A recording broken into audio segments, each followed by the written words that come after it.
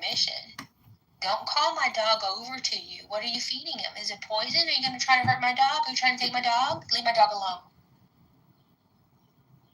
So if you're going to do the non-aggression principle on this study, bitch Christian had and the dog off the Well, motherfucking leash. So like I said, there's like different layers, right? So one, she's on public property.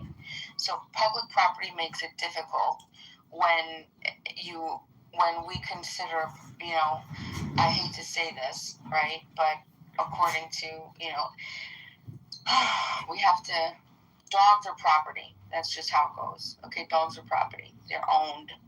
So you have property that's able to freely go over to people.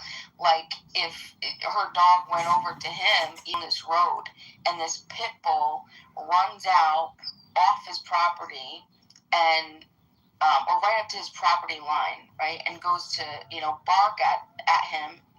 It didn't look like he was going to bite him. It just looked like he was going to bark at him. But he like sprayed pepper spray in his face. Right, in the dog's face, and he has like this whole video of him just like spraying different dogs, a whole bunch of different dogs, just they you know, like sorry. So that's up to her. I mean, like that gets like dicey, but ultimately she has to control her private property. So that was his point. Put your dog on a leash for whatever reason, because this isn't your private property, and that was her consequence. So that's what she needed to control. I don't agree, like for him to, you know, mess with the dog, but also he was trying to make a point, you know. So, yeah. I really feel like I should have been listening to this story better, because now I'm like hooked in and I don't really understand what happened. She brought him to I guess it was the public park. It was Central Park in the Brambles. In that area of Central Park, the dogs have to stay on leash because they disturb the birds. And Christian Cooper was a bird watcher. You know the story, it's one of my, it's one of my Nick Sandman story, where people are treated poorly because of a 13-second clip taken out of context, and their lives are ruined. Because good morning, Gary. Because how dare they be white and ugly? Wait. Okay, you lost Amy me. And Christian I just want. Okay, so she took her dog to a park. It was COVID. Dog parks were closed. She took her dog to a regular park. And what happened? Christian came up to them and said, your dog should be on a leash. And Amy said, the dog runs are closed for COVID. He needs exercise. I'm going to do what I'm going to do, and you won't like it. Here, puppy. And then he took out a dog treat he keeps in his pocket. He's okay because it's that. So what about this treat? Was there something wrong with the treat? Like, I'm trying to get to the meat of the story. Don't feed my dog without my permission.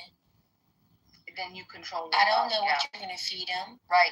Is that a biscuit? Was there something wrong? Wait. Was there something wrong with the treat? Like, I'm still trying to get to the meat of this. This article for this. Because I remember this happening. I remember when was this happening. I remember this was happening. I remember this. Are you sure that we were talking about the same thing? Because what that woman was doing, it's like she was in the Brambles. Everybody knows in Central Park, your dogs can't be off leash. Everybody fucking knows this. This is like a thing. Everybody talks about it. We all gotta check each other too, because this is New York. And so when that happened, that woman, she then puts her dog on the leash and then starts like grabbing her dog to the point of choking the dog because she's like flipping out. And this man who's on a bicycle, he's video recording her. No, he's recording her. He was on a bicycle. He was going through the park. He films her while she's doing this because that's what you should be doing. That you should be collecting your evidence and saying this person's not following the rules, because everybody knows the rules here. And then she says, I'm calling the police. This black man is threatening me. So yeah, she's getting a lot of backlash because the way she treated the situation. Do you have an article on this? I remember when this was all happening. Mm-hmm. I feel like there's a lot of missing information here that we're not talking about. Because I think that whole scenario turned into like this kind of like race bait even. Like it was like a race thing that turned into. That's why it got ugly. So, but I mean, So what? He gave the dog a treat. She didn't like that he gave the dog a treat. Like, was it a poisonous treat? No. I'm still trying to find out, like, what? No. Okay, so he gave the dog a treat, and what? The lady didn't like it and decided to flip her shit. Yeah. And he videoed it. It went viral, and she was painted in a bad light because she's pissed off because the man gave her dog a treat. Yes, because she wasn't following the rules. Okay, well, she was 5,000% in the wrong. Okay. Don't feed my dog. Keep your dog off leash. No, facts. Dog like the dog off Wait, leash. hold on. You said you didn't hear all the conversation. You didn't hear when they say that she should have put her dog on the leash when he asked her the first time. Yeah. Put your dog on the leash. Don't be a jerk. Don't be an asshole. And then a stranger feeding my dog without my permission. You guys are okay with that? Because I'm not. A stranger letting their dog off leash without my permission, I'm not okay with that. That's how people get bit. Okay, so this is what I need us to do. I need us to have the understanding that they were both jerks. And that's not what I'm hearing from you guys. Yeah, because I'll tell you why I don't think that he's being a jerk. Because if I was being called out for having my dog off leash, and I'm that kind of fucking bitch that I don't like being told what to do, because that's the kind of bitch we are here in the city. And then this person starts feeding my dog. Yes, I'm going to start using this scenario, him feeding my dog, to now demonize this man so that it paints me in a better light. That's exactly what fucking happened. She's a cunt for that. I'm sorry. He's cool. He's fine. She got death threats. She got her dog temporarily taken away from her. She got fired. She had to sue. A person being an asshole, they can be assholes. She broke the law by having her dog off leash. He should have videotaped her dog being off leash, and then he should have left it alone. And if she called the cops because he was videotaping her in a public space, when you're allowed to be video recorded in a public space, then she would have gotten a fine. And he would not have been, well, actually, he wasn't harmed at all. He was framed as a hero. And he got a nature show on the Nature Channel, a bird watching show on the Nature Channel. Are you missing the part where when he begins filming her, she's now grabbing her dog so tightly at the leash where he's being choked. The dog is being choked. Right, because the dog wanted his swung around. The dog is being like swung around. I remember when this was happening. Me too. It was happening. Me too. It's also here in the city. I live here in the city, and like it was huge news here. And so the video is this dog, who's a poodle, a large dog. She was just sitting. The dog wasn't running around. She was just sitting. It's not like she was like, oh, the dog needs to run around. No, you were sitting. Okay, and then this person comes. I don't think you're remembering it. Let me get the video foot.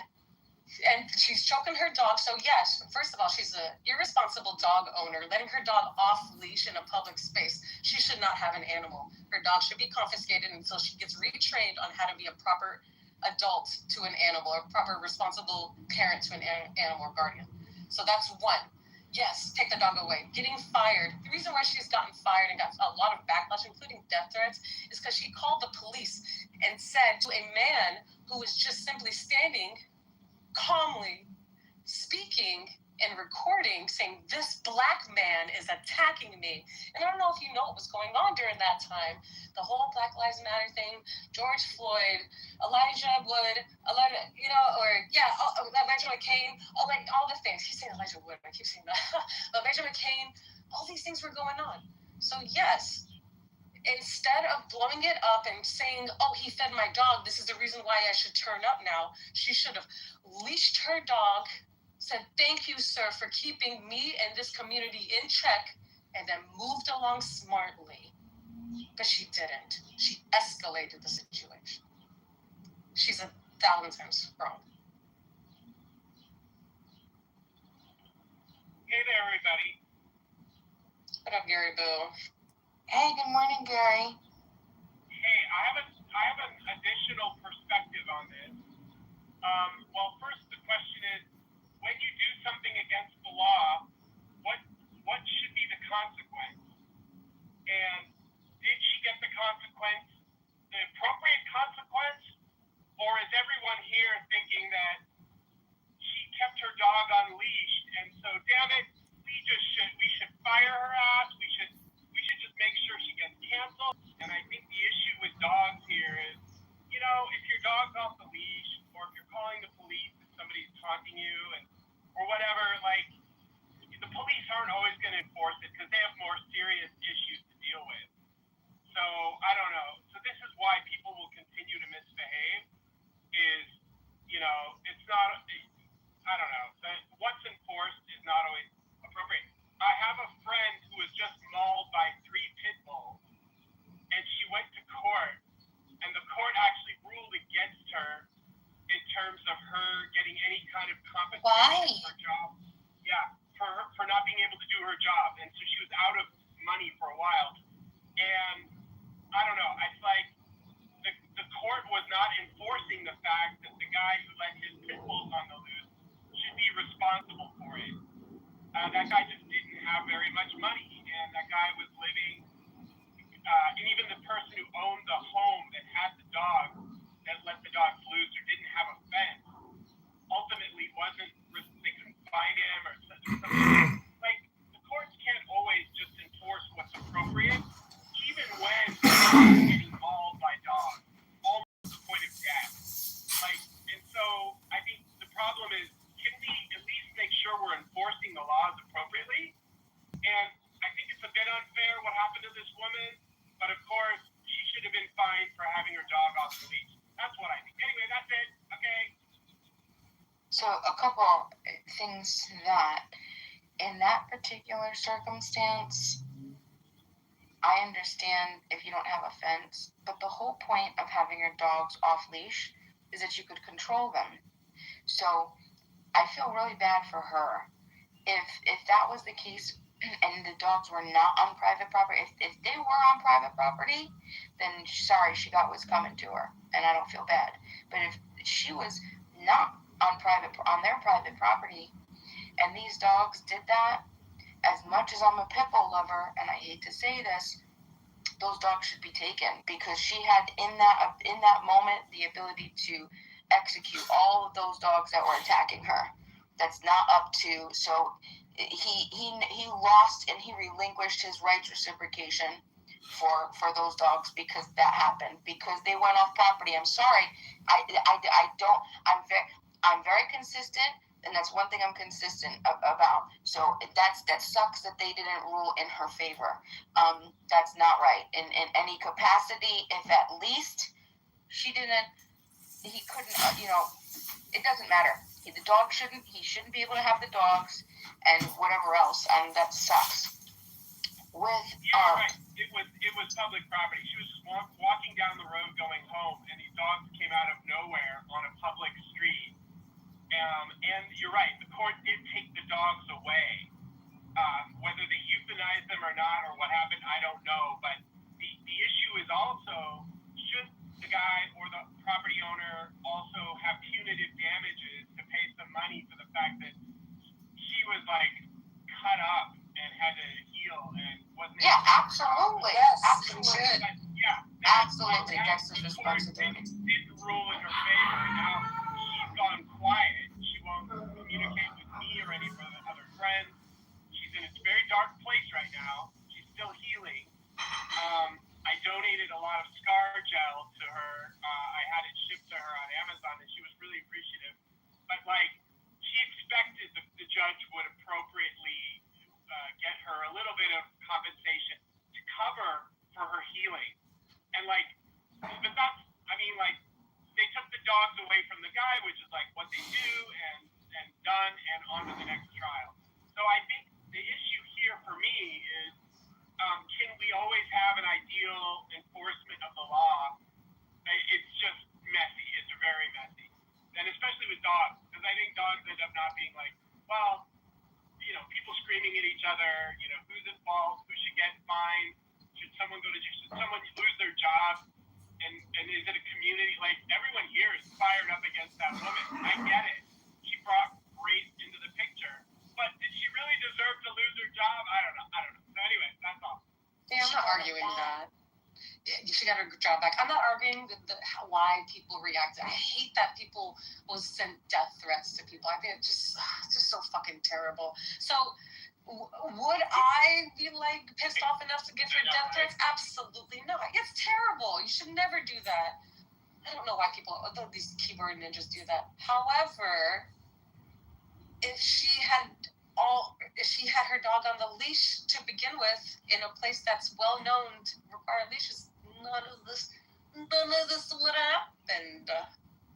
When did you hear me make the argument that she should have kept her dog off leash? When did you hear me make an argument that you said that she shouldn't have her dog on leash? When did I say that? By not saying the whole scenario. Oh, so because I didn't say the whole thing, you made an assumption about what I said about you? No, Vero. I don't understand. Look, I need to know what your Vero patience level is at, because if we're low, I want to stop having the conversation. My point was never that she did the right thing. My point has always been she was a jerk and an asshole. She was entitled and privileged. She thought the rules didn't apply. Right, and I agree with you, and I knew that you were saying that from the jump. I don't think I ever questioned that. Never once did I question that you said that. But how people react to it, yeah. Yeah, and this whole, imagine you're alone, a man is yelling at you. She was fine, Holly. She was fine. She was in the middle of the brambles. The brambles are often very quiet places where people sit and watch birds. It's very commonly used space for this. Dogs do come, they're on leash.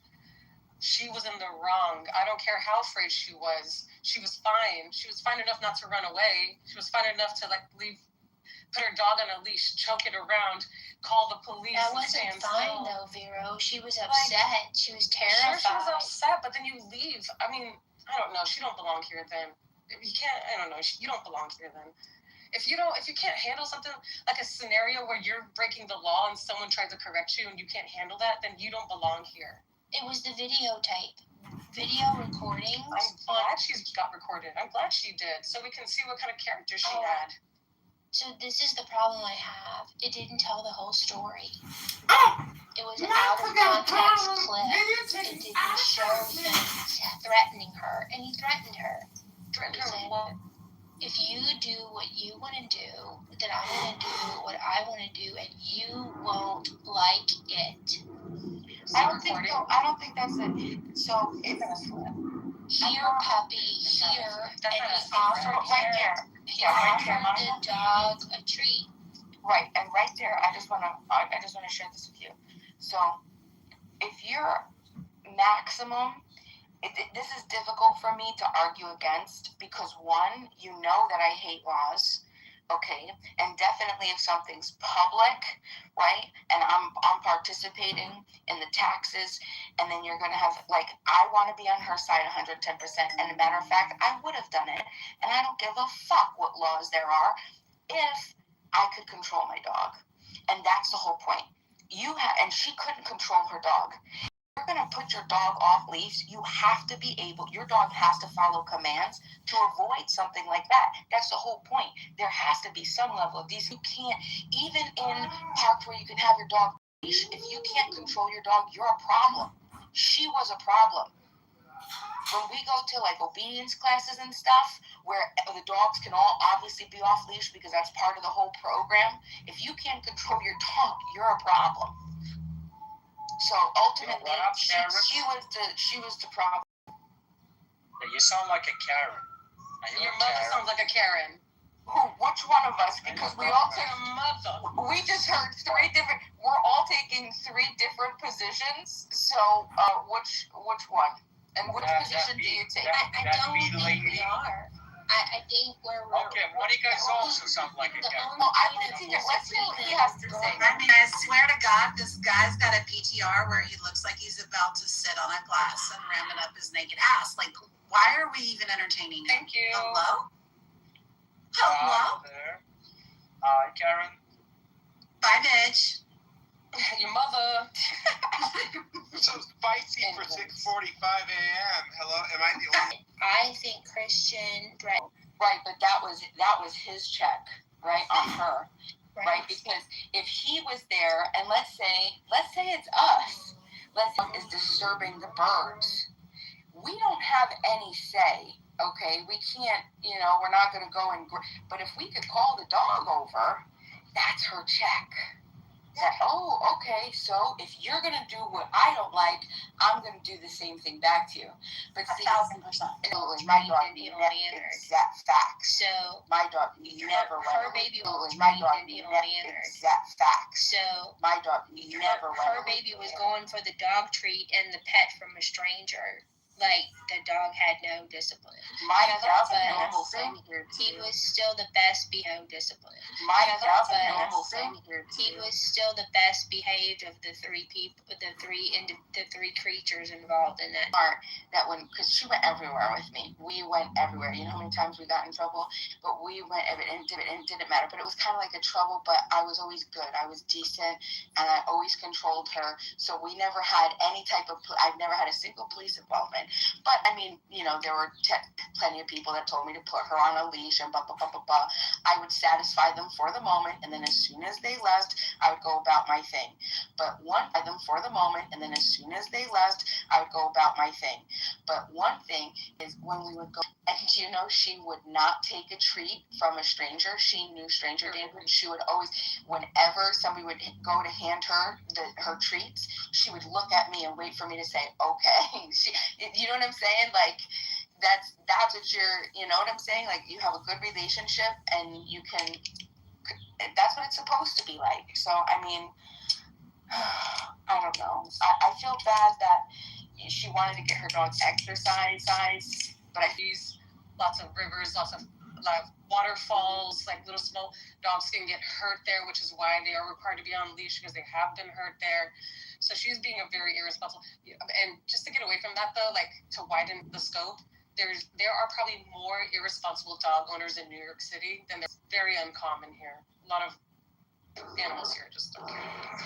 Can I say one thing, because I have to go to work and I'm going to leave the room, but this has been a fascinating conversation. I wish there were a club to follow, but this was just not club.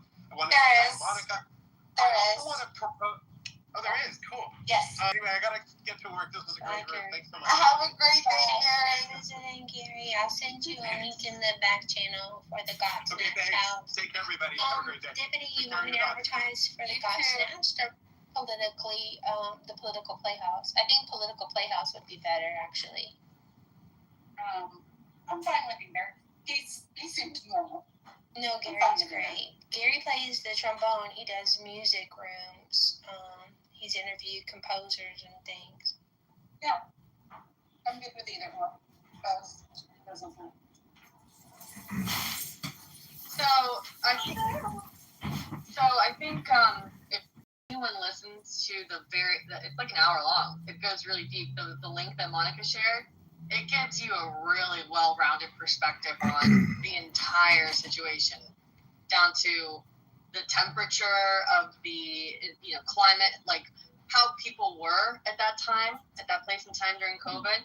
It goes into getting, it even interviews Amy. It talks to other people who've had it brings up multiple, and in fact, the guy who, by the way, black guy that's doing this whole episode, just side note, but it's very interesting because I went into this thinking she definitely sounds like she's kind of racist, right? Like the way she did it. And maybe there was some bias that brought into it when she was being, had that adrenaline pumping when she said what she said. But after listening to about half of this episode that Monica shared, like, it's pretty clear to me that this Christian guy was a problem. Like, he used the same playbook with multiple people. Many people said they felt threatened by him. He was also holding the helmet in a way that seemed a little threatening. It wasn't just Amy that said that, by the way. Many others who did not know Amy had expressed the same thing, that were afraid to come out, actually, because they're white, too, after this became, like, a big thing. Didn't you say that this video was her perspective? What video? No. The video that you're talking about? Was that her perspective video? No.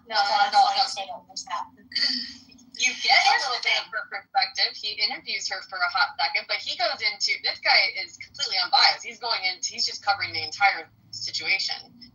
Do you think that there would have been any story to tell whatsoever if the woman had been a responsible dog owner and kept her dog on a leash? There would be no story. It starts there. Yeah, I'm sure this guy was a prick to her. There's no doubt about it. He was a prick to her, and when he asked her to put the dog on a leash and she refused to put the dog on a leash, he doubled down. There's no question about it. But I don't think this is a black-white thing. I think this was a, hey, your dog should be on a leash. Put your dog on a leash. Yeah, fuck you. My dog needs to run around, and I'm going to do what I want to do. And he doubled down and was like, oh, well, if you're going to do what you're going to do, I'm going to do what I want to do. I don't know. The whole thing starts because she doesn't have her dog on a leash. Agreed. And that's not what I'm arguing. I've never argued that she should have kept her dog off leash. My argument was... We see this all the time. When people are recorded in public spaces doing things that can get misinterpreted, then it goes viral. Their lives are ruined because people don't look at what happened before the video started playing. They don't look at the context. They don't look at the situation. They don't care. All they see is someone being a jerk, and it's okay to hate on those people because they're known to be jerks, and they don't look for the rest of the story. And so she got death threats. She got called Carol Bryant, that she was trying to get him killed by police because police murder black men in America. The whole narrative blew way out of proportion. It went viral. And people were judge, jury, and executioner. And she abused her dog. She, in the vein of all of this, aggressively abused her dog. She was stupid. Yeah. Let go of my dog. Her dog was ill-trained. She was frightened that this man she did not know would feed or take her dog. That's a huge problem for me. See, all of that would have been unnecessary had she just leashed her damn dog, and she didn't. Exactly. So unnecessary, for it to explode. So I think she was stupid and foolish, and I don't think she should have deserved her dog being temporarily taken away. I don't think she deserved death threats. Miro agreed with that. I don't think she should have lost her job, and Bima disagreed with that. So I think Christian was a jerk too. Was she a dog trainer or something? She was very passionate about animals. I don't know if she was a trainer, but she was very involved in like animal welfare and stuff like that. I think he might have been a puppy. But what her excuse just not either a cocker spaniel, but okay. This is just such a waste of time. It's so stupid. We're gonna read a book, ladies and gentlemen. This is the John Kitover Show. Let's warm up with a little music. This is called Master. Now ye shall know that the chosen fear. It's the same stupid Monica show every time. It's called The Karen Show. I'm not a Karen. I'm just a normal, good, law-abiding American. I'm not like a Karen. And in his woman called the Scarlet Woman is all power given. They shall gather my children into their fold. They shall bring the glory of the stars into the hearts of men.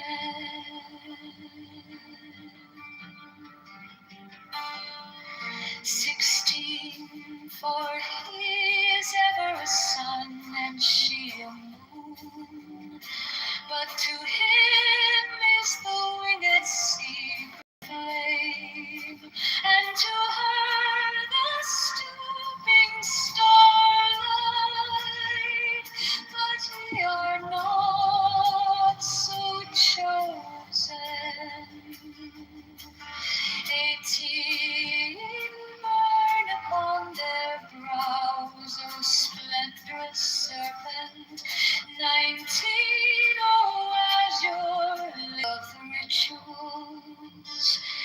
in the secret word which I have given unto him.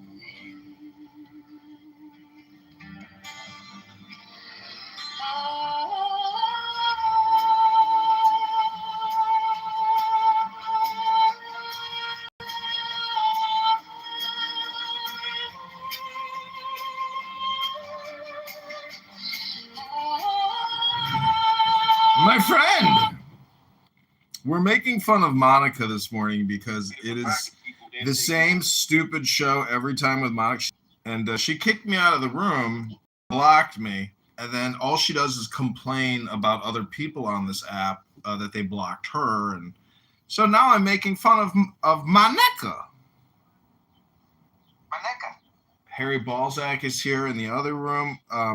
Let me take you back to Monica's room where she's complaining about a dumb Karen who took her dumb dog off the leash and a dumb Schwarza fed the dog a treat, and they can't stop talking about it. Goes. If you can't follow the rules, and then you're gonna act crazy, we're gonna be crazier. And this is what happens. This chick doesn't deserve to be an animal owner. This chick does not deserve to be an animal owner. She doesn't follow the rules, and she abuses her dogs whenever she gets caught. I'm sorry, she gets death threats for it. That's the internet, boo. Follow the rules. You just said earlier you didn't deserve death threats, and now you're saying. Are you surprised in a country? I know you're twisting words around. I didn't say she didn't deserve it. I said that's what happens when you fuck up. People are gonna react, and people are crazy. People are crazy. All right, so I don't think it should come as a surprise that in a country where we made it a felony to abuse our animals and a misdemeanor to abuse our children, that people are going to get done for mistreating an animal. It's just not. Oh, Yeah, we gotta know better as adults. Like this world is crazy, and people are crazier than you. So if you're gonna go out here and start breaking the law, people are gonna catch up on it, and then see you abusing your dog. Of course, you're gonna get it. If you're upset because you're gonna be held her accountable, dog because he called her dog over to him. that's not a restraint. That's abuse. Well, she should have leashed her dog. Shoulda, coulda, woulda, but she didn't. He should so. not have offered her dog treats. He should have recorded her and then turned it over to the authorities to see if she would get a fine. That's where it should have stopped. That's what happened. Actually, it should have stopped by her leashing her dog and walking away. I'm not. Why are you fighting me? It's just because it's just ridiculous how we aren't treating these people like adults. This is a grown woman. And she had a We're dog. agreeing she behaved poorly. Why are you fighting me so hard when we're agreeing? Because you just told me. One minute you say that she doesn't deserve this, and now you're saying this. No, I didn't. I never said she doesn't deserve death threats. I said I would never. What I think is so interesting is that like Vero is taking the bait.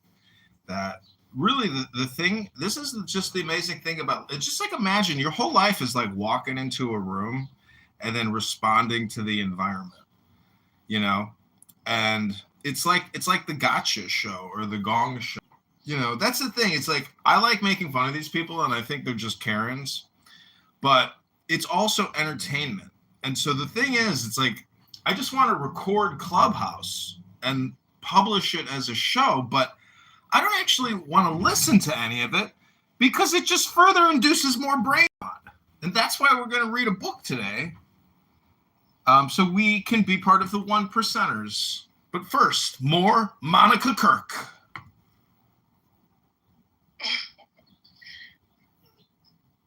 Death threats come for the simplest things. Oh, you're in the Matrix. And that's a shame. We're too Say that casual. again? Too casual offering death threats for minor offenses. Agreed, but that's what happens. I'm so glad. I don't know. Look at our president who's giving death threats on Twitter. So, or whatever one he uses. So, I don't know. Also, Monica blocked my accounts, so now I'm targeting Monica. And I mean, what do you think caused the panic, Holly, And this was all because they were talking about in her? racism think yesterday. caused And Bima her said, to if every suddenly day you're not panic? trying to Was reverse it- structural racism, you are the You're problem. alone in an isolated area in the Bramble or wherever it was, far away, and Breaking the law, bitch! he won't let up. He's clearly holding a Bitch! bike helmet. Put your You bitch! say Put your that- bitch on a leash, that bitch! He's exercising, blah, blah, blah. And then he said, "Well, if you're gonna do what you want to do, then I'm gonna do what I want to do, and you're not gonna like it." And then he calls over your dog with a dog treat. You're holding a bike helmet in your hand in potentially a manner that, not just according to Amy, but according to others as well, made them feel as though he might actually do something with the helmet. This is where I start playing my Clown World music. I could see myself. I bet her adrenaline was pumping, and she said some stupid things out of fear. She panicked. If she were going to panic at the presence of this individual, though, I think the panic would start at the moment that this person said, "You need to put your dog on a leash." I think Why would you not comply? You know what this is? Why This would you really not is comply? The the dog View. wasn't right next This to is her. what The View show is The about. dog was not- the It's a dog show was- about nothing. This all happened very fast.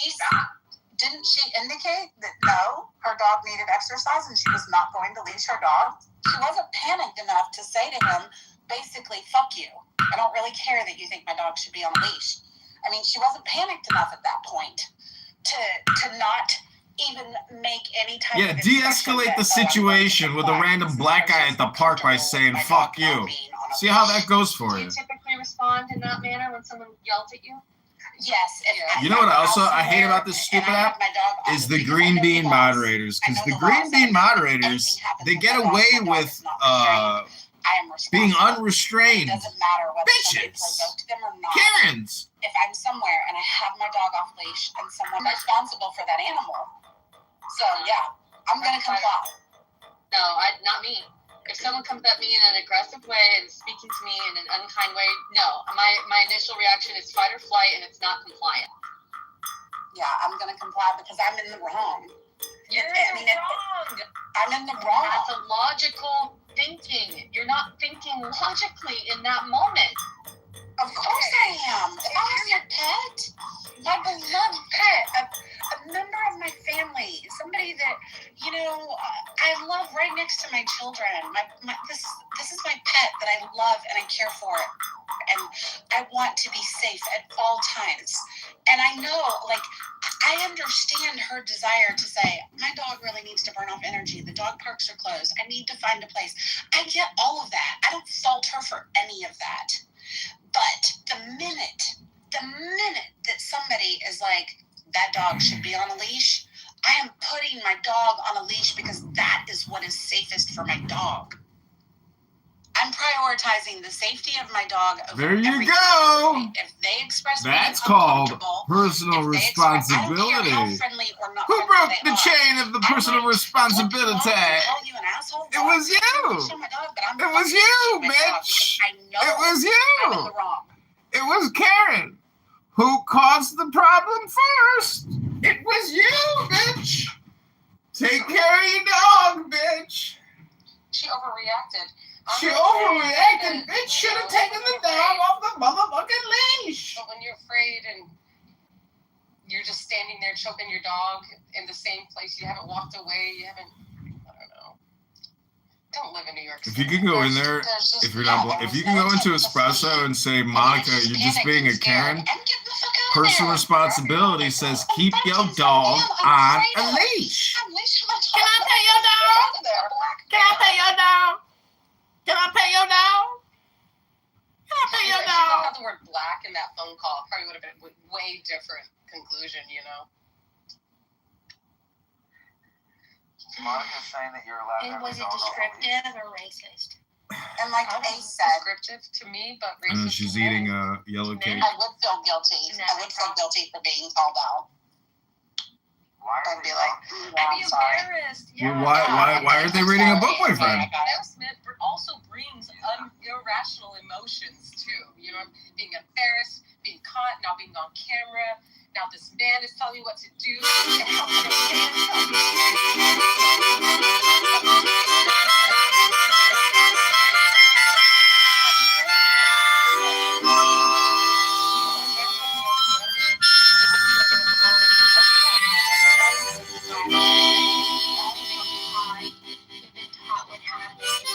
She also has the Erica Kirk PTR up, and I gotta say, like, Erica Kirk is one, like, fucked up bitch. I mean, without a doubt. I mean, I'm pretty sure that she is participating in, like, the cover-up of the assassination of her husband. It's just an opinion. But maybe that's because I just don't like women all that much, or I love women, but I hate some of them.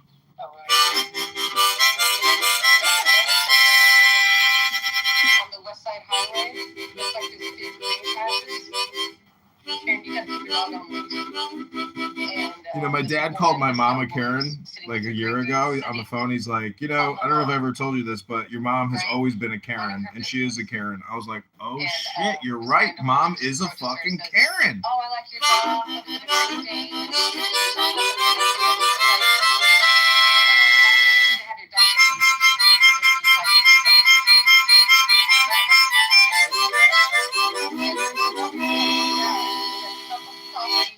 You see, as a police officer, Isn't that crazy? when you're on patrol and you come across a Karen, you don't always respond to the Karen because that's a Karen. I'm going to come in with perspective. I've not seen the video. One of the things that's really been bothering me, and Vera, this may make you mad, but I'm just going to say it. Is Shelley a man? I'm seeing way too many as society provide today, way more pet-friendly places, restaurant patios,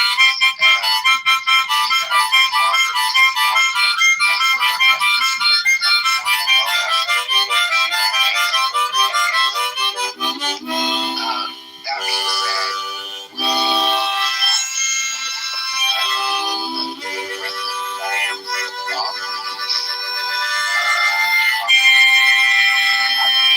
serious injury.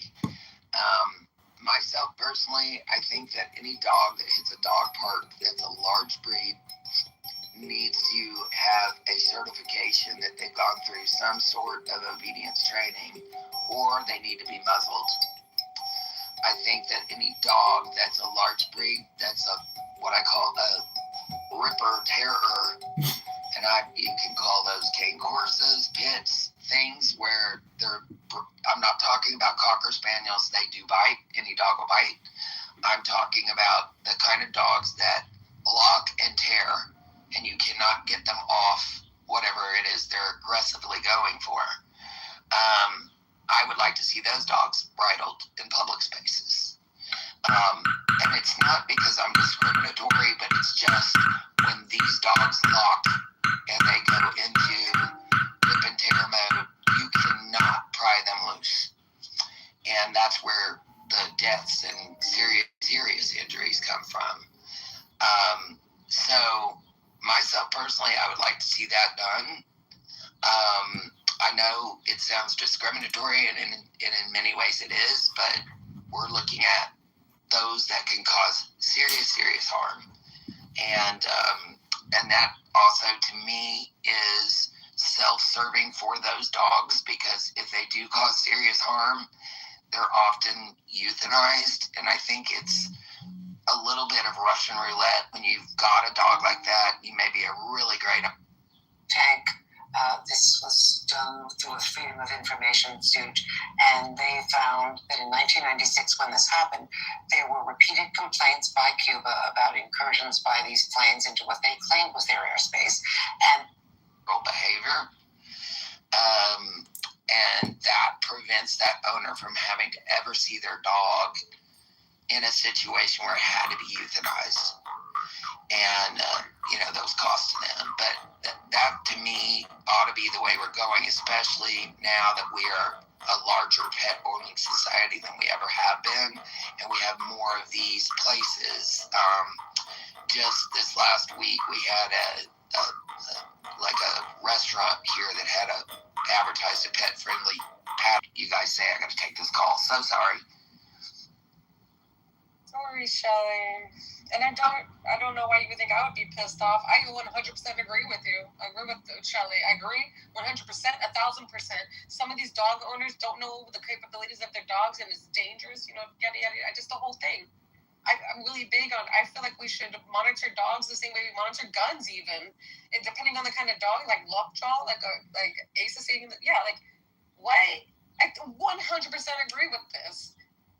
So, according to Christian's account, she never refused outright. They had an exchange in which she was explaining to him her reasoning behind what she was doing, but she never said, according to him, she never said, no, I'm not doing that. That's not why he then responded with, well, if you're going to do what you want to, no. Unless there's a recording of that. I'm looking at the detailed recount of the story, and it says Christian Cooper politely asked Amy to leash her dog after noticing it off leash. She refused, and the cop. All my shit's weird about a man talking about my dick, bro. Listen to you, yo.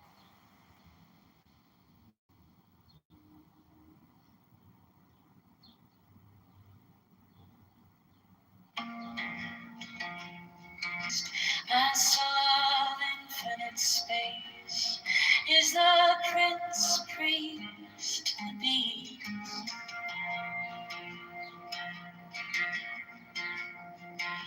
And in his woman called the they shall gather my children into their fold.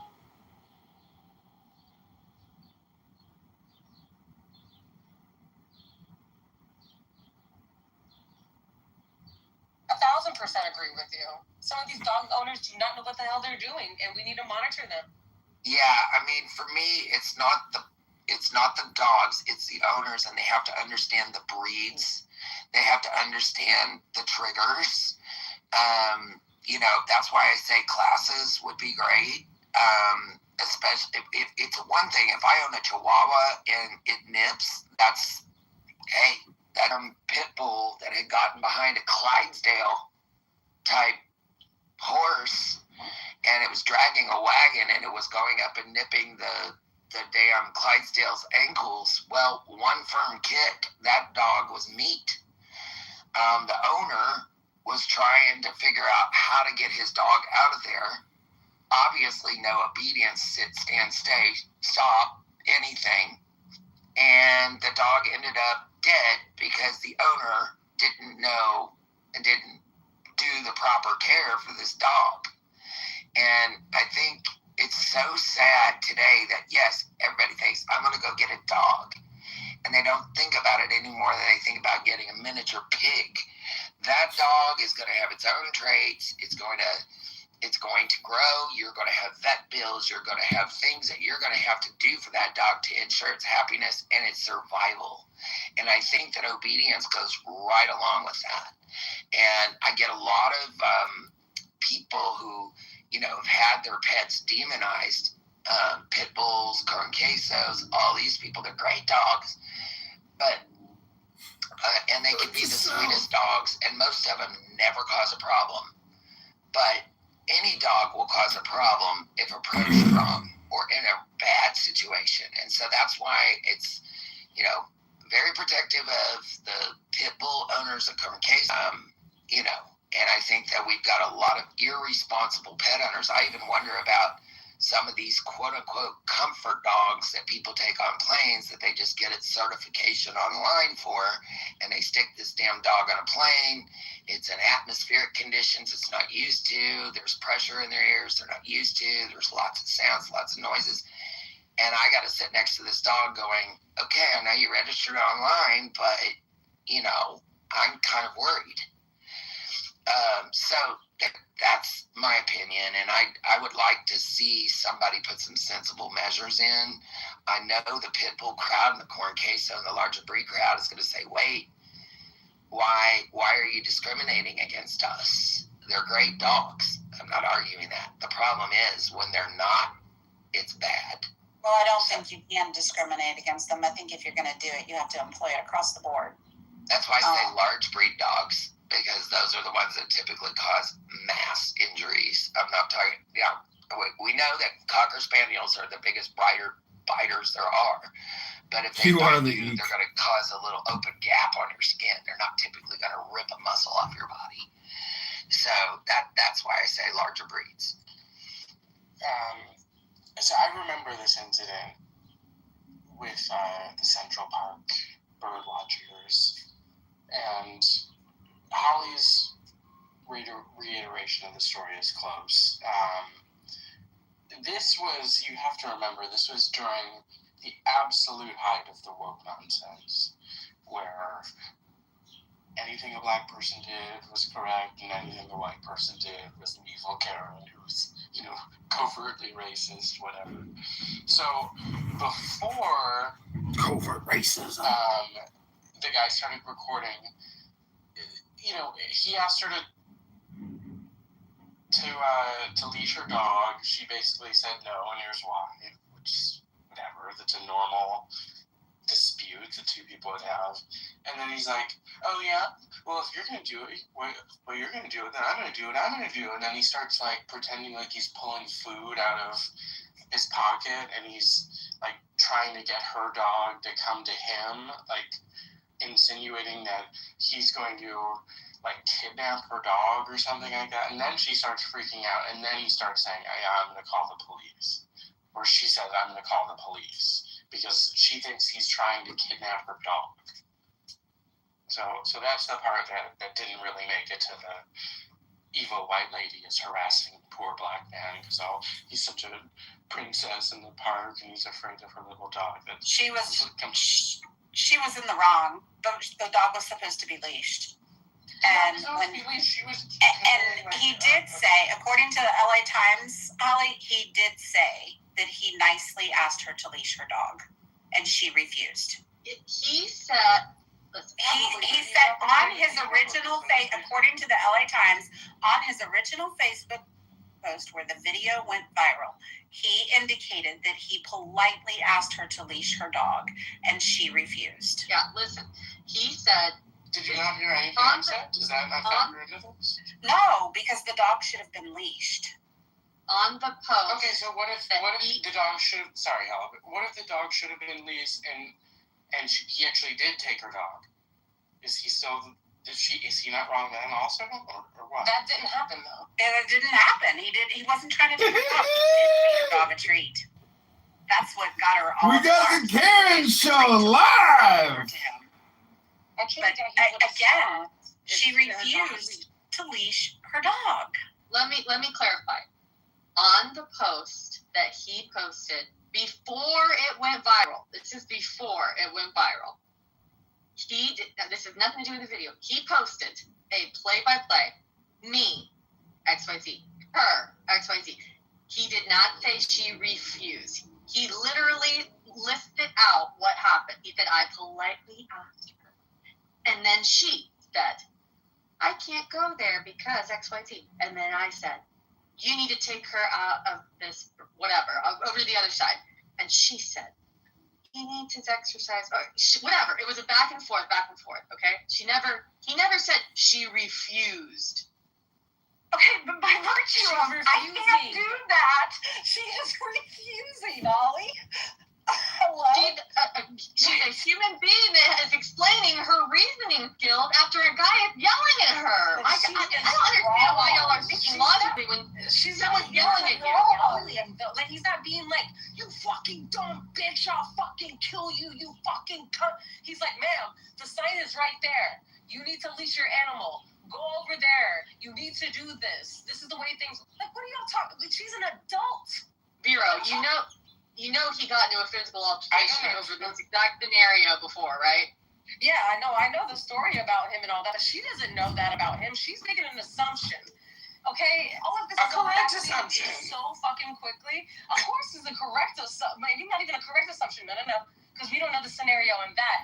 We don't know the scenario on that. We don't know who hit first. We don't know anything about that scenario. Okay? Well, he already was willing to feed a dog a treat without the owner's permission. You don't know what kind of dietary The dog would have issues been on the the dog. leash. It would have never happened. How many other people do you need to share that they too felt threatened by him for you to believe that he probably came in hot? He was on a bicycle. And The point is that his hand was on a phone, so now he only has one other hand. She overreacted. I just can't believe this. She committed like a minor infraction in society, did something rude, and he did something aggressive. No, she broke the law. She broke the law. He did something rude, and then she got aggressive. So her what? dog. She would have gone to jail then? She would have got a little fine. She got a little fine. She should have got a little fine. She should have never gotten death threats, in my opinion. I would have never gotten that. Given that to her. But her dog should have been taken away until she received proper training and she reevaluated the laws of Central Park. That we all know. So he says that he's going to kidnap her dog, so she should have just known that he was bluffing He about did not that. say. Yes, he did. He did not say, I'm going to kidnap your dog. He said, well, I'm going to take your dog with me and lure the dog over with a treat. Oh, please. Then leash your dog. Okay. Be a problem solver here, not a problem creator, a problem exacerbator. Be a problem solver. What are we asking adults just to keep feeding onto our emotions? This is so... I'm just surprised y'all don't see that as threatening. Someone says, if you're going to do what you want to do, then I'm going to do what I want to do, and you're not going to like it. Woohoo, little foo-foo, come here, I've got something for you. While I my bike helmet, and I get, like, it's fucking creepy, man. Like, that's fucking weird. She cried then. She wouldn't get off the dog. She didn't try to leave. She just sat there. She leashed her dog. Then she got on the phone and called the police and said what she said. And that's, it escalated from there even more on the internet.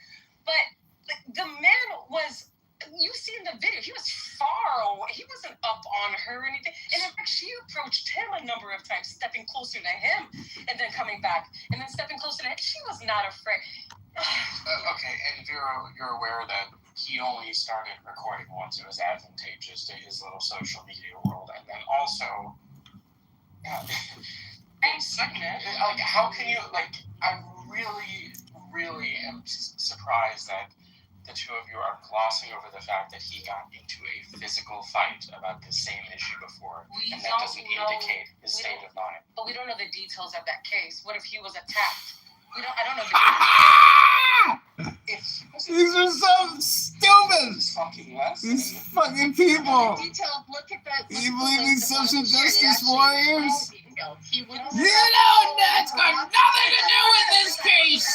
Separate issues, separate incidences, separate people. A regular cycler in this area and a bird watcher. Here we go, serendipity. Serendipity loses her voice because she chimes in on in everything. Central Park. The Serendipity Monica Show, ladies and gentlemen. Issue of concern for you. It's not at all surprising to me that he Karen's had prior altercations with people protecting with a dogs. Karen. When you're a cycler and you're worried about dogs chasing you, you're worried about dogs nipping at you when all you're trying to do is get your exercise and go to the park. Zach, welcome back to the Karen Show. This is not a place for Karens to defend their fragile Karen egos. Concerning to a cyclist at all. And Vero, it's 99. Congratulations, Mr. Anna. On a leash. You are the reason why this app is successful. Yeah, I can understand her desire to want to exercise her dog, but even if an asshole tells me your dog needs to be on a fucking leash, I'm putting my dog on a leash. Ooh. Because I know I'm breaking the rules. Yep. I'm not going to be a smartass about it and make excuses. I'm going to leash my dog and I'm going to leave. There you go. That's a smart dog owner. You don't want to get your expensive puppy hurt, do you? Yeah, she should have had her dog on a leash, but it does not excuse. He should have just called the police if he was wanting to be the safety guard of Central Park. No, this community runs on the village. This community needs individuals. This community runs on a village system. Together, we're following the rules. This is very normal New York Do you City think Vera's a behavior. bisexual? It sounds to me like she is not from here. She's a little entitled, and then it blew up I into think this is very I'm not saying she wasn't awkward. afraid, This is but do I think that Well, that's because you've been listening to me read a book, escalated and when you to a compare much that to this, you're like, I damn. don't see the problem with Is that Frenchie? Is that the Frenchie up in this motherfucker? Yeah, she left. Frenchie is another one. This is basically a Frenchie room. Oh, Frenchie would crush this room. Do you know Frenchie? not really. Generally Oh, speaking, she's this I hate horribly these annoying Karen videos English Karen. because She loves making fun of Christians. That leads up to these things. And I'm then good. the De Karen l'embarras, geliteng chaudet. changes their mode so much, you know, because they know they're on camera now, and so De l'embarras, geliteng chaudet. the essence of politeness, you know. This is a trans guy with long hair, with hairy armpits on Clubhouse named Sir Liberty. Sir Liberty Cat Poops said the other day that he dates a beautiful woman, so, you know, lay off of me. And I was like, oh, wow, you date a beautiful woman? That's amazing. She's upset over nothing. Have you seen his girlfriend? No, is he hot? She hot? Having a little more contact. Yeah? Him saying, okay, well, you're gonna do what you're gonna do, I'm gonna do what I'm gonna do. That said, like, if He you're dates an all ugly chick? issue, I do think that it was wrong to call the police and say, first of all, an African American male, but also See, the universe has a way of giving me observational justice. You know? not what he was doing. Like, I think you could say, like, obese. something else, you know, like to not indicate Cheyenne. She immediate talks threat he to your life. or she You know, like this man is harassing me. is I mentioned need many some times. support. Cheyenne. Like I don't feel safe. Look at this. We something got like two that. Like, I anons in the room. How much you want to bet one of them is Monica? really reckless what she did in terms of the way that she handled I love that she uses Erica Kirk as her But PTR. yeah, I do think that she should not have had the dog on leash. I agree that none of this would have happened if she had the dog on leash. I think even for him to say, okay, well, if you're gonna do what you're gonna do, I'm gonna do what I'm gonna do, and I say anal, throwing nah. food on the ground, whatever, like Anal. that is something Anal. showing her. This is what I happens have- when your dog's not I have Elon. Okay, enough about the dogs. I have Elon Musk live on. You know, I was recording him, and he was wasted on like a Friday night, and he's talking about like fucking chicks in the ass, all kinds of vulgar, profane shit. It was very funny, and then somebody closed the expo. I can't really imagine Elon's voice, but I can kind of imagine your imitation of his voice. What are we talking about? What are we talking about? Let's get back on topic. I thought you guys were talking about data centers. Talking about anal sex. I'm not Elon Musk. I'm Adrian Dittman. I live in Fiji. I'm a German businessman. Anyway, yeah, Liberty's wife is very fat. That makes me feel great inside, knowing that, you know, the people who kick me from the room. See, this is the thing. It's like with Anon, when you kick me, that just like makes me more attracted to the room. And because of Anon, I'm able to come right back in from behind. And your kick was meaningless, but you got that dopamine feeling from the kick. You see what I'm saying? There's a dopamine creation when you kick somebody. And as the person who has received so many kicks and recorded come back in anally, you know, through Anon, well, then I wouldn't be able to complete the circuit. And I would actually feel like I am, you know, the loose end of that circuit. But because of Anon and because the creators of this app are so intelligent, they've given me the ability to come back in and complete the circuit to make me feel better. In the nest. And Monica's just fighting it. No, she's fighting it. She's got to put what political playhouse? What the fuck is that? Shall we do a little video to it? Yeah, let's do it. We got Beaver in the house. Beaver, Monica was talking shit about you, FYI, yesterday. Know practitioners who are looking to practice their English. So yesterday, Like a real person. Yesterday, Monica and Bima were having a conversation and saying, who's the they're having a lengthy Pepe analysis conversation. And they were saying, who is the problem? Is it Beaver or is it Matt Cool? And everybody said Beaver was the problem. Beaver is the racist. That's what everybody said yesterday, Beaver. So FYI, Beaver, Monica didn't block you, but she did block me today. And I'm just letting you know that yesterday's analysis of Pepe was quite interesting to listen to.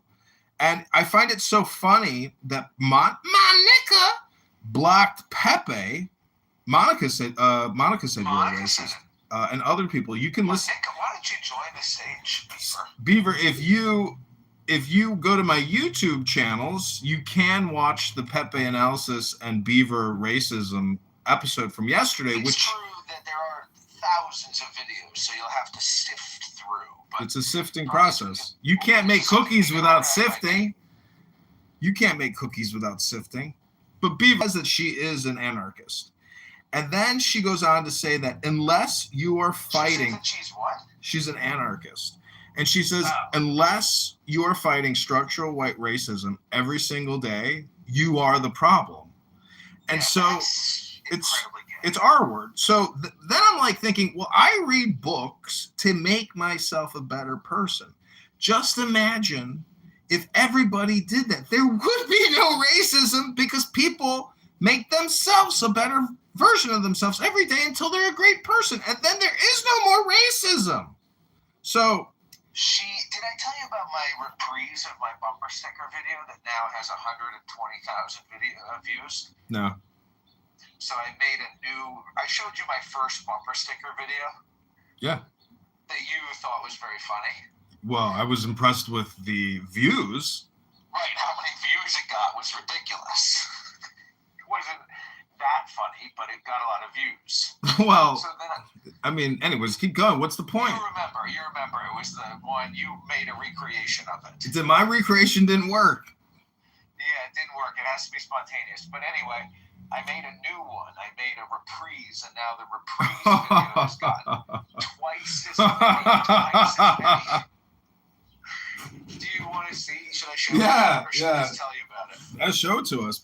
Pin it to the room. Let me moderate you. So how did you chat or pin it? But Beaver, we also want to welcome you to the room because you and I personally think that everybody here is an R word. And I think you are an R word, but you do have the Dave Matthews Band Spirit Fire Dancer thing going. So clearly you're not a full R word, and never go full R word. But, I'm just saying that. I pinned it to the Jumbotron. Okay, let's see. Curious to see how you redid it. Because you might have a winning formula where you do it a third time, you get even more views. Or first we got an ad. Decolonize. Oh, you found the same car? If you want peace, stop paying. Wait a second. You went and found the same car and you shot a new one? Completely different car. Oh, shit. It's a reprise in that it's another mocking of somebody's bumper stickers. Let's see here. Boy, you better decolonize. Fuck off, I'm a local. Fuck off, I'm local. Decolonize, I'm a local. This person better be fucking Native American. Decolonize. Bye, Susan. What does that mean? It's like the opposite of a Karen. Anyways, this shit was funny. Dude, that's amazing, though. I forget what made me think of that. It was something that you were saying about Monica. Susan, Bye Susan refers to Susan Collins, who is a senator here who people don't like. Yeah. Some people like her, but the lefties don't like her. Anyways, congrats. That's a huge victory that you found a niche. You should just keep trying to find amazing bumper stickers. How'd you make it big? Oh, I found out the secret about bumper stickers. Turns out that bumper stickers aren't just popular on cars. Bumper stickers are popular on TikTok. Next thing you know, you'll like fly to Los Angeles to film bumper stickers. That's actually a fucking great idea, isn't it? Dude, if you actually had an investor, you could become the bumper sticker guy. Well, there's, vanity plates. Vanity plates are very big here in Maine. They're like very popular. A lot of people have vanity plates. And then there's all these, books of the funny vanity plates or video compilations of fun. So it's like, yeah, this is kind of what you're doing with Clown House, is you're just documenting R words. This is the documentation. You're either an R word or you're an R word. Documentarian. Analyst. Yeah. So you can't escape our world, so you just become an analyst in our world or a documentarian. But that's actually kind of the truth about successful movies, like even Borat. Like to me, Borat is still like the funniest thing in the world. Is just some guy going around pretending he's a clown Eastern European, as a journal, and like. And then they show the movie to the world, and everybody's like, dude, this is so funny. He trolled everybody. So that's it. But, I mean, anyways, we're going to listen to a little more Monica, and then I'm going to read some Ayn Rand, and it's 9:46, and then I'm going to the gym. Bono Shalom. Okay, well, great. That doesn't mean that Amish people, it comes down to... Oh, we got Beaver in the house. I hope he asks Monica if they were calling him racist yesterday. So what? Black people aren't genetically... Every dog has its day, and every day has its way of being forgotten. Pit bulls are genetically, predisposed to fight more. Okay. Are we doing this conversation? No, it's not pit bulls. I just want to say one thing to Will. Maybe you notice this, so this is why you said it, but I particularly have a pet peeve where people just believe common myths, and the only reason they believe them is because that's what they've always been told and always believed, and they've never questioned it. And I have to audit myself about those conventions, which I believe, which I later found out are not true all the time. Thanks to rights of you are human. I thought he was the dog with the wig. You're telling me he's been a human this whole time? Where's derisive? He left. He went down to the bottom because of his embarrassment. Yeah. Oh. Well, I just want to say I hate you, derisive, for keeping the goose Canada goose, not a Canadian goose. Period. I'll always appreciate that about you. Mm-hmm. Good morning, Ben. What's up? Or Joe B. Hello. My daughter has 3 pit bulls, and as long as they know you and love you, you're okay. But if you're a stranger, beware. Okay, that's the cherry on top of that conversation. Thank you for concluding that conversation. Great anecdote. What's going on in y'all's local news? Anything interesting? Anything fun? We've been having a couple deaths here. A woman fell down a manhole to her death. Terrible, terrible car accidents. The same old New York shit. What about y'all? Anything? There's always... Actually, someone should look up if this is a myth or not, but I feel like there's usually one death a year in New York from a manhole being electrified. We had 85 to 90 degree temperatures yesterday, and it's calling for 57 degrees on because that's Maine this time of the year. Yay! These manhole deaths are serious. Someone should look that up. Liberty. Drinking gasoline. What? Actually, yeah, because I would never walk on manholes when I lived in New York, just from hearing that. And I wonder if the entire time it was just a myth that I believed. I'm scared. So was the manhole open or was The manhole! Like stepped on it and it like flipped like a cartoon. So what happened was they looked at the CCTV, and apparently this is what happened. Trucks would go by, eventually it would so much. Okay, we're gonna go to chillism. Right. 3 days after the whole thing started, Russia says we're gonna pull back, don't join NATO. That was the deal. Yeah, but why would you Don't join NATO. Don't So what the fuck are you what do you mean? Why would you? What do you mean? Why would you trust them when Russia said I'm gonna abide by the Minsk agreement and the What are you talking and they have never violated by on 3 sides? What are you talking about? Russia invaded on Monday. On Wednesday, they all sat down in fucking Istanbul and said, we're going to pull back our army, just don't join NATO. That was the deal. Now, that literally happened under Erdogan. Yes, it was like front page news, and yes, England interfered. And at the Can you hear that? Yeah. Okay. This is short. Funny. This is Robbie Hoffman. She's really funny. It's always the first time. Right? You notice this? Like it's always the first time. Right? The dog never attacked nobody before. They're racking their brain. They can't imagine what happened. Right? It's the first time. Right? We left the dog with the niece, the cutest thing. You gotta see the whole.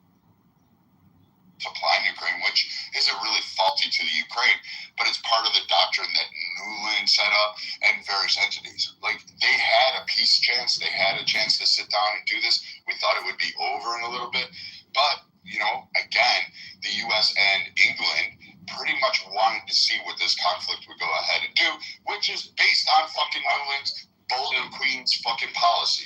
But again, it's just like you come into the conversation late, and now we're just going to talk over people so we can just fucking let this room devolve into chaos because of dipshits like you.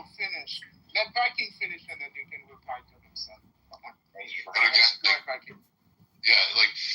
we have this weird thing when it comes to geopolitics. Like, there is no right or left approach that actually is fucking going to necessarily.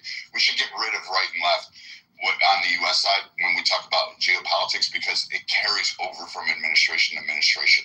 And this approach, what we did in the U.S. with a combination of England, is fucking horrific. We actually created this problem in part, and yes, Russia countered it because we were interfering in there. And then we gloss it over, hype it up, wrap it up in a cloth. We bring Zelensky here to Congress, put the fucking Ukrainian flag out there and say, here, we're going to give you billions of dollars.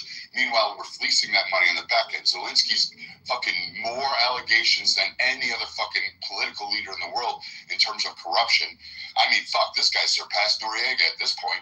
And you're going to cheer and say, hey, Ukraine's fighting a good fight, when in reality, the people of the region originally wanted to secede to Russia. There was a huge movement in there that was suppressed, and the U.S.'s intervention kind of created this conflict by preventing that. They should have allowed it. They could have joined. And Matt is right. 3 days after the conflict began, they had shared control. They were going to offer it. Russia was going to pull back and allow these people to be Russian citizens and need to have their rights. That's what they were originally pressing on, and access to the sea. But you know what?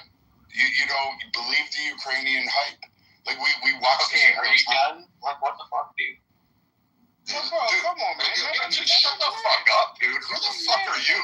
You're a fucking moron. What are you going to give me, some red cell fucking Nick Fuentes? Yeah, I had a very simple question 10 minutes ago. So, wait, you're going to give me some, Nick Fuentes' view on geopolitics? Spare me the fucking red pill incel fucking wannabe fake Catholic ass shit. Like, get out of here, Pepe Le Frog. You ain't going to offer anything. You're not going to offer one fucking nuanced point. He's very smart. Why are you being such a jackass? Look, you guys are saying 3 days after they invaded that they said on the condition you don't. But they didn't. Right out of freak out. Hold on. They didn't pull back because the fight was going and we didn't sign a deal? Or do you just pull back without signing a deal on paper? You said they would pull back as long as they freak out situation. Hold on. I did not understand that the Minsk agreement told them not to join NATO. The Budapest agreement also stipulated that, and they violated both of these agreements. So now why would I pull back without an agreement on paper? I mean, it seems like I thought you guys said Sonny was smart. Yeah. What are you even saying? But let's not like do the personal stuff. I did. That's not what that meant. She wasn't that Sonny. Yeah. I understand that someone is uncomfortable. I just saw GPT this. And GPT. Can we go back to books? Whoa! Why would ChatGPT now? I don't think no one told you not to do it. It's like, are we not allowed to panic it with ChatGPT document? Well, no, it's just like it's an assessment of reasonable assessment of what the actual facts are. It just seems like that's straightforward. So. No, but look, yeah, whatever. It's like that's fine. A preliminary source being ChatGPT before obviously you investigate further, I think is fine. But then you receive the challenge, so presumably you need to vet the sources that ChatGPT is aggregated in it, and then come back to us. Yeah, I'm fine to do that. Yeah, I wasn't dismissing. I'm just saying, hey, look, that's the challenge. But anyway, to the point, it does seem like it was more than just NATO neutrality, though. Like it seems like what was required. Like there were some territorial demands being made. Of course, there were, and it wasn't Boris Johnson and the Americans that told the Ukrainians to continue fighting because it's important that you keep fighting, right? It was the Ukrainian government who had realized that over the past decade, Russia had been so aggressive in so many different ways that the only reasonable reaction to this full-on invasion was to fight it. Yeah, I mean, I vividly remember the first week of this, and in the first week, what was being said was the Russians are just going to take. The expectation in the West was that the Russians were just going to take over Ukraine very easily, and then that didn't happen. So. That has nothing to do with at all the conversation. You're saying 3 days after this started that the Russians will just leave if you agree. The only people that fucking said that were the U.S. and England. You and Matt there were no article, no quote where it came out outside of 3 days of creating it online. Try actually using it. You're just making shit up. You're just making shit up. It was a media fucking narrative. If they just agreed not to do it. It was a media narrative, and it has nothing to do with the constructs of what's going on. The 3 days argument, Russia's going to defeat it, was made up on the Western fucking end. I didn't say anything. It was about the U.S. and England. It was media. All fucking media hype. That was it. Russia never came out and said they had a 3-day plan that they were going to conquer. I didn't say anything about winning in 3 days. That's not what I said. They should have used Trump's 24-hour plan. If they would just use his 24-hour plan. Probably. But I mean, the idea that now you're going to have all these fixed areas, you're saying Russia's aggression over the 10 years.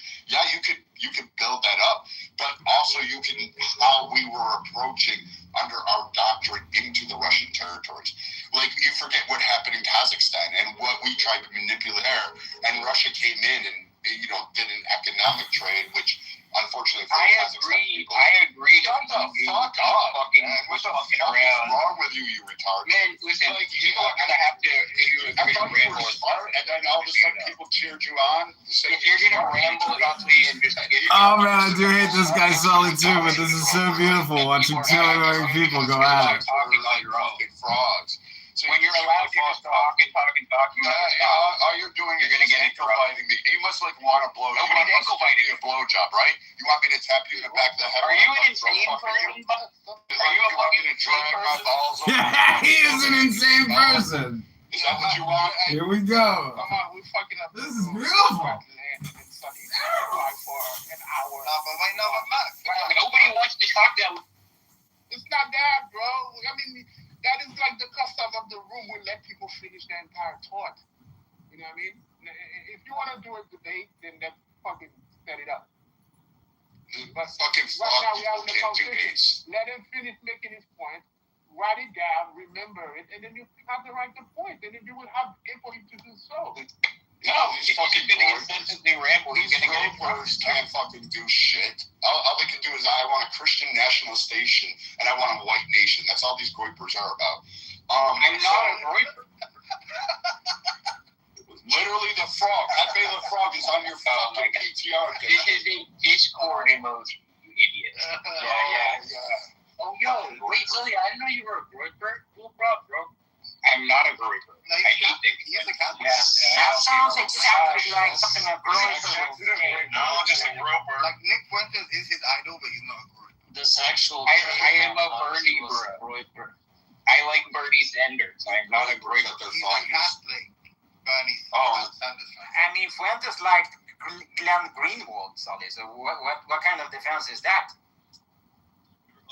And Greenwald is not a politician. I mean, do you guys literally try to suck farts out of Nick Fuentes' ass on a daily basis? Like, you guys keep coming on here and thinking that you're going to make some radical change, and you're not.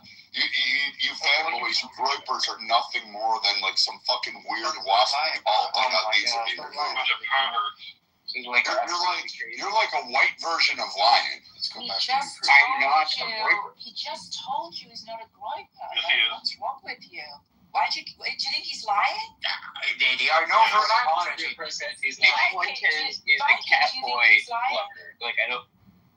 Because 5 people will tell you right now he's not lying. So I don't know why you keep. I mean, this is probably a fanboy in Indianapolis who likes to touch kids. Oh my god. I feel like we should get back to it. I think it's a really good idea if we just get back to it. We gonna get back to it? Can we get back to it? Get back to the topic? We down with? Yeah, I was trying to until you had the groypers come in here, and then you got the side chick coming up and trying to support the fucking groyper. Shut the up. You're a side chick, Shut up. Shut up. No one cares what you're going to say. No one gives a shit. You're the reason why we men want to take away the right for how great it is. That is a groyper rhetoric if I ever heard it. Are we sure Viking is not a groyper? Jesus. Well, she comes from a country that isn't fucking allowing her to vote anyway, so it's not like I said anything. Dude, why do you keep muting everybody except this fucking guy? Yo, I'm muting everybody so that hello? Mute up so that I don't have to mute anybody. So real quick, let's roll back to the point of the conversation. We were essentially asking why did the fighting continue even though Ukraine never actually ended up joining NATO. So why is it that in fact, there were never any serious plans for them to do it. Not join NATO. No, there was serious plan. The United States blocked it a couple of times. The United States blocked it. So it's not that whether or not there was serious plan. I mean, you just why did they block or join it? Listen, you're asking the wrong question. Did the United States keep pushing Ukraine into a fight they could not win? You know very well without U.S. armament and European armament, Ukraine cannot fight Russia. Ukraine is standing right now because of U.S. and European armament. So now, at the end of the day, listen, you may be siding with Russia. If a superior power is going to fucking kill you and they have you in a chokehold, you have every obligation to survive. The person who's telling you to go fight, I'm in no condition to fight an MMA fighter. I think Psych is in the room, right? I cannot fucking fight Psych. And anybody who put in the stupid idea in my head that, you can go fight Psych. You're a dummy. Get the fuck out of here, bro. Come on, you have to be. Samoa, see, they should do a Mexican. You have to be. I'm sorry, but you have to be ignorant enough to believe that this war has anything to do with Ukraine or Russia. It literally has nothing to do with Ukraine or Russia. Anybody who knows anything about the conflict or anybody who knows anything about this region or the world in general is following geopolitics for longer than fucking five seconds knows that the Ukraine war has nothing to do with Ukraine or fucking Russia. It's all a posturing war between the United States and China. That's all it is. I don't think it's like involving China to that extent. I would Don't get me wrong, quite frankly. But I think it's more of I would agree that it's a posturing war between Russia and mostly the EU with the American backing. Listen, even if so, why would Ukraine allow themselves? A lot of them there's a bunch of fucking dead Ukrainians, and their women are just selling themselves in fucking Europe. Anybody been to Europe lately? Oh, and Texas. Every fucking hotel is full of these Ukrainian women selling themselves. Let's not be coy about it. That's what's happening to them. Matt, come down to Houston right now. You can buy one, get one free. Listen, man, I was in fucking Switzerland with my fucking family, and the people with that inflated balloon was all over the fucking place. Yeah? So at the end of the day, it's not a good thing. Yo, is that the sign over there? You go invade with them? Oh, he could have come down here. I didn't know that, bro. I have new information. For no reason, it's fucking bullshit. And that's the point. You know what? It's so bad down here. You can go to Stake 48. You can front waiting for a guy, all dressed to the nines, like all looking great, and you're like, holy shit. You'll have fun down here, man.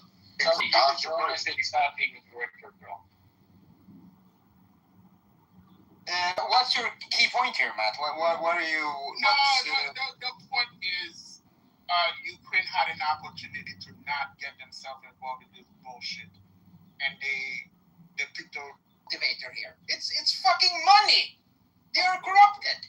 Like what is so fucking? You're African. You know all the governments are fucking corrupted out there. You know this. I'm black, but I'm not African. But I get the point. Yeah. My shithole country is a corrupt one too. Don't worry about it. Yeah. So you totally understand why they want to keep it going. They don't give a shit. It's not their kids on the front line. It's fucking Ukrainian old men and boys dying so they can fucking fill it with fucking Indians and Pakistanis in 5 years when they need a fucking we have decimated our workforce. They're not like Russia. Yes, clearly they are the aggressor.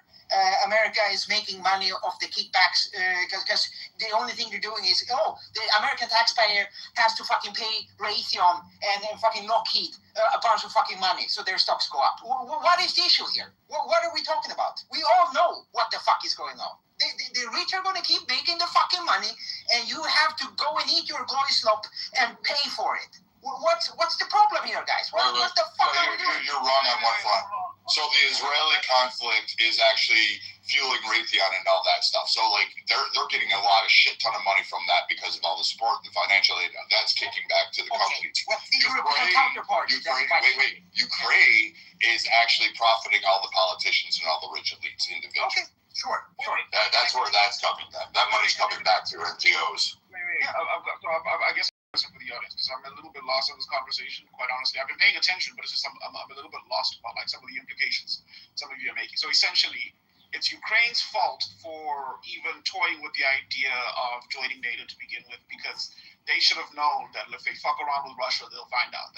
That's the general sentiment I'm getting, right? And then to the corruption internally, domestically, but like, isn't it part of, I guess, the U.S.'s stance or political posture to sort of like support the sovereignty of these countries in that region in the first place, right? Like, what difference does it make if they're corrupt internally? Like, does it justify Russia essentially, I guess, performing? There's a Alexei regime who's doing a lot of work to get rid of corruption, and the most corrupt country in the world is Russia.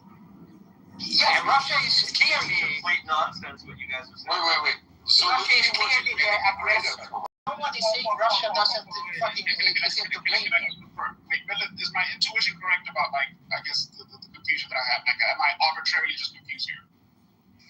Well, I'm not even sure what their argument is at this point. Wait. Spitting out nonsense. So wait, Milith is quoting ChatGPT and saying Zelensky was getting rid of corruption.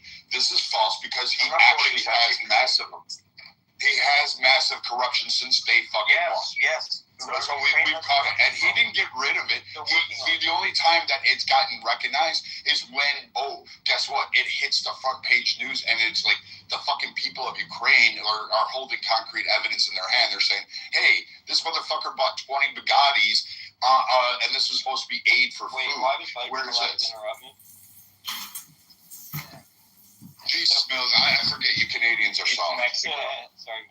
I'm just saying, like, I was in the middle of saying something, right? So, like, I'm not even sure what their argument is at this point.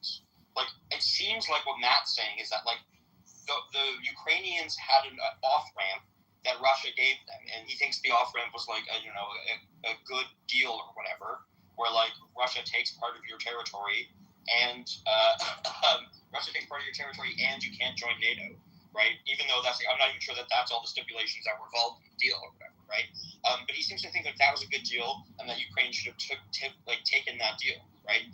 That seems to me to be insanely crazy. Like, think of hybrid warfare, which I was reading all of the ChatGPT statistics on that, right? Russia had annexed Crimea, which is part of Ukraine, and Russia was massing troops and had in fact invaded your country, right? It makes perfect sense in that type of situation to fight. It makes sense to fight the war, and the majority of Ukrainian citizens believe that. That's why you had such a widespread, broad-based movement to join the Ukrainian army, right? And if Russia were to take over all of Ukraine, right, and Ukrainians were say we're not going to fight Russia, just come in and take all our territory, it would have horrible for the Ukrainians who would have been subjugated to in significant ways going forward, because Russia is just a horrible, horrible, horrible, corrupt, terrible place. So now that you fight from and the flag and having soldier marching in step, and you did the whole heartstring thing with actually nothing grounded in reality.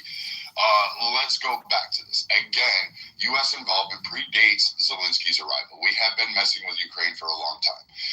Ukraine, once under Zelensky, yes, there were inroads made to NATO. There was even asked to join the EU, said fuck no to them, because they knew that Ukraine was going to be an expensive drain. They couldn't fucking get on board with anything within the European Union, which is truly what their overall goal was, purposely joining NATO, was to have these open trade agreements and eventually join the EU and have that kind of trade pact alliance that they were going to have, that everything. They didn't want them in there at all. Germany didn't even really want them. Poland didn't want them. Fucking France, who gives a shit what the French? They're the reason why we have Canadians. But overall, when you look at the history of it, Zelensky wasn't brought in on a wave of revolutionary austerity and prosperity. He's going to revitalize the country. He was brought in under the U.S. doctrine and told to lick the rear end and the boot of the U.S. That is literally what he was brought in for. That is Newland's approach, and we did it perfectly. Just like we did it in Iran when we overthrew people, that you complain about. Just like we do it 100 fucking times. We did a regime change, is what we really did. Now, what you forget is the people in the areas that Russia currently has, the Donbass, Crimea, all these areas, they were pro-Russia.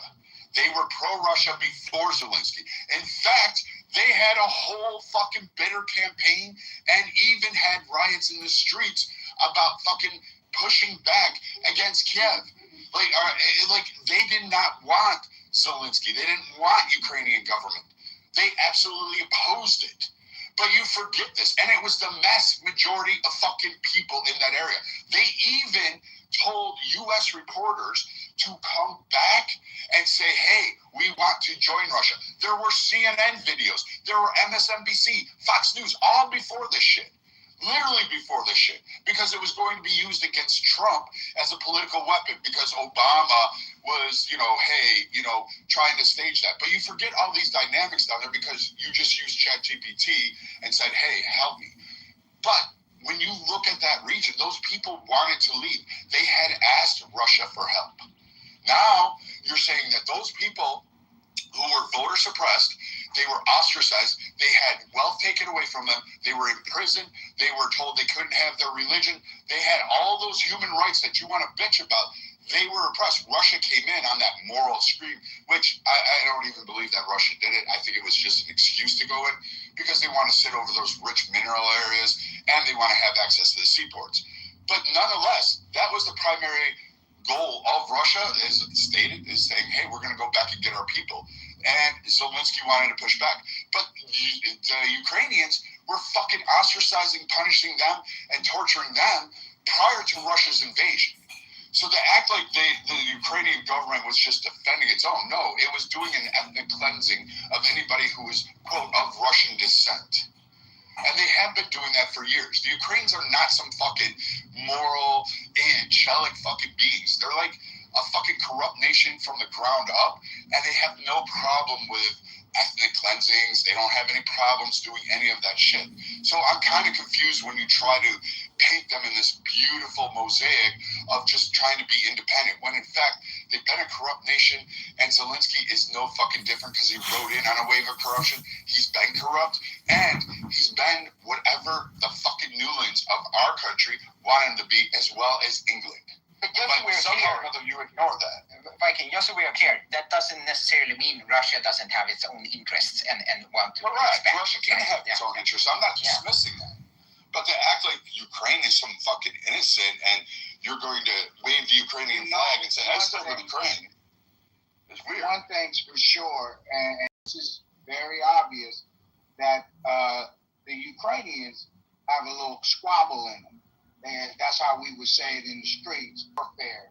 And what they've been doing is kind of putting belt to ass out there. And they did a parade the other day. And people, the morale is down in Russia. And really, people are starting to side-eye Putin the same way we're looking at Trump. Putin has done kind of a bit of enough. And I think he's starting to age out with these people. They want him up out of there. And this war has really taken its toll on the Russian. Well, it's taken its toll on both sides, but I think people underestimated the Ukrainians' squabble. And they got a little bit of squabble in them. And so what I see happening is they're going to come to a deal. Because what they've been trying to do is bring Trump back in it to kind of make it a little more peaceful, because they don't want him to keep bombing Moscow the way they've been doing. So Russia's not really doing what they should have done. We're going on 5 years now. I'll land there.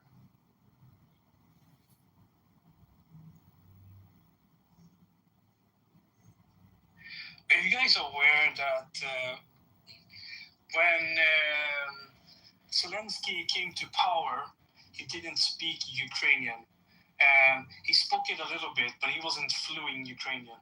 He had to learn Ukrainian when he became president. And so, in other words, Viking, when you say that there's also a big difference speaking Russian and supporting Russia, you're conflating the two. Just because someone speaks Russian doesn't mean you support Russia. Take Zelensky, for example. He's been a Russian speaker as a president. How do you explain that? Tell me. What does speaking another language have to do with anything? And you say that if it comes from Kiev, as the Russian propaganda says, that they are killing Russian speakers in eastern parts of Ukraine, and how does that then work together? Wait, are you denying the fact? Wait, I'm not done. Go back for 5 minutes like you usually do after this. So they are killing Russian speakers in eastern Ukraine. One time they elected a Russian speaker as their president. Explain that. Okay, first, the ability to speak another language has nothing to do with the price of tea in China. So that's just a retarded take. So I'll try to make this simple for people that think they're smart but actually have Down syndrome. So if you're jailing people that are in opposition parties, if you're mass incarcerating them, if you're fucking taking away rights that they had under the Ukrainian constitution because they're Russian, and you say these people don't belong in our society, and you ostracize them, you make a Russian version of Jim fucking Crow, then yes, we can say this, because that existed prior to the invasion of Russia into Ukraine. This was a large complaint. This was known in the U.S. This was known in Western media. So the ability to speak Russian has nothing to do with the conflict. Those people in that region that wanted to be part of Russia, which we sent fucking news media there, which we sent all over since Obama's time, and actually have the videos of people, it's fine. So Russia came in. I don't agree with Russia invading. First off, I think it was really dumb. I think there were better ways to do it. But at the end of the day, Ukraine was so corrupt, and the U.S. involvement was fucking them over, along with England's involvement. So now we're here because of 3 countries basically bullshit, and Russia coming in and doing it. Russia's not innocent, but don't spare me he speaks Russian, so it's perfectly fine. That makes no sense to me. Come back. You still didn't answer my question whatsoever. You're just deflecting from my question. How did I deflect from it? You didn't answer it whatsoever. So I did tell you, the ability to speak Russian has nothing to do with anything. No. That's not answering my question. So my question is, you're saying that they are oppressing Russian speakers in eastern parts of Ukraine. I did not say Russian speakers. I said Russian people. Yes. So what is it? How do you determine? How do you differentiate with someone who speaks Russian and is Russian? How do you determine the difference? So someone speaks Russian. Are they Russian or not Russian? How do you then, if not, how do you then determine they're Russian? Well, I can say this. No, I'm not asking Chernobyl, I'm not talking to you. Well, whether you're talking to me or not, this is an open stage. Chernobyl was Russian. And I can remember when I was a young child, I can remember when I was a young boy when Chernobyl erupted and went off and basically put that nuclear energy all around that land in that area. That's when they kind of siphoned off and cut a piece off because it was basically it was infected, so to speak, I guess. That's the right way to say it. It had nuclear waste all around that area, and the land wasn't really that good at one point. But of course, of time and years, well, things have kind of cleaned up, and the environment has taken care of itself. But Chernobyl was Russian, and all of that area, those people are Russian people because they were all a part of one USSR. Right, and so we understand that. That would be like siphoning a piece of Louisiana off, or South Carolina off, or Texas from the United States. Of course, they're going to want theirs back. But the real wasn't the people, it was that pipeline. They wanted that pipeline to go through Ukraine, straight to Germany. And they wouldn't do business. And that's where Zelensky really fucked up, is that he should have did business with them to begin with, taken a piece of the proceeds of the pipeline, and they would have been feeding Europe oil right now on a much more efficient level. I'll land there. Right, I have a question for you. And I ask this genuinely. When Russia invaded Ukraine, what was Vladimir Putin's pitch to the Russian people? Meaning, he did it under the guise of, we're going in to rescue our people, we're going to save our citizens. Yeah, he came in to say, we're going to save our people. It basically rhetoric, but in reality, I'll say he wants to be access to the sea. I'm not grumpy like you. Hit block everybody, so I'm going to block you. I'm going to block you, Monica. Because ain't putting there you people go, bye, Monica. kind of like demographically take it over, right? Yes, I've heard that as well, but there were still Russian people there, and Ukraine was still removing their rights.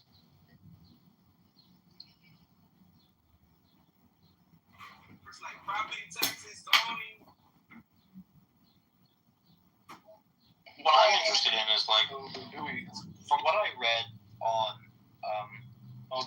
ChatGPT, it seems pretty obvious. Like if you guys, if you don't agree with what the ChatGPT says, right, then you should probably mention why, right?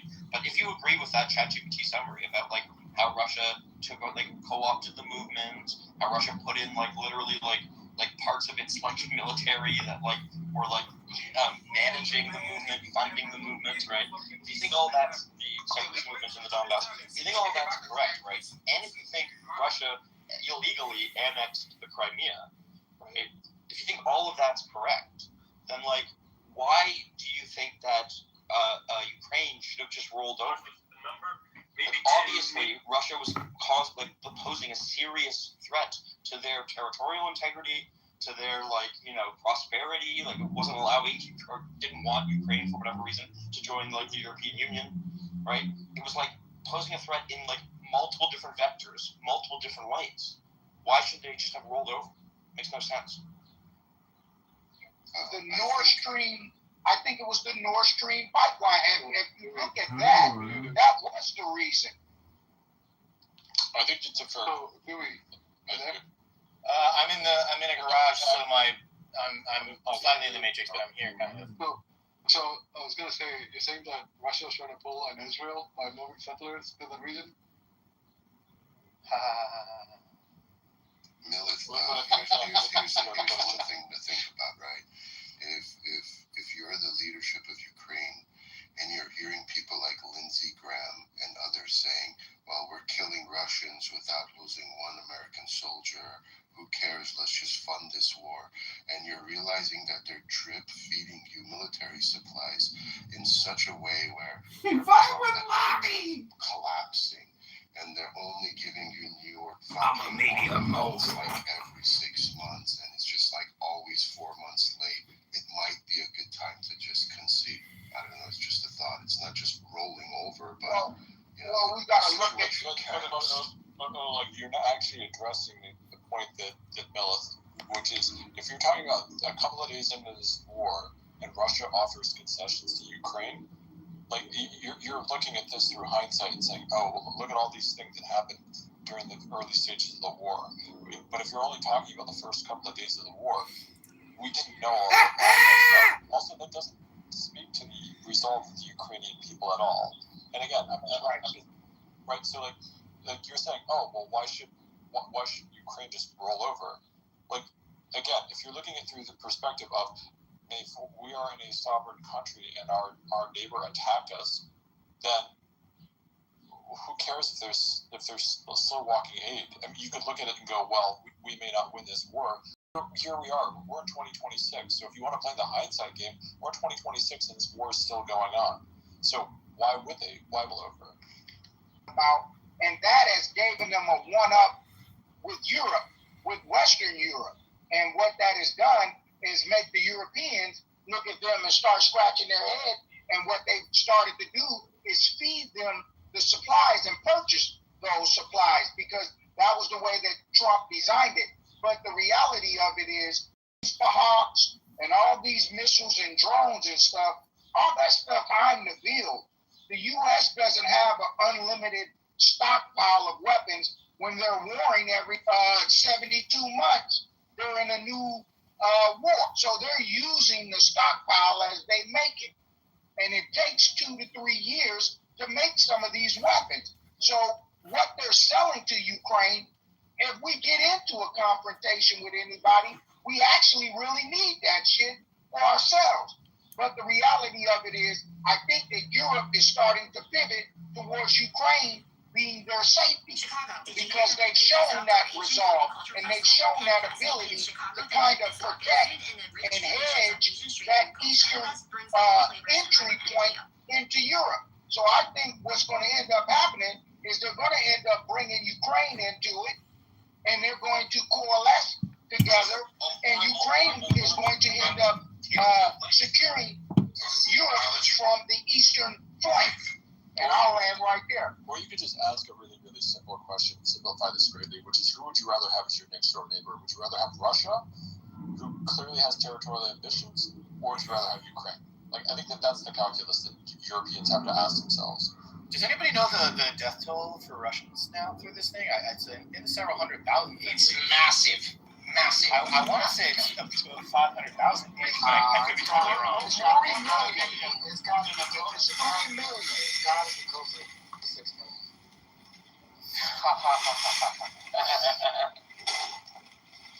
And bottom poll, by the way, Ukraine is not getting Tomahawks.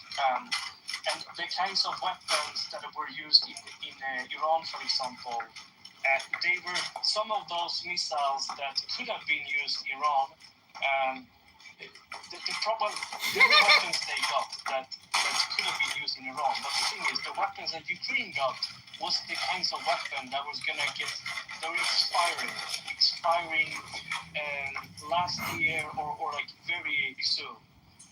So they were getting old versions of these missiles, the oldest versions, the ones that no longer being produced. So what do you mean, expiring like milk?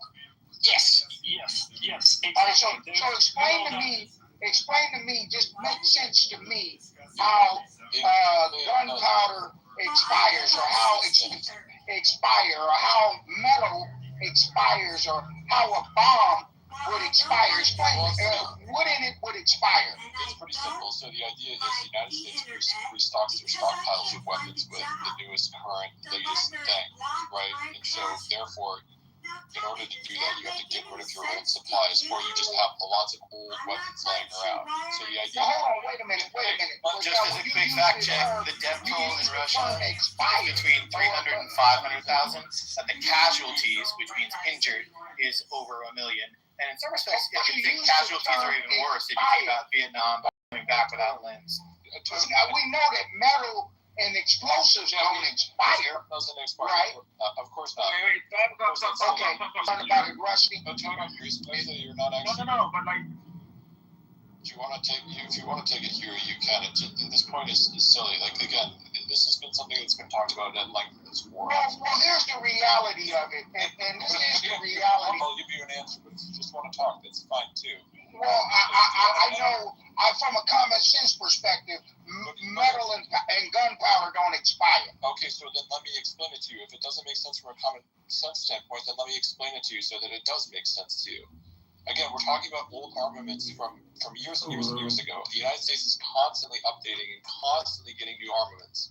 So the United States is saying, "Hey, we can fund this war, fund who we believe is the right side of this war, and do so at minimal cost to us by selling or giving or whatever it is to the Ukrainians." Older weapons, stuff that's more or less obsolete, right? Like using an extreme example, obviously the case. Obviously, muskets don't expire; they become obsolete. And obviously, I'm using an extreme example. This is the case with Ukraine. You answered that question. I have another question, and this question is this: what do you think the timeline is to make 100,000 bombs of any sort, updated, whatever date or time? What do you think the timeline is? I have no idea. I'm saying the United States. You have no bombs you can make it in a week. I'm glad you answered it that way because you were honest. Because you have no idea. It takes 2 years to make. No, that's not necessarily true. It depends on the type of bombs. Like I can make fucking pipe bombs, 100,000 of them with a group of men in a week. Like I can make IEDs. Yeah. Do we have a factory that can pump them out as fast as iPhones? It takes 2 years to make 1,000 of these. It takes 2 years. What's the name of the missile? What's the name of the missile you think? You're not using tomahawks. No, they're not using the tomahawks. They're using them in fucking Israel. It takes 24 months to make it. How do you think that? You're not sending the fucking tomahawks. The United States making bombs. We're not making bombs like that. Okay, again, it depends on the type of munitions that you're talking getting about. the weapons from?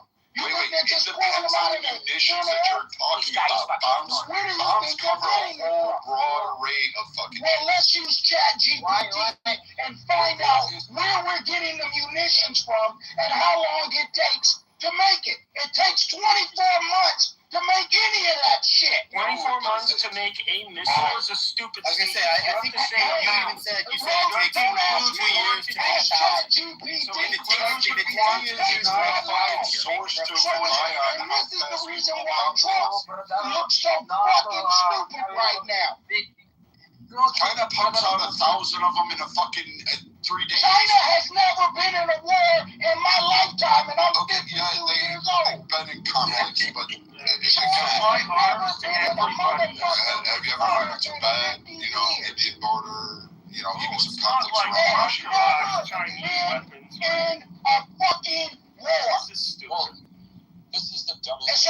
So let's chat so dumb. Dude. We got so many intelligent white guys on the stage. Flawed. Somebody use ChatGPT and find out how long you asking someone else to use ChatGPT? How many missiles are you making in 8 days?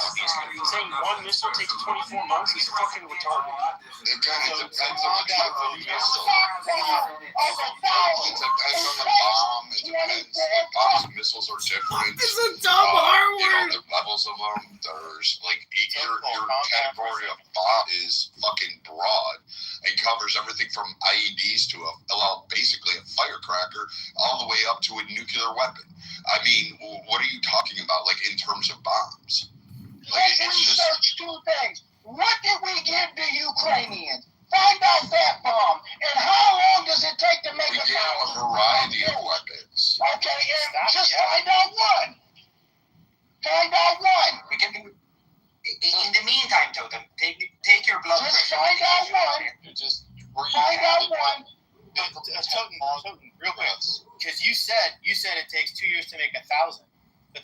That's over 2 a day.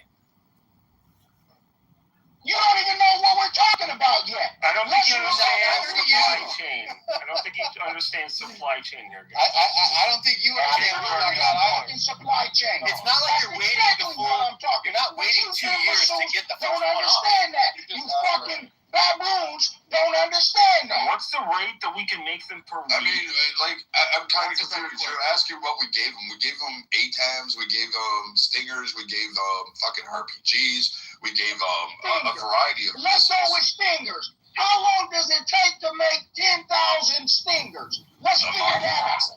A month. South Korea seem to Look it up. pump them out pretty fast. All we gotta do is look it up. How long does it take to make 10,000 stingers? A month based on South Korea. And I just want to say, none of these figures are publicly disclosed. How These long are does it estimates, take by to- the way. They would never disclose this information. How long And does in it wartime, you can industrialize a factory, like a car How factory or long something, does it to take make to these make bombs as 10,000 fast as you stingers? want.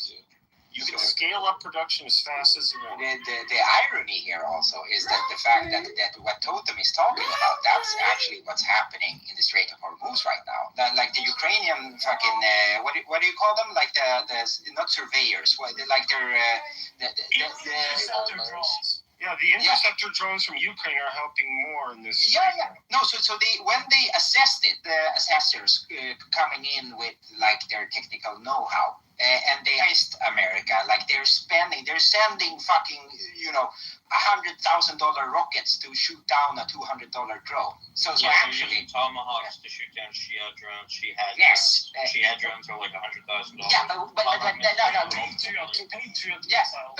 Totem is using the kind of head on the nail there. But you're getting it confused, Totem. It's the Ukrainians that are telling Americans this right now in the Strait of Hormuz. So it's not the Ukrainians that are using them. It's your military using it against Iran. I have an endless supply of this shit. Yes, that is true. But it's the case in Israel, not in Ukraine. Whether it's in Israel, thick ass coke. I know, of course. If Totem would stop screaming, I can explain something. Please, thank you. Explain it. Yeah, isn't that the reason why we're increasing? First of all, we are not we're not giving Ukraine any new weapons. We have been giving them our old stockpiles. The new weapons we have been giving to Israel, partly to test, partly to improve. Also, if you look at the chat total, Jessica, who has actually got a fantastic lengthy military career and is very knowledgeable, has a very good explanation of. Jessica has a military career? Oh, sorry, she has experience. I don't know exactly. She doesn't have a military career. Please don't do that. Experience, sorry. She has. No, she doesn't. She Googled that on ChatGPT. Yeah, Claudette, help me. All right, I do apologize. I got her mixed up with someone else named Jessica, who actually does have some military career. But she was doing.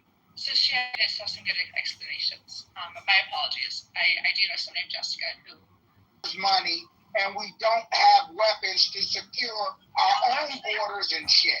Keep explaining that. Who's going to attack America's border with missiles? missiles? Who's going to attack the U.S. And also, if you think that if you're going to say China, no, because they have no interest in our hemisphere.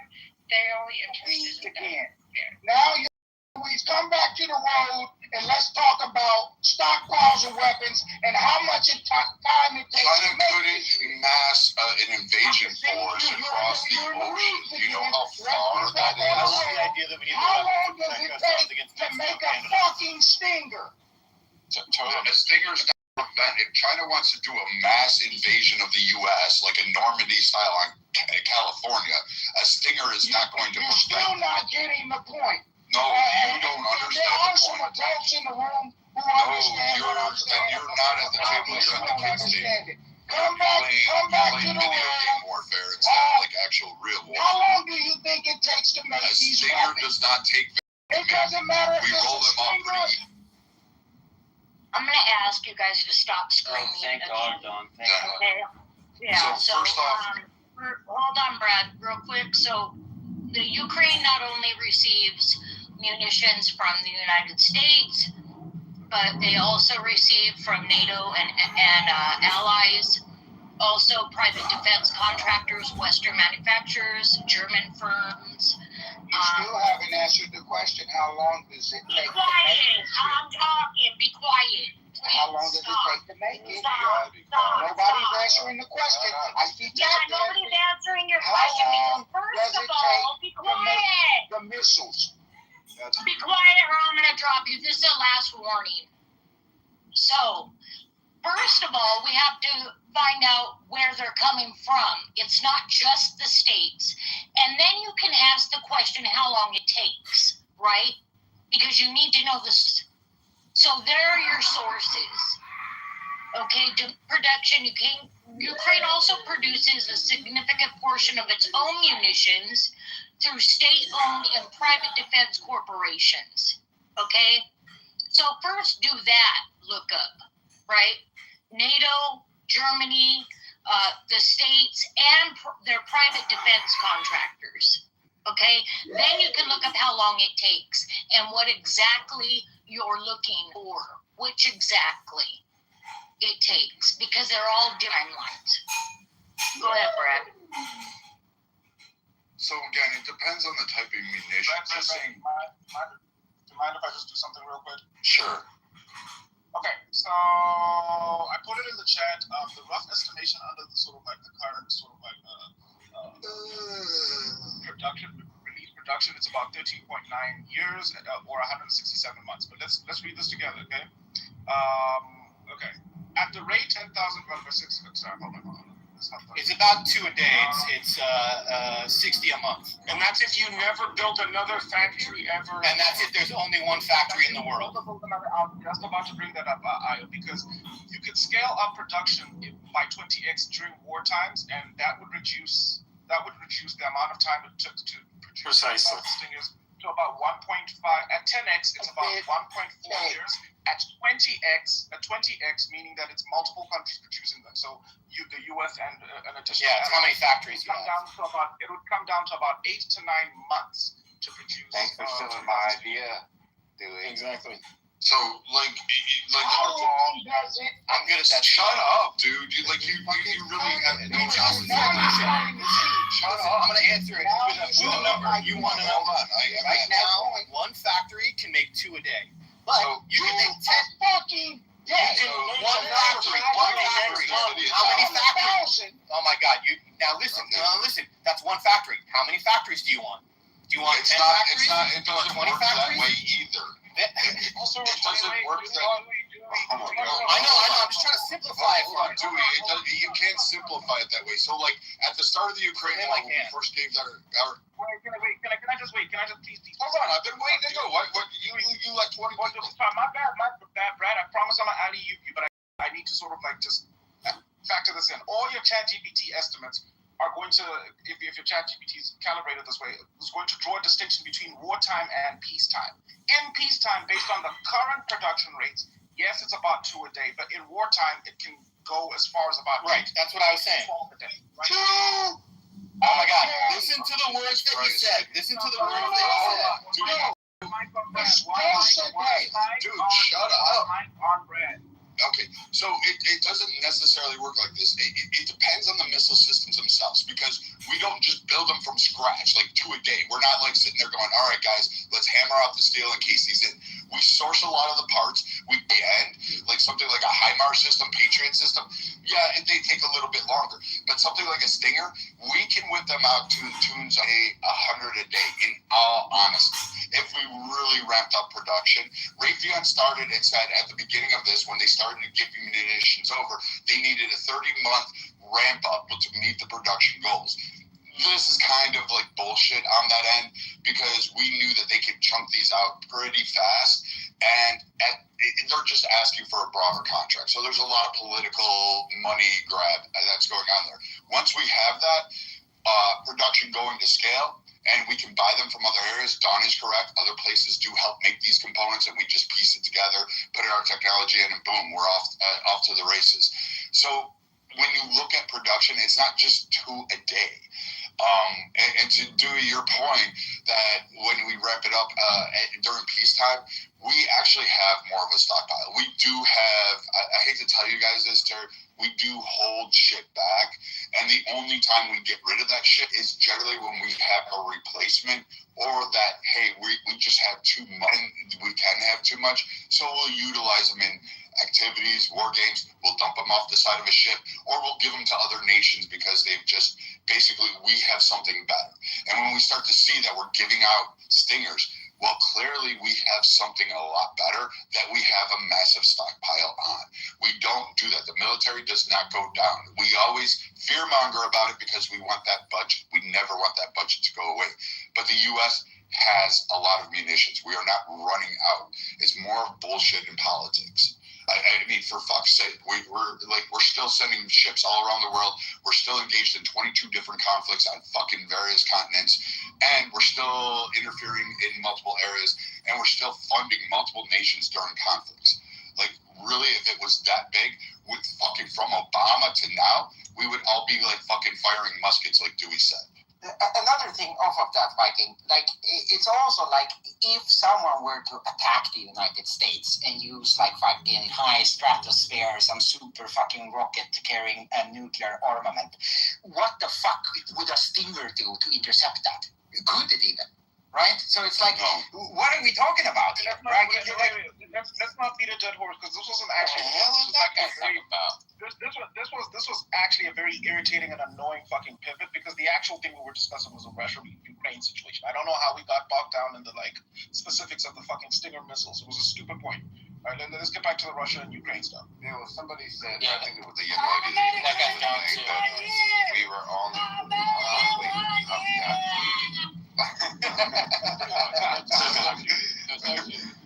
the young lady was talking about how we're looking at like our old stuff, and I don't think that that's true at all. I think that if you're looking at like the executive orders that have been signed lately to like mass like production by removing like the stock buybacks from all these like like Lockheed Martin and Raytheon. But yeah, I mean, America's kind of like seen this already, because we've already everything away over the last 4 years that we got to kind of like replenish.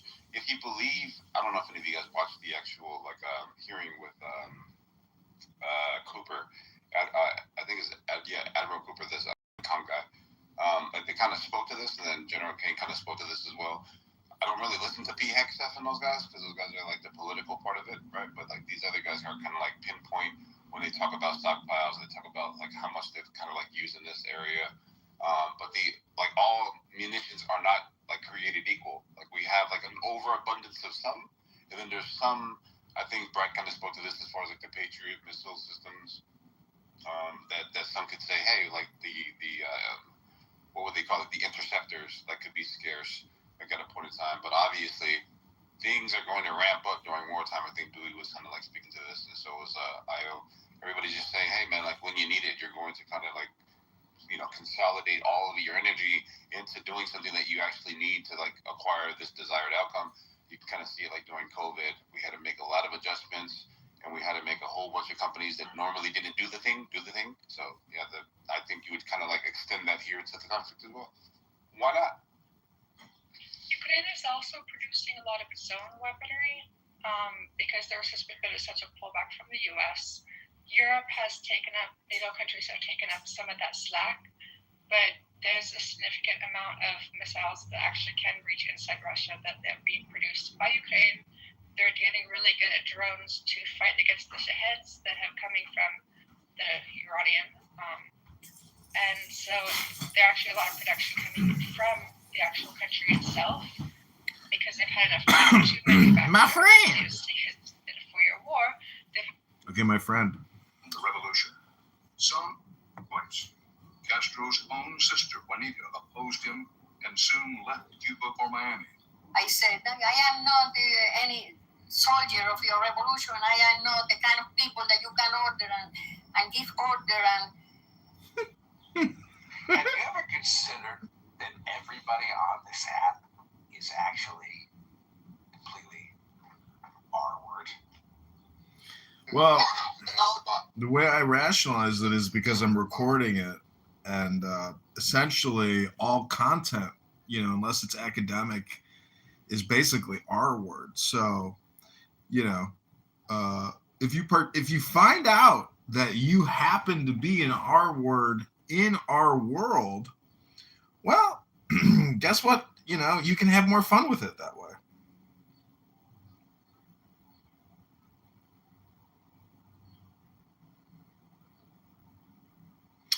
But Trump is a dumb R word is like the perfect projection for this app, because you have a bunch of dumb R words constantly projecting all the time on Trump their own, you know, personal status. So, but I did just see a mashup video of all of Trump's cabinet like shitting on Trump. And it's so funny because like Tulsi Gabbard, there's just a lot of crazy people out there, and like Tulsi is one of them, and AOC is one of them. And so there's like a, you know, clip of Tulsi Gabbard dunking on Trump, saying he's dangerous, deranged, low IQ, etc. So Tulsi has been like playing this social media darling game in the same way that AOC plays it. And Tulsi was being censored on YouTube. Now she's not censored, and she has a huge following and makes a ton of money with her husband. And she's a force to be reckoned with because she has the platform. And so Tulsi is like,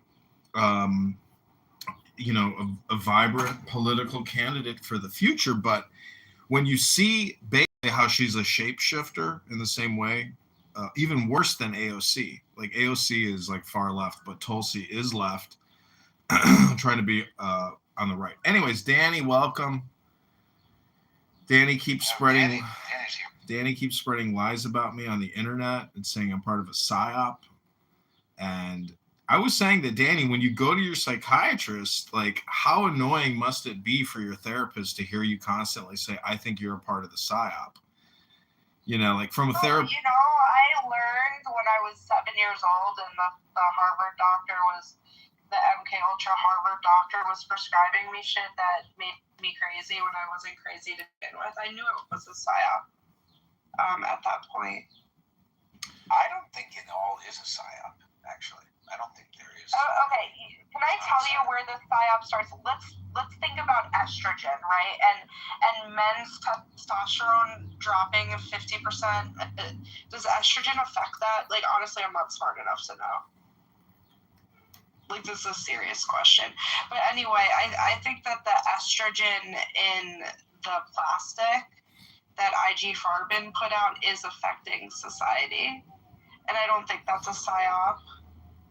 And I think when I started piecing shit together and this chick told me she was a Bayer, I think that was a psyop.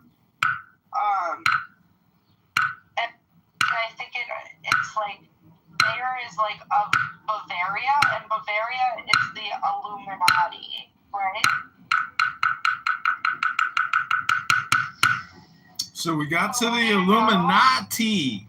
You know, if you want to join the Illuminati, all you got to do is read a book about the Illuminati, you know, and their teachings. And then guess what? You are all observed that every single fucking person on this fucking app is on the short bus. And that's okay that this is a short bus person app, but I'm driving the short person bus. And guess what? I have it parked near a cliff, and I'm gonna get out of the short person bus right now with all of you, and I'm gonna go to the back, and I'm gonna start doing the heavy lifting, and I'm gonna push because I don't have the brake on. Anyways, you see what I'm saying? Does that make sense, Danny? Okay. Do you know if there's any like never mind. You know what? I give up. If I'm dead, it wasn't me. It was you guys. What? It wasn't me. But you go. I think my friend is the one that sent all these people after me. And the thing is, I was so accepting of him. You know, I was so kind to him. Yeah. What do you have against me? I never did anything to you. Is it? I thought we were friends. I think you're all It's a in fake on egg. the psyop against me. Well, respectfully, I think that's a little bit deranged. Why would it be deranged to think that there's some huge psyop and it's this app? Because it's this. Wait, hold on, my friend. It's this thing called. It's this thing called personal responsibility. And as Dr. Jordan Gruber here likes to say, may he help enlighten all sentient beings to total and true perfect freedom. And so, Danny, all we're trying to say is you're going to need some new material. And that means the next time you go up on stage, like, try to introduce some new material into the content. And that could be reading a book. I talked about IG Farben. No. Don't rely on. I'd like to say something. Oh, okay. So go ahead, my friend. Hello? Sometimes I do the same thing. Oh, go ahead. The goal of all spiritual disciplines is gradually to bring the mind to a perfect stillness. In automotive terms, you are downshifting from overdrive to top gear, then to second, then finally to neutral.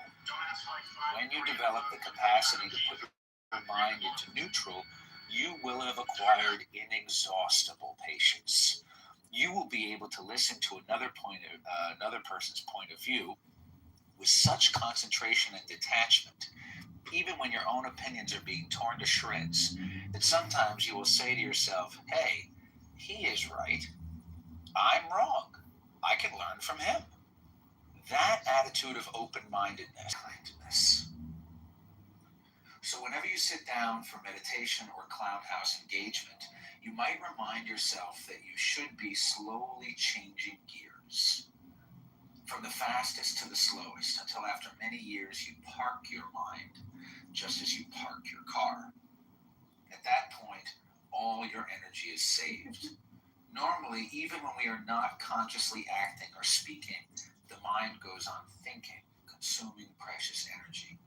When you have learned to park your mind, a great deal of energy and vitality is saved, strengthening your immune system and vital organs, and lengthening your life, all from a book. So, Dr. Jordan, I have the room title, Trump is a dumb R word, because we're trying things where it's just personal responsibility. And so if you are a Karen at the park and you take your dog off the leash, and then other Karens will say, yeah, you know, it's not that black guy's fault. It's your dumb ass for taking your fucking dog off its leash. It's the same thing with projection. You know, when you project onto Trump that he's a dumb R word, it's your projection, meaning that you let yourself off the leash, meaning you're not taking personal responsibility for what you got to do in your motherfucking life. Because Dr. Jordan here one time was like, I want that beach house. He told me that. He's like, I want that beach house. And I'm like, okay, well, you know, everybody wants a lifestyle, but the way to get the lifestyle, you have to reverse engineer your success, and spending your emotional opportunity to project onto Trump, you know, what it is that you don't have. But anyways, the point is he could start a group, like he could start a Trump university, and then he could do it. Well, what I'm trying to say is people that hate Trump. A casino, or you could start, yeah, casinos are always a good choice. Casinos are the biggest sucker. Casinos are so incredibly stupid, but people go in there and they really think they can win, and it's just amazing how much time. See, the thing about Clubhouse is it doesn't cost you anything here to play the casino, but if you go to the casino and you want to play there, it costs you money. This app is free, and thus why so many R words stick around, because it's free to be an R word here. It's not free, no, it's... Danny, when was the last time you sat down for an hour or 30 minutes and read a book? Be honest. Tell us the truth. I think this is projection. Danny, I'm going to ask you one more time before I kick you to the goo. I'm going to be clear on my warning. Answer the question. When was the last time you sat down and read a book? Oh, she left. So all I'm trying to get at is if you read a book today, at any time today, you are in the top 1% of people. Because if you just open Dhammapada or Tao Te Ching or Marcus Aurelius, Your Life is Your Message by Eknath Easwaran. Any great master will do, but don't read the Jungle Book. Go a little further into the jungle and find a good book.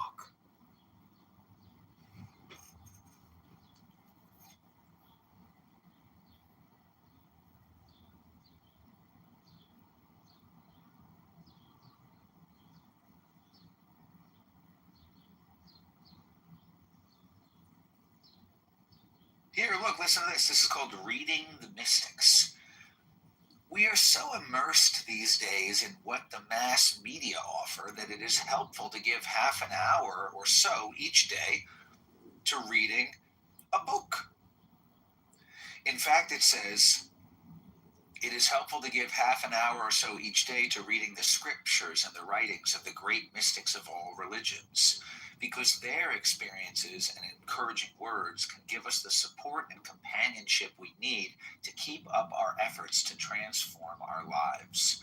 Just before bedtime, after evening meditation, is a particularly good time for spiritual reading because the thoughts you fall asleep in will be with you throughout the night. So in other words, he says, read a wisdom book from the ancient masters because they have good stuff to say.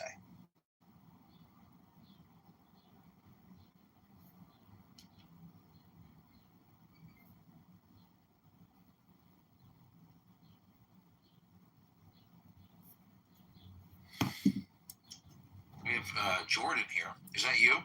That's me. I wanted to say that my partner Linda has been reading me Lord of the Rings every night as we fall asleep, and I've been recovering from a disc injury, so I've been in a lot of pain. So just hearing Tolkien again, hearing the actual words, disambiguating them from what I remember from the movies, because I haven't read the books for a while, is just the writing and the illumination and the spiritual messages are, I would put it up there in that list of the books of masters and mages that we should read. There's something that he captured that is just really humane and helpful to the spirit of the earth and people.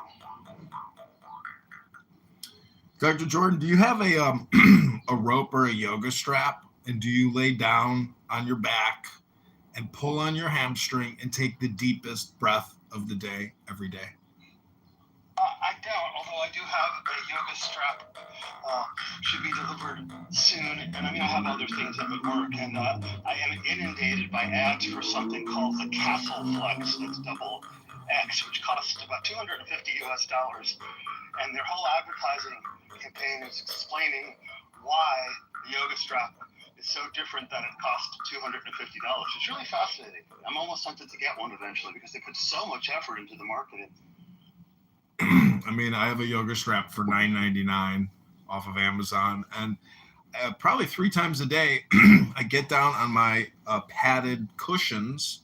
I have a big Japanese padded bed on my wooden floor, and I do hip rotations and then hamstring pulls, and I do deep breaths and fire breathing. So I am stretching every day and have been, and I'm working with a very good book called Back Mechanic by a guy named Stuart McGill, as well as another book called Tell Me Where It Hurts, which is a brand new book about how pain is actually put together in the brain from biological, mental, emotional, and community environmental signals. But the truth is I have severe stenosis, and so there's a physical narrowing, and there isn't really anything that can be done about that on the pure physical level other than submitting to surgery, which I'm going to do everything in the world I can to avoid. So I think you're right that more stretching would be helpful, but I've been taking this really deep dive into pain and what it is and where it comes from. And when you stay up a few weeks in a row because you can't fall asleep because you're in too much pain, you really, you get to know what your own process really is around pain and what it's going to be like at the end of your life and such. And I'm fascinated by pain. I'm fascinated by the fact that it hurts in my leg. You know, my leg has nothing wrong with it. The problem is in my back. And yet the signals, the pain signals, the alarm, very interesting. And I'm up to like 9,000 or 10,000 steps a day. I'm back to the gym. So I'm out of survival mode and crisis mode. But I've never had an injury like this at 66. And there was no precipitating event. I didn't do something wrong or bad. There was no accident. I just think that I was doing too many back arches, honestly. I think it was a schlimbesserung that I created the exact opposite of the result I was aiming for. But it's a very interesting level. And I will say also the stuff you guys are talking about, projection. I've been studying NVC, nonviolent communications, and with my men's group, and Marshall makes this point, Rosenberg makes this point that your safety lies not in the way that other people react or respond to you, but in the way you respond and react to other people. And it's it sounds blasé when I say it now, but it's a really fundamental point for me, because suddenly I'm working with, the wealthiest client I've ever worked with by far. He's also one of the most difficult, and just not projecting on someone who has an obscene amount of wealth is a very fascinating and difficult thing to do in our society.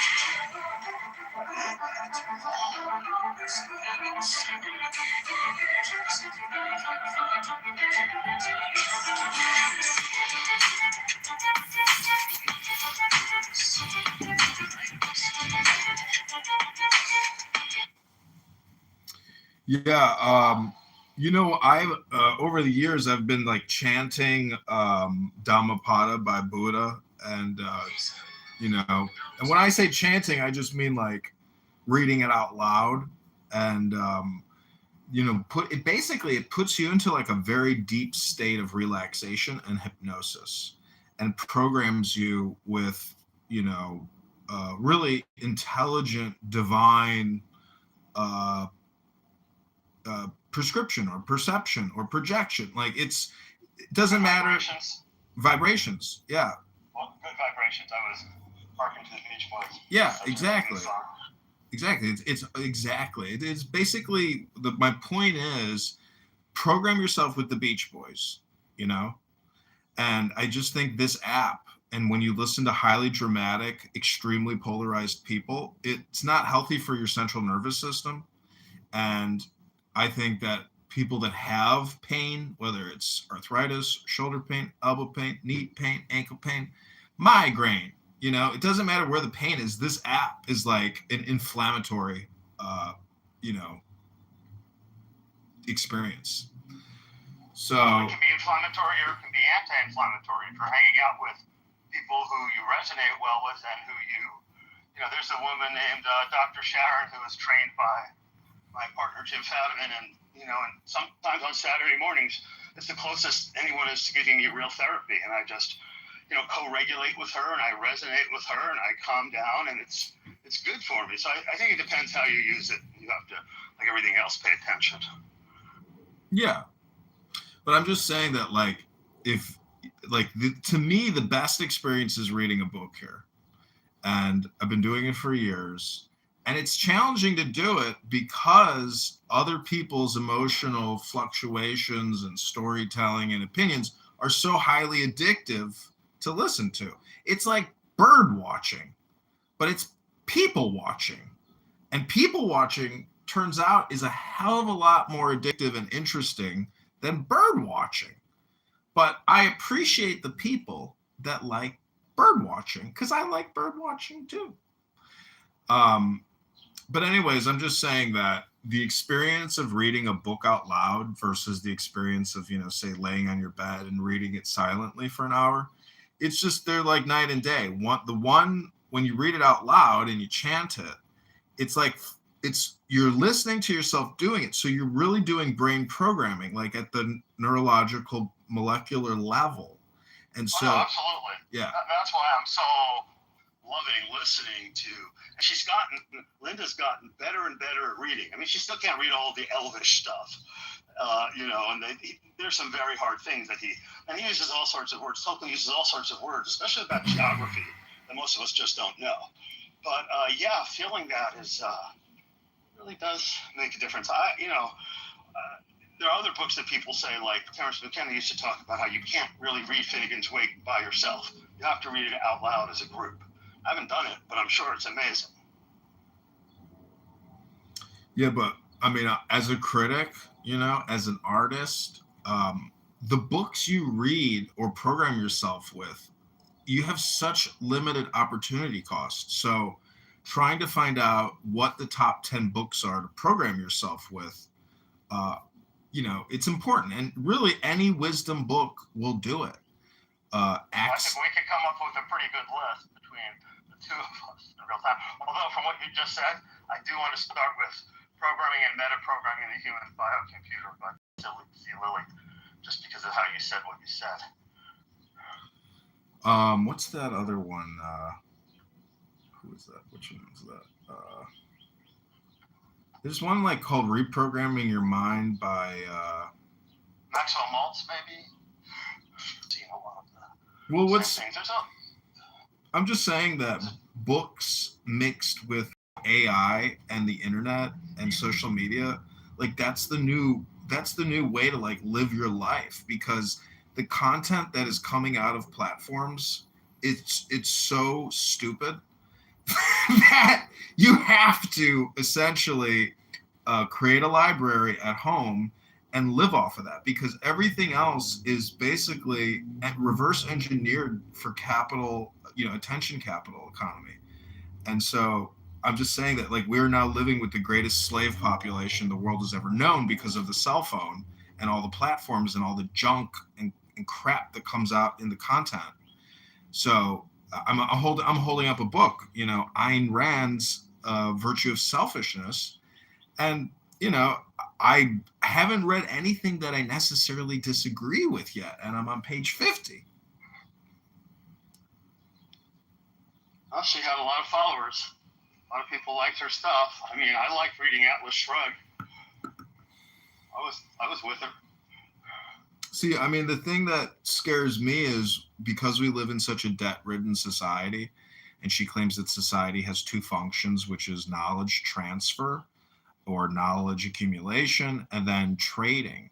So we need the knowledge to create products and services to trade. That's the basis of the economy. And unfortunately, we have no one in society actually interested in knowledge or transferring it or accumulating it or processing it. And I'm talking about, stuff in these books. Everything that we're told by everyone in the media is it's all propaganda. Well, like as an example, you may be aware that Brian Johnson, who goes by the name of Philosopher, BRY, recently live streamed himself taking a superhumanly large dose of DMT. Mm-hmm. And so the whole media spectacle and experience is about this guy taking this DMT. But it's not like he's not like a Huxley who, after he took mescaline, came back with the Doors of Perception and forever changed the minds of tens of millions of people. It's about the fact that he did this thing. And isn't that amazing? So, it's the same phenomena, but all of the levels of knowledge and wisdom are lost because he's not that good a communicator or that smart compared to the people we've been talking about. He's just a guy who made a few $100 million as a tech bro and decided to give himself the label philosopher. What the fuck does he know? So, I don't know.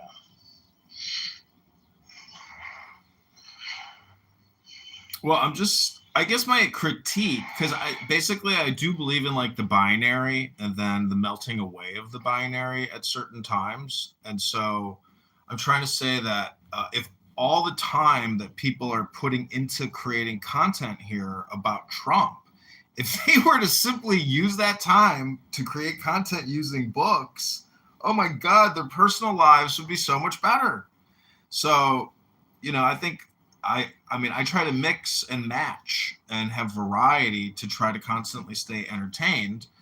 But I would really encourage you to come on this app and read your book, whether it's the psychedelic one or a philosophy book, and just read it and let people experience the wisdom of you reading a book, and then create your enlightenment.com platform with Dr. Jordan, teaching the Tao Te Ching. Interesting. We did read symphony of selves. But I made it a group thing. I had one or two friends who were better readers than me, not many, but people took turns reading, and that both worked and didn't work because some people were great and other people couldn't really read. So I could see, I could just pick a time and go on and read for 15 minutes a day or something and just see how that felt. That's not a bad idea. Thank you. But see, the cool thing is when some people can't read so good, well, even that is actually like an awareness experience. There's no good or bad, because the whole point is we're trying to get people to experience reading books again. And so there's no good or bad. I'm sure the numbers on that are just as even putting them out. It's gotten worse and worse and worse and worse. I mean, I'm still reading books, but that's part of my job. But I'm also taking in vast amounts of information from news sources, including AI, and we haven't talked much about that. But that's really tricky for me because there are some things that there's no question AI can, give me a 97% head start on it and save me dozens of hours. But then I have to still make it mine somehow. And anything that AI writes the initial draft of doesn't ever really sound or feel like a human being wrote it. So there are some real trade-offs on that. But on the other hand, I don't want to become, Dr. Jordan, have you heard of the app called Suno, the music creation? Oh, yeah. I've only played with it once for a little bit. It's fantastic. It's amazing. John and I have both experimented on our own, and both of us have come up with some things that I think are pretty cool.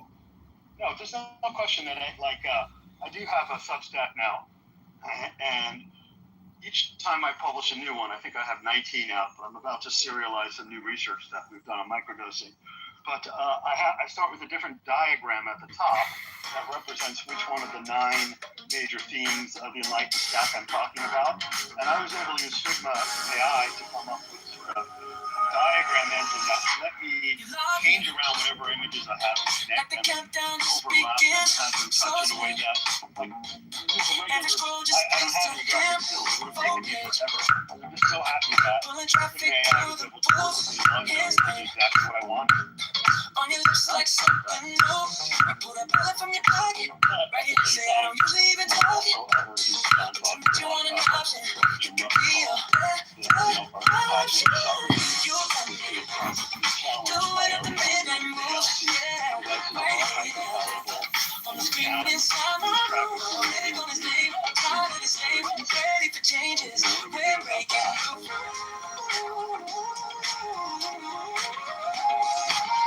You got me, do it at the midnight moves. I feel like I'm stuck on the truth. If this is your moment, I don't want to know it. Only these after midnight moves. Vacation out there on the far-flung Real talk, got the Texas on my mind. Scrolling, chunk it over, it's your time. We live at the chaos in the mix. One vote for a city, we can fix it. You last. Message with the drama, so real. Oh, Jordan, so I have these Bible flashcards. There was a church bookstore near my house, so I bought all these like Bible flashcards that they have. And in terms of like dialectic neurolinguistic programming and therapy, just reading these Bible flashcards, quietly out loud, it's just so enriching for the mind and therapeutic for the body that, a lot of. And I think this is why the Bible is so popular. It's really the Bible flashcards. It's that quick injection of a program into the mind, which can relieve a lot of anxiety and stress. And it basically puts you into a very deep, relaxed state of mind. I don't know what the name of the mind or the brainwave would be. We would just call it the Beach Boy vibration, But to me, the Bible flashcards are an incredible source of instantaneous delight and wisdom and joy because it basically helps you reframe. I mean, just like a basic quote from Isaiah, like, I am with you. Like that type of motivation, that type of empowerment, it's empowering. I use music a lot. In the same kind of way. Like my new favorite song this year is Stevie Wonder's song "Past." Very high. We sang it together. On the screen inside my room, on his name, tired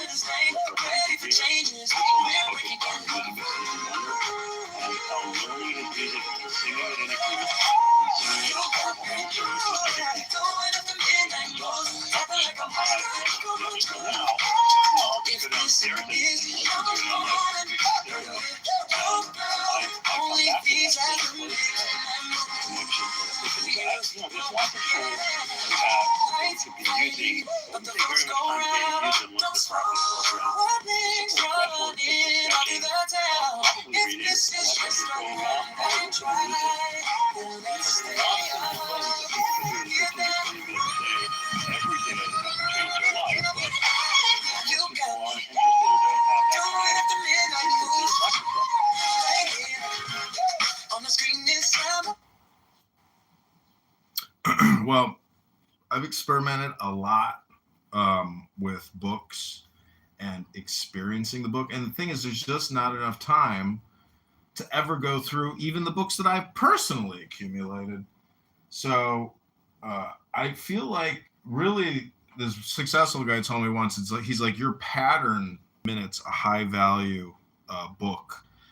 It would be so beneficial for me and for the people that hear it. So I would really encourage you to try to incorporate that into your schedule and create a house called Jordan Reads a Book, and you would be amazed at how many people you program to regularly come to your room, because this app is a Pavlovian conditioning and suggestion app. And even the bell, when somebody comes in a room, even if you have the volume off on your phone, it still makes a bell. So this app uses Pavlovian conditioning and suggestion to enhance its stickiness. And I'm sure if you wanted to, you could just AI it and say, hey, how does social media incorporate products? And it's all programming. And, I just think a lot of people on here who maybe they're very smart and they've published all these white papers, but they're here talking endlessly, kind of shows me that their product or their creation is really not a creation at all. It's just like a publishing business that they're in, and they don't know that they're just in the publishing business.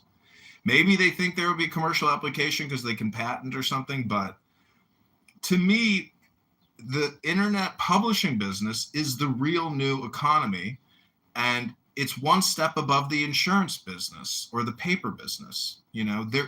She can make another $150,000 on Google YouTube because Pfizer and J&J and Ford, put ads on her YouTube channel. So I'm just saying that you have enlightenment.com, which is basically entertainment.com. And the Gaia Network and all these platforms that put out this fake bullshit spirituality content, which is basically hypnotizing people into thinking that they're Anunnakis and ancient Atlanteans.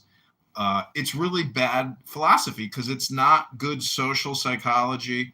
It's not personal development. And, I'm not a Freemason, but I can understand that over there at the Freemason building or over there at the Catholic Church, or over there at the synagogue, ultimately, it's about personal development and reading the books to basically cultivate yourself and make yourself an intelligent and effective communicator. So this app is like Toastmasters, and there are some highly dramatic people on here who can trick you into thinking that, maybe the world is collapsing or America is collapsing, or, there's so much content and so many wars and topics and political conversations. Basically, I've come to the conclusion that every single topic is political, even concrete, and my friend here knows who Concrete is here on this app. But even the actual physical concrete is political, because in my backyard, if I want to change my lawn into a concrete slab, there's actual politics involved in terraforming the land that I own into concrete. So I'm just saying that everyone should accept the fact that every topic is political, and it's not necessarily racism. It's actually just political. So those are my thoughts. Well, you're really making the underlying claim that every interaction between human beings is an economic one of some kind or another. And as soon as economics are involved, then politics is involved. It's about the distribution of resources. So, I guess the question is whether or not we can have exchanges that are not economic, that are not one person trying to extract something from another. That would involve, a different base level of economics that isn't rooted in the scarcity in the inverted scarcity that capitalism is rooted in, and somehow, creating more for everybody in some kind of synergistic uplifting. But pretty much we never do that. Language, I talked about NBC, Marshall Rosenberg, and nonviolent communications. When you start listening to him and reading the stuff, he's not a great communicator, but eventually the picture comes together about how we have all been taught to learn to use language to hurt other people and take them down and assert what we want, regardless of the cost, in ways that are actually pretty violent. Most language is pretty violent the way most people use it most of the time. Maybe I'm over-exaggerating, but when listening to him, you get the sense that there's another possibility that we could really be using language to uplift each other. But we haven't quite figured that out, and if anything in the past, we don't seem to be going in the right direction right now, as we're facing the possibility of global ecocide in the next 20, 30, 50 years and huge die-offs of the human population. Maybe none of that will happen, but it looks like we are trending towards that. And part of that is because we frame everything in a violent way. What can we take? What can we extract? What can, not really caring about anybody or anything else. And so that's just built into the way people talk with each other. And that's why I'm finding NVC so interesting to study, to see if, like, I have a disagreement with a client right now, and I really want to make the client wrong and say it's all his fault. Kind of make the same points based on what I'm observing and what my feelings are and what my needs are, and then to make a simple request of this person, which is the NVC thing. You observe what's going on, you see what your feelings are, you identify what your underlying needs are, and then you make a request, not a demand, see if the other person is willing to do that. But we don't do that. We just go right at everyone and everything else. And being, trained as an attorney as well, I have some professional training in being like that, and trying to see the world differently is not so easy. So I asked Grok, compare the philosophy of abundance by determining ROI based on communism versus capitalism, and which system yields more abundance and equity. It writes, capitalism generally yields far greater abundance, total wealth creation, and living standards through higher ROI on resources, innovation, and incentives, while communism prioritizes nominal equity, typically delivers lower overall abundance, and often fails to sustain even that equity without market reforms. So I'm just of that opinion that it'd be great if we could have for goodness' sake. And so in this Ayn Rand virtue of selfishness, she's talking about the separation of state and economics, as in the way that we have separation of church and state. And, I think it's like a fundamental assumption error that ruthless capitalism creates less abundance than, say, more equitable communism. I just don't, if that is your theory, I would just interested to see, there are people who I'm sure can show some data and proofs about it. But I'm just saying that Ayn Rand's philosophy, to me, has been fun to read because she's also incorporating psychiatry and mysticism into the text by saying that mysticism and supernatural is ridiculous, and that we have to have rational, objective ethics for society to experience abundance. So there is this hard right political perspective that she has if you were to implement it. And that we are still operating at only a small fraction of what we're capable of, and that the way to create abundance, the way to create a superabundance and to save the biological platform that we call Gaia is by undoing. Science has been great for 400 years, but we're very flat-landed. Most people do not believe that mind and matter interact at a distance, and of course they do. They're part of the same process. If anything, mind is more fundamental. I have a built-in mystical worldview that says that everything is actually science in the medical system has trouble with the biopsychosocial braid when they're looking at an illness or an injury. They don't want to get past the bio. We know the psycho, the emotional, the feelings, social braid, and the environment that they're living in also plays a huge role in their health and how they're dealing with pain, all the rest. And that's almost never spoke about. Anything that's not reductive, very simple to explain and point out. We've pretty much flatlanded out for the last 400 years, and while that's been incredibly successful in many ways, it's also left us at the point where we very well could, destroy the bio platform. So, we need to bring mind back in as a fundamental level. We need to understand that mind and matter are two sides of the same four-dimensional object and constantly interacting, and that on some level that's real, we are all co-creating what is going on right now. And so, so I don't do normal politics. I always go to that. I mean, my wife was the mayor of my city when I was 31, so I've seen a little bit of local politics, but I'm not well suited for it. Likewise, I was not well suited to be an attorney fighting other smart people for the money of third parties. I can't do that. I'm not in for that level of fight. I'm a lover and a magician, not a fighter. So that's what I'm about. Yeah, I mean, I think your impressions, but they may I think they just present it like a square, because really a lot of the terminology is the same. But anyways, I wanted to say, you said about equal distribution of wealth.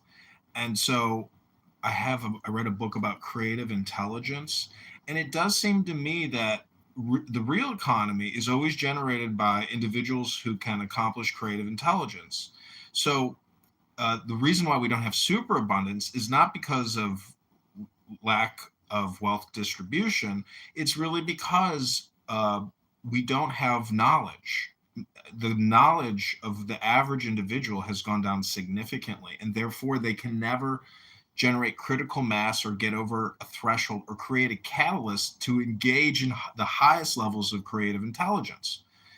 And no one can really teach you creative intelligence. Like, imagine a group of software developers that get an individual on the team who is extremely low level intelligence. And so that conflict that creates, because those high level software intelligence engineers don't want to now try to educate somebody, or because they don't have that emotional intelligence to essentially kind of slow down for the new party that's part of the group.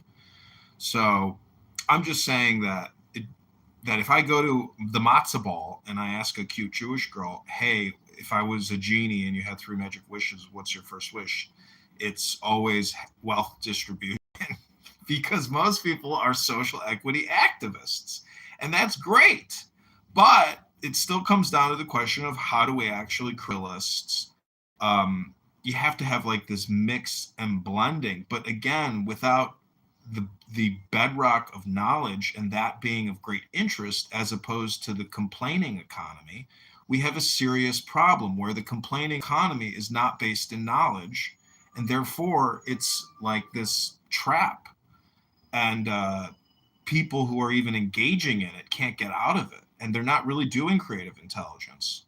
So to me, the liberal intellectual is really not creating any intelligent value for society. And I've used AI to create a website called, I had to try to create an AI city. And then I asked AI to create me an agent, to expand it onto multiple platforms, and it started writing in Python. And so it's like I created a corporation based on the format of an AI city to maximize equity and economics. And when I present that to an elite liberal intellectual, I'm asked immediately, explain to me your politics. And my politic is to de-ideologue and make society less ideological and more economic and equitable. So, I mean, that's my presentation. What do you think, Jordan?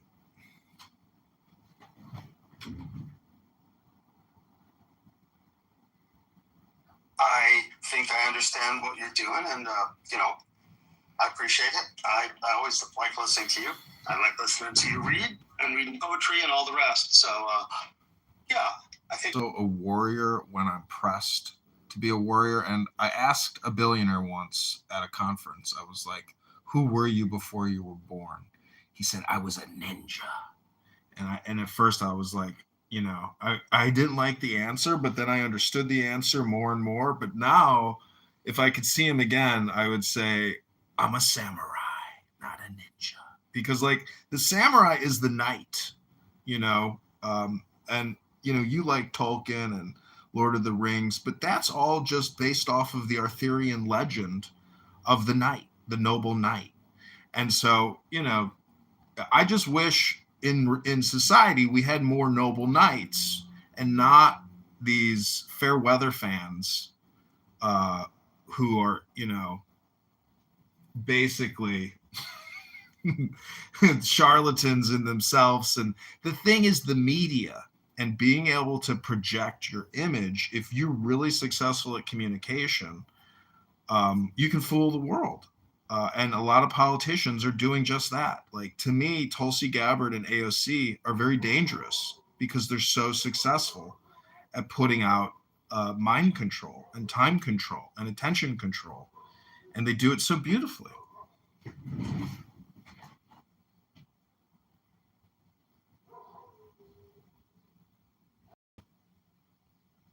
got to promise me that you'll listen to Stevie Wonder's song As. Okay, let me look. He gets into a certain kind of overdrive. It's like an inverted falsetto with a lot of power, and he's like, oh, and he's like doing just some crazy shit that no other human being whose song could like ever do. I mean, I guess people could follow him now that he's done it, but he's still alive and kicking butt. He was at the last Rock and Roll Hall of Fame induction. He was part of the big first jam number with, you know, a bunch of other famous people. I mean, he's still being totally Stevie, which I really like. You probably know it goes da da da da da da da da da da, always da da da da da da, 8 by 8 is 4, always until. It's just this. It's a chant. It's kind of like a Gaia spear. I don't know. It's amazing. Oh, I got a cat sharking my ankles. Yeah.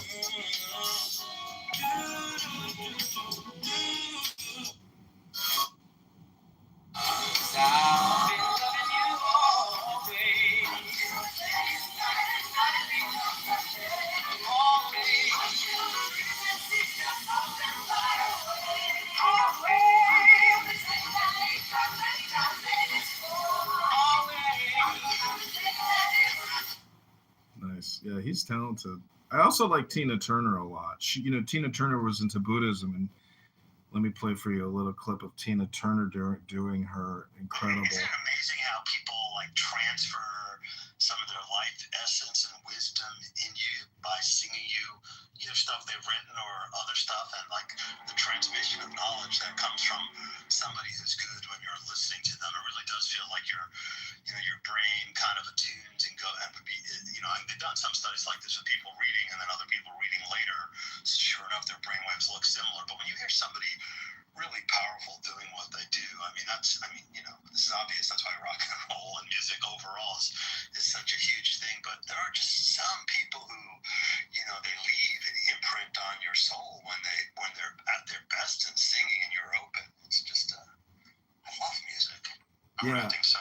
No, that's okay, because I'm using Suno, and I've created hundreds and hundreds and hundreds of songs. I'm probably close to like 1,000 songs, and I'm using poetry as the exact-to script, and the results are just mind-blowing. And you know, in terms of like the content that I consume, I'm very happy and ecstatic that I'm able to create incredible content for my own personal consumption, as well as, you know, my public publishing distribution. So Suno to me is like the best AI product. Sora shut down. I was doing great on Sora, creating incredible videos daily. They shut that down, and I want to say it's probably because He didn't like what John Kitover was creating, which was like kind of mocking,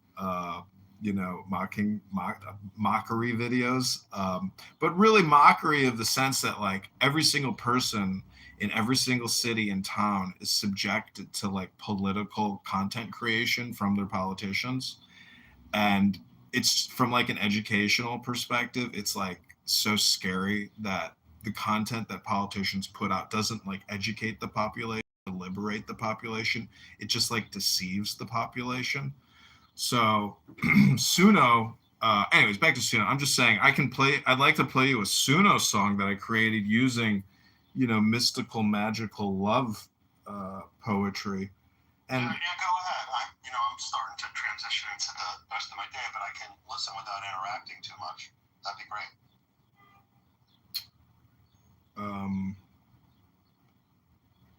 Finish a good one. So this is, I like Crowley, and his poem that he wrote was the Hymn to Pan.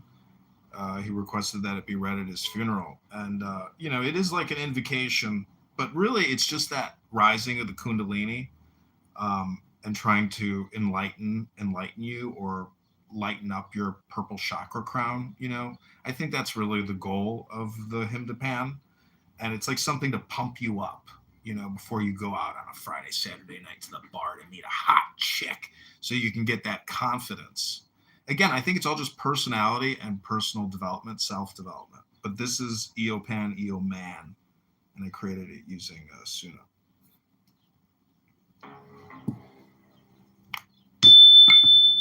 Give me the sign of the open eye, a riddle of shadows where whispers lie, the thorny thigh, the maddening cry.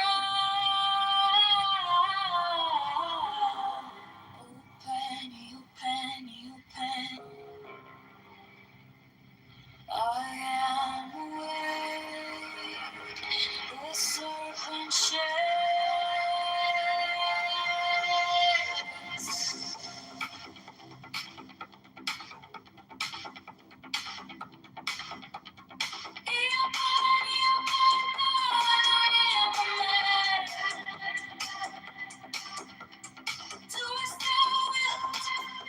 As a dark cat.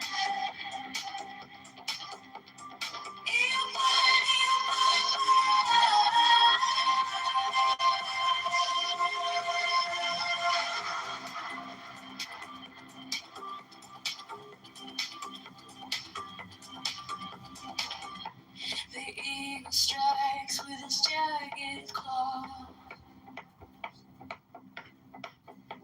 The beasts emerge as the gods withdraw.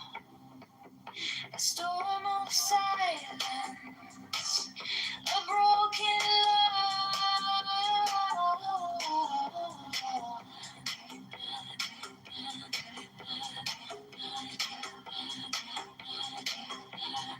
I am born to death, reborn on the heart.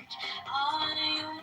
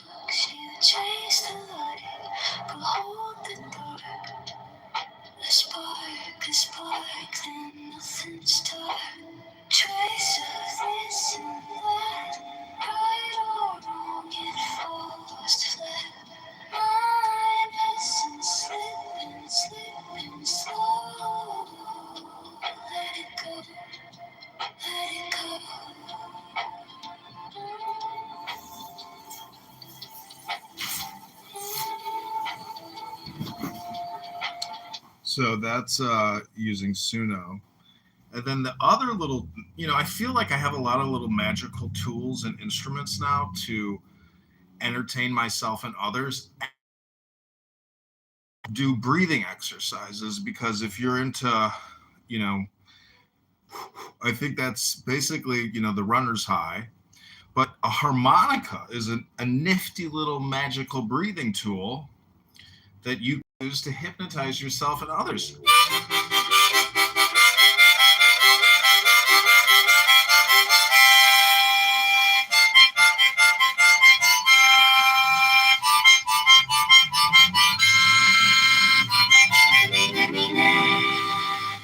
So having these tools in your magic arsenal bag.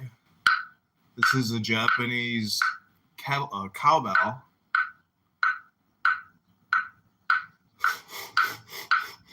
But tying it all in with breathing. And then also this is the jaw harp.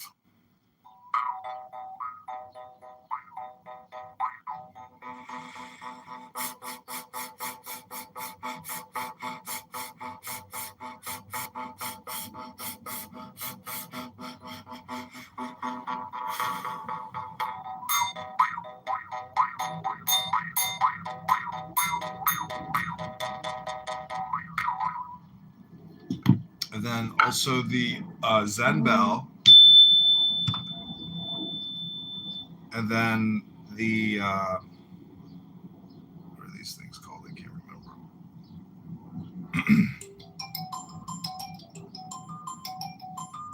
Oh, a kalimba.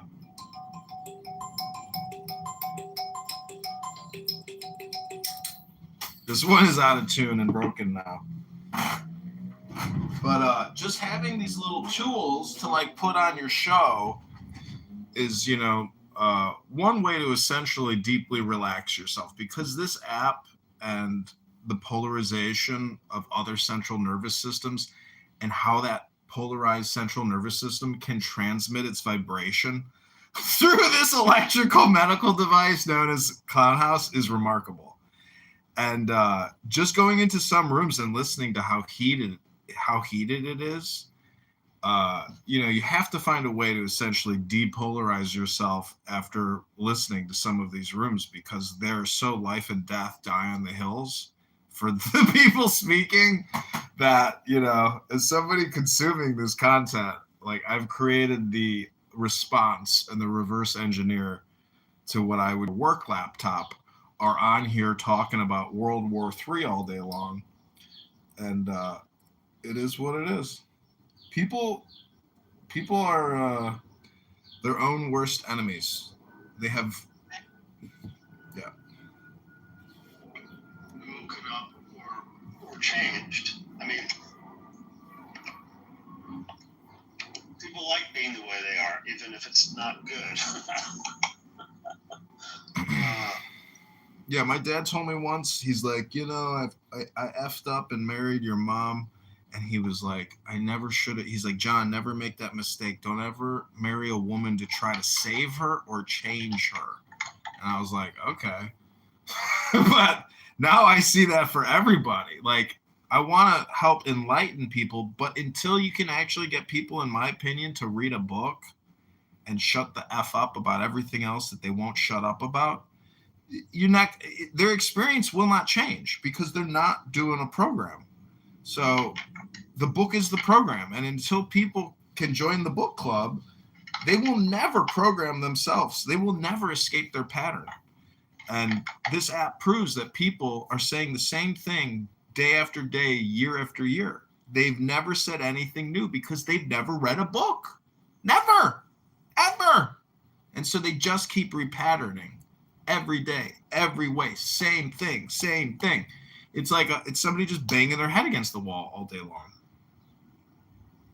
Yeah, I wish I could disagree with you. Still, you do what you can, right? Even if most people are in this context, I hesitate to use the word, but I'll use it, swine, you still cast pearls before them, because some will get it. Yeah, but the way that I can do that is by not giving it away necessarily. Like every time you interact with me, I'm live streaming it onto YouTube. So I have, in my opinion, I've created a way to have less lost opportunity costs than other people. And basically, it's like you realize you're in a house and everybody else is in the field and you got cameras pointed out of your windows. And so what you're really doing is making a human documentary and observing human behavior and not really getting upset about it and not really getting enthusiastic about it or happy about it. It's like being an agnostic document.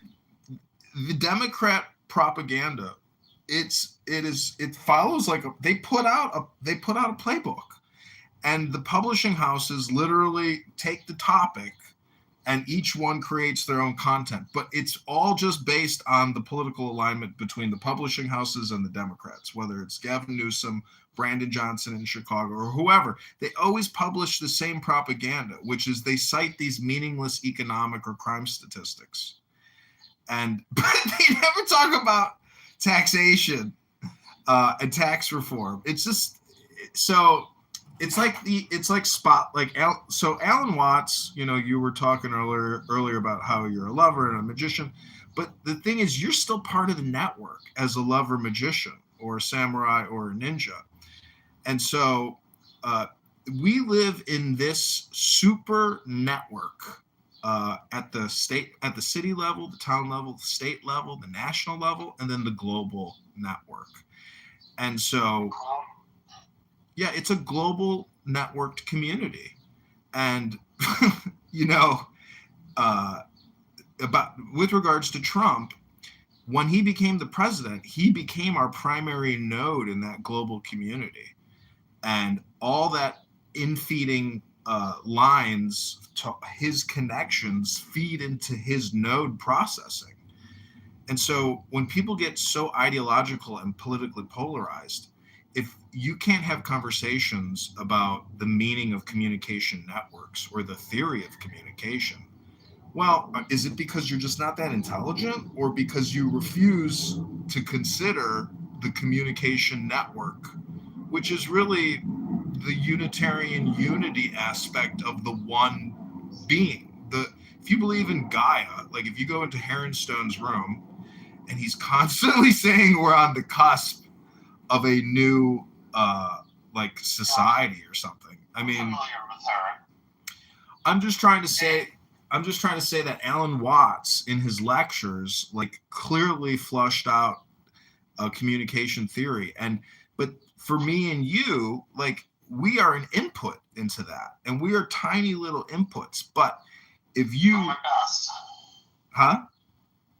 Yeah, hey, I gotta run. This has been great, but I gotta go now. Thank you, and I will see you soon. Okay, take care, Jordan. Thanks for the book reading idea. I'll seriously ponder. I will create the room, and I will come and sit in the audience and listen to you. I want to hear you read a book for 15 minutes. I would love it. All right, we'll talk about that. All right, thanks. Okay, Bye-bye. take care. Bye.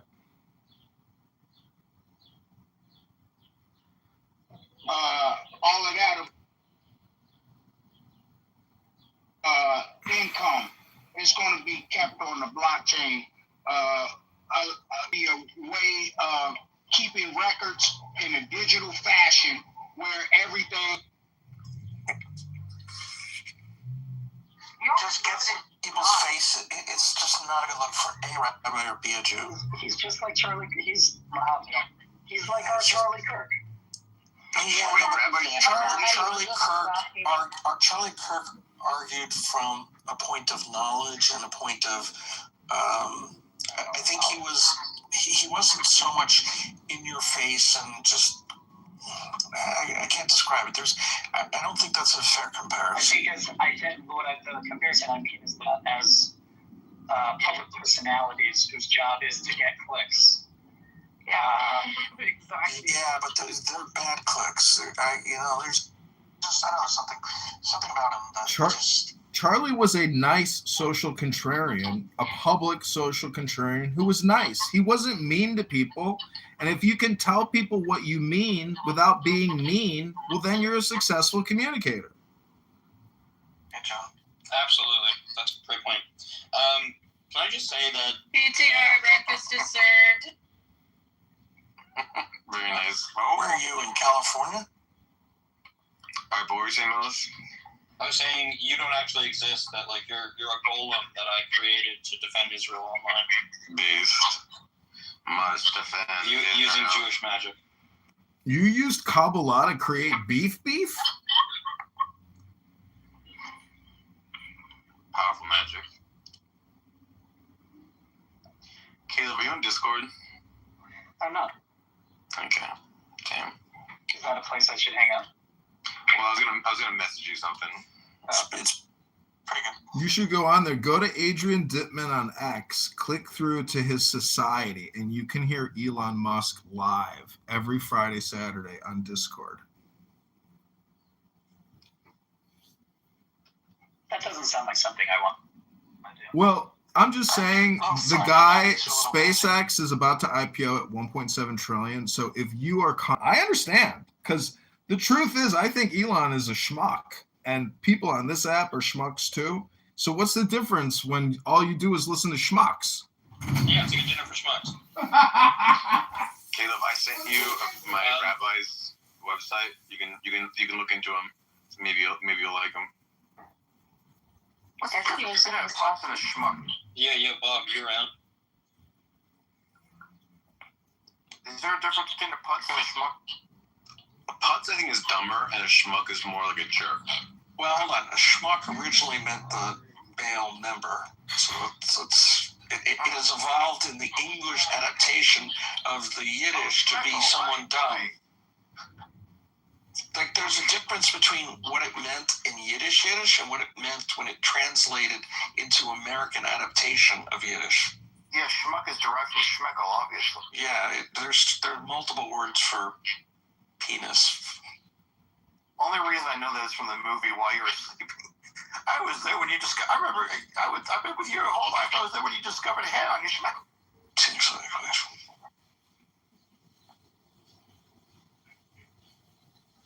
I think there's another couple words that have changed meaning. I went through this the other day with somebody. Now let me try to remember. Put seems a little bit more lighthearted. Yeah. There's also schlemiel. There's also. Those haven't changed. Those haven't changed. Rabbono Shalom, all you got. Sometimes people flip the schlemiel with the schlemazel. Rabbono Shalom, if you want to know the essence of Judaism, Hebrew, and Yiddish, you just got to say Rabbono Shalom.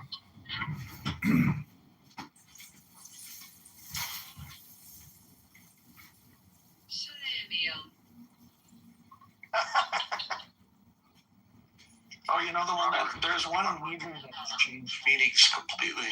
Like, I think it came up in a cartoon of all places. I think it was like Daffy Duck or one of the 50s cartoons.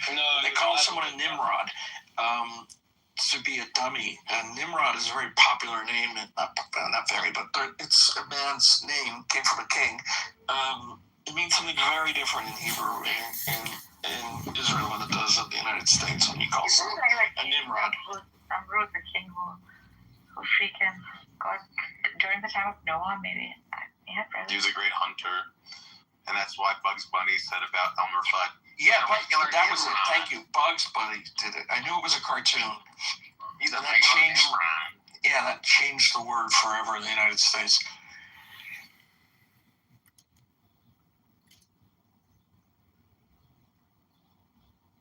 All of a sudden, this Sam, this sexual healing, this Jew now, all of a sudden, Yeah, Beef. Megatron and I were listening to you flirt with that sexy Muslim girl yesterday, and we were so happy. We got it recorded. It was so much fun. You were being such a gentleman. Wow, man. You were really endearing yourself. That's what we were saying. What a fucking friend. August, why are you allowing this? Why did you make this something warm? Let me think about it. He's falsely accusing me of being a communist, which is actually slander, and I get sued for it. It's literally recorded. it in my look at my saved I videos. talked to a Muslim woman. And you think literally means I'm searching for a new person. Just using the evolutionary process of how someone prays. Why are you letting me be abused right now on stage? What's wrong with you? Yeah, you can. Nargis, why are you letting me be abused by Megatron right now? I'm not. I didn't bring up the room. I didn't bring up the room. John. Nargis, why are you letting me be amused by Megatron right now? We just telling you since you guys. Why did you say that? How are you not even flirting? He was just talking to her. Well, we can look into it if you want. I mean, you guys can be the judge of that. Nargis, why are you letting me be abused by this mod right now?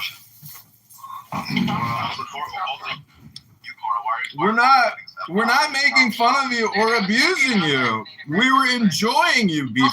You got it backwards. We were enjoying the experience. We're not criticizing it from an artistic perspective. We're just enjoying it by bringing it back up again. Megatron and I are not abusing you or picking on you. We like you and respect you, and we're just simply saying we were enjoying the experience. Daniel, you there, brother? Hey, Daniel, do you want to be my yard boy? Can you make justice between Megatron and Sam? Daniel, you there, man? Hey, man, it's been a long time. I don't know brother? what it is, bro. Daniel, I missed you, brother. How you doing? Daniel, get off mic, brother. What are you partying me? He doesn't talk anymore. Daniel, are you... He's doing the Vipassana. Why don't you talk anymore, Daniel? He's doing Vipassana, the 10 days of silence. 10 days of silence? Oh, my goodness. But the world needs your fucking funniness. You're depriving us of your wit and your fucking whimsy. It's a shame.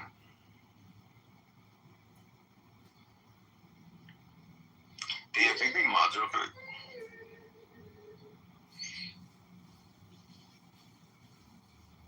I always make you mod in my room, Daniel. Thank you for once in your life return the favor. You did this to kick out Megatron. I knew he wouldn't kick you out, but you will do it to him. Can you just let it go? Please. Daniel, can you make me mod? I always make you mod in my room. No, Is this a psychological need? Yeah, it is a need. Daniel. No, John, you're going to kick out Megatron. It's not fair. Stop.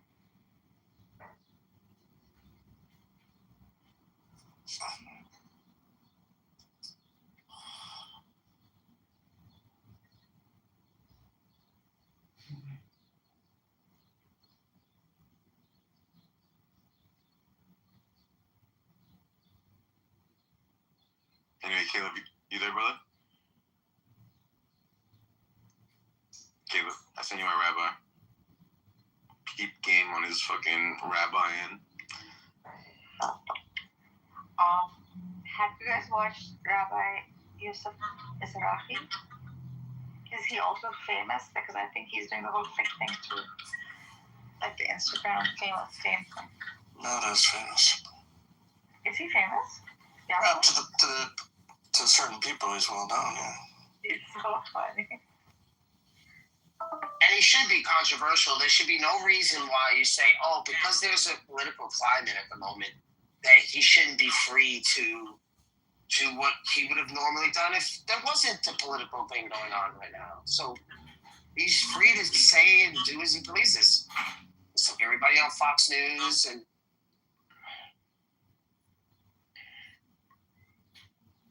it seems like he's investing on the political climate, to be honest. Like he's kind of using it with a lot of wit, but it's a shock value, right? He knows how to like play the crowds too. It's not like he's saying something that is not true. It's just how he's saying it.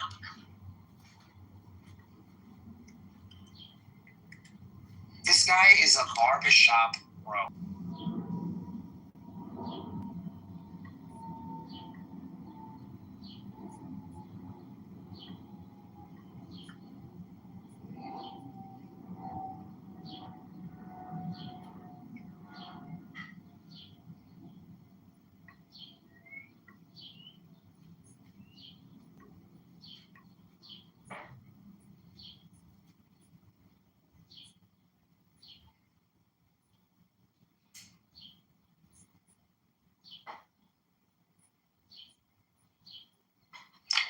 John, I just want to apologize for calling you a cunt, even though you are a fucking cunt.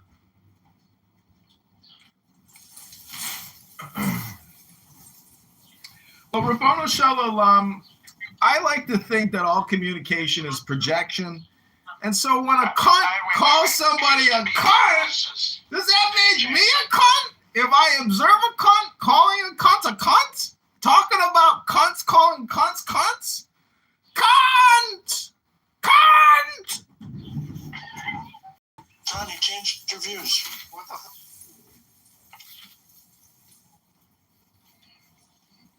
Used to be all communication was hypnosis. Now it's all communication is something else.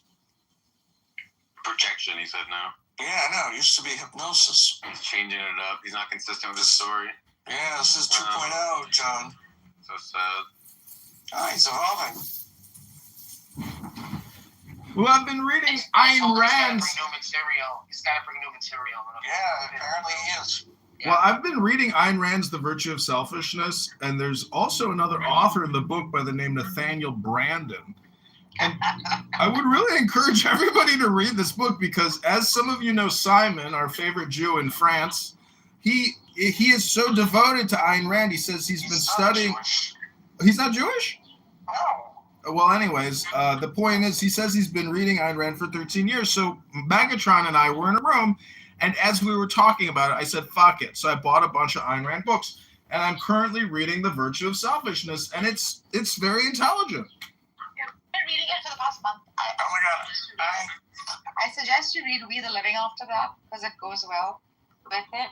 But please can you hurry up, John? You've been reading this for a long time now.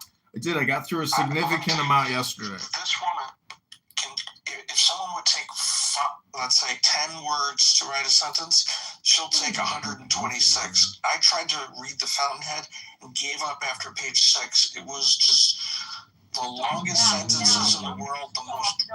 Oh my God, it was painful. Stop. No, she's not. She's a lovely writer. She's a Yeah, but she uses so many words to describe things. He was sitting on the brook at the top of the wall, looking down at the river, which was churning below him, deciding whether he should do this, and then ultimately deciding that he couldn't do it, so he decided to take a straw out of his cup. That's the way. They wanted to make a movie from The Fountainhead, right?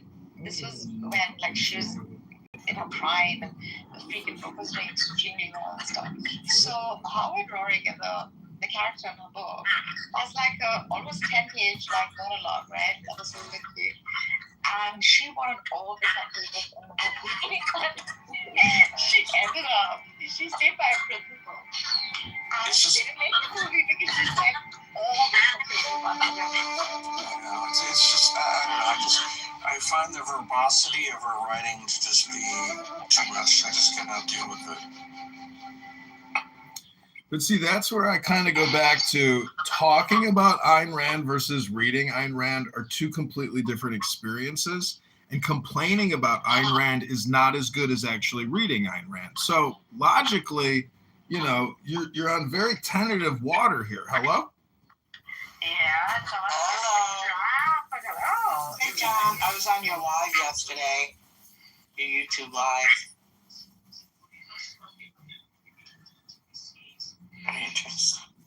Our institute is really good.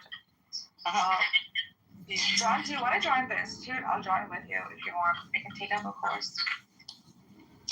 John, you should look into what happened with Nathaniel or what's it? Nathaniel Brandenson? What's his name? The guy? John, what's his name? Stop. I will not allow this. John, you should look into it. I will not allow this. I didn't take care of myself. She cheated on her husband. Shut the fuck up. The answer's on the answer. Leave her alone. By the way, Nathaniel guy, and then what happened was after she cheated on this Nathaniel guy, so after she cheated on this Nathaniel guy, after she cheated on her husband with this Nathaniel guy, after she cheated on her husband with this after she cheated on her husband with this Nathaniel guy, after she cheated on her husband with this Nathaniel guy, and she also then is so consistent. Is anything She was like, oh my god, like we're allowed to do it because we're more rational. And so then her husband, her husband and Nathaniel's wife, they just had to accept it and deal with it. John, can you play it in the background? Play it in the background, John. Or just post the link. After Nathaniel, after Ayn Rand cheated with this Nathaniel character, what happened was I was like, John, you going on live today? So this is how we should interact. And then even though her own husband, Ayn Rand's husband, was really sad, and even though Nathaniel's wife was really sad, they kind of put up with it. But then what's kind of funny is Nathaniel then left Ayn Rand for like this hot, like 22-year-old girl, and Ayn Rand got so mad she like kicked him out of the organization. It's like, oh, you can cheat. When he cheats with you, it's fine. When she cheats with someone younger and hotter, now it's a problem. Hey, John, you going on live today, you too? I'll be there. Absolutely. Joanna, did you hear my apology to you? You just stopped. Damn, are you getting mail in Canada still, or did you stop that? Joanna, did you get my apology? Joanna, did you change your address? Joanna, did you get my apology yet? Joanna, did you get my apology? I guess you didn't get my apology. Oh well.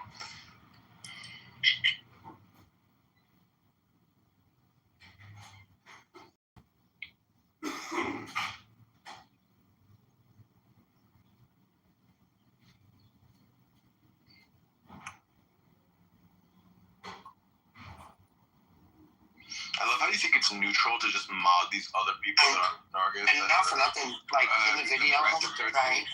In the video, you have to hear him just straight up lying, like, oh no, I understand.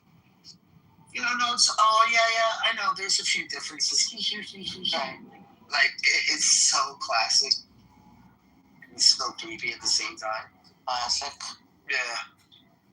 Well, classic. Wait, is the worm still talking about me right now? Can someone tell me if the worm is talking about me right now? Scumbaggery. Are you still worming it up right now? Douchebaggery. Whatever you want to call it. Are you still worming? How's the worm life? Word is the word. How's the worm life treating you? Poor guy, man. Not for nothing. Not for nothing, man.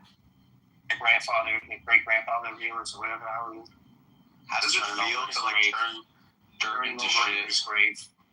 Literally turning over in his grave. That's amazing. You're a hey, worm. Gray, I love when you sing. You want to sing today? Oh, Gray, look. Because I knocked him down, Gray, he's losing his shit all day today because of you. He's in another realm. I think he either is in love with you because he's so bad. She's too ugly. I would never. Everyone see what I mean? Yeah. I love you, Gray. You're beautiful. She's gorgeous. Sam, what the fuck? She literally makes me barf in my mouth whenever I look at her picture. Yeah. This next victim. I mean, so we're just seeing this unfold right in front of us, guys. He's not missing a fucking beat. No. Radiating love. Yeah, that's what he's got. Yeah, let's see it. Do the dance, baby. Hey, how you doing, I Wormy? love when you sing. Do the dance, Sam. How you doing, Wormy? Nobody's knocking him down. You loving the worm life? There's 3 mods and no one's knocking him down. You love being a worm? About that. We're never gonna knock him down. We can, right, why would this is pure entertainment. Yeah, Let's we're see not upset. him at his Well, best. I think what's going on is I'm being abused and Nargis is letting it happen. So I now have a beef with Nargis too, and I don't give a fuck. Oh my So god. let me drop down. That's what I'll do. I'll drop myself down for you. Right? That's what I'll do. I'm gonna do that. Yeah, knock yourself down. You wanna knock myself down, baby? Yeah. Hold on 1 second. Let me do it. Do it, baby. I gotta make someone a mod though before I do it. Okay, yeah, I'll knock myself down too. So. No, hold on. I have the power to destroy him, but I'm not. Let me go down. I can move him down, or I can knock him out of the room. I'm gonna move myself. But I haven't done it yet. So he stops crying. Yeah. I get no joy out of hurting others. What the fuck is going on today? I don't know. Damn. Daniel, Yo, are you still in a Vipassana retreat or what's going on with this? Hey, Daniel. I've been trying to call you. What's going on, brother? You doing all right? Danny? Okay, now you just go fight again. Oh my goodness. Well, Rabono Shalom, I just made a trio of berries and banana strawberry yogurt. I'm in heaven. Rabono Shalom.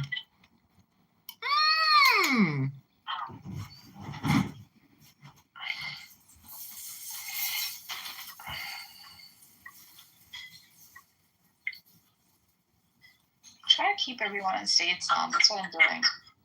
Guys are just like cooperating. You didn't have to make Joanna and fucking Megatron a mod when they were abusing me. You didn't have to do that. You abused Joanna. I thought the next time this happens to her, she herself does it, right? But she's noble enough to not. And you're continuing calling her the C word.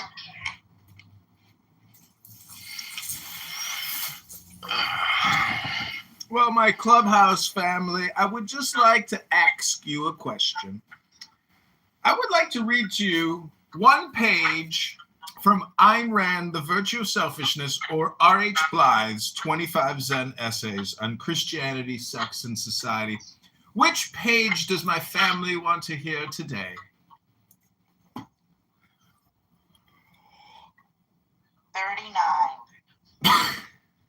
From which book? One with the looks like a ladder on it. Oh, you want to hear Ayn Rand? Okay. The one you read yesterday from. Okay, this is page 66. Okay. By Nathaniel Branden, chapter 5. Yay. Isn't everyone selfish? Some variety of this question is often raised as an objection to those who advocate an ethics of rational self-interest. For example, it is sometimes claimed everyone does what he really wants to do, otherwise he wouldn't do it. Or no one ever really sacrifices himself. Since every purposeful action is motivated by some value or goal that the actor desires, one always acts selfishly, whether one knows it or not. To untangle the intellectual confusion involved in this viewpoint, let us consider what facts of reality give rise to such an issue as selfishness versus self-sacrifice, or egoism versus altruism, and what the concept of selfishness means and entails. The issue of selfishness versus self-sacrifice arises in an ethical context. Ethics is a code of values to guide man's choices and actions. The choices and actions that determine the purpose and course of his life. In choosing his actions and goals, man faces constant alternatives. In order to choose, he requires a standard of value, a purpose which his actions are to serve or at which they are to aim. Value presupposes an answer to the question of value to whom and for what. Reference Atlas Shrugged. Beautiful. What is to be the goal or purpose of a man's actions? Enough, dude, enough. We're almost finished. We're almost finished. I don't care. We don't care. It's one page. Just one page. You don't have an attention span for one page? I'm just gonna finish the page. I'm gonna finish the page. What is to be the goal or purpose of man's actions? Who is to be the intended beneficiary of his actions? Is he to hold as his primary moral purpose the achievement of his own life and happiness? Or should his primary moral purpose be to serve the wishes and needs of others? The clash between egoism and altruism lies in the conflicting answers to these questions. Egoism holds that man is an end to him in himself. Altruism holds that man is a means to the ends of others. The beneficiary of an action should be someone other than the person who acts. So that's the page by Nathaniel Branden. Isn't everyone selfish?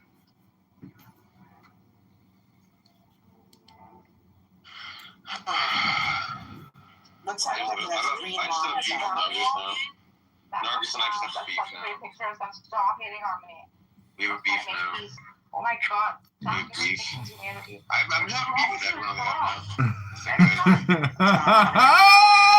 now.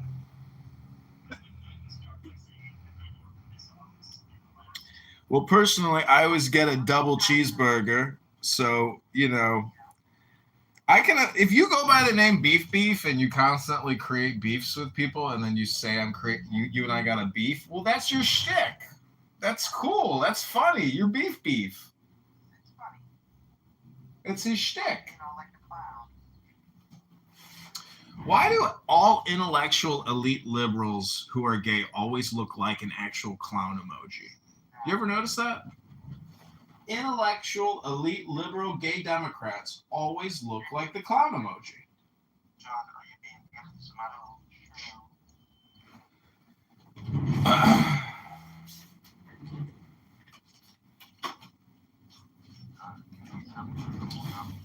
For my next magical shtick, I'm going to play my Chinese flute, and I'm going to dedicate this song to my friend Beef.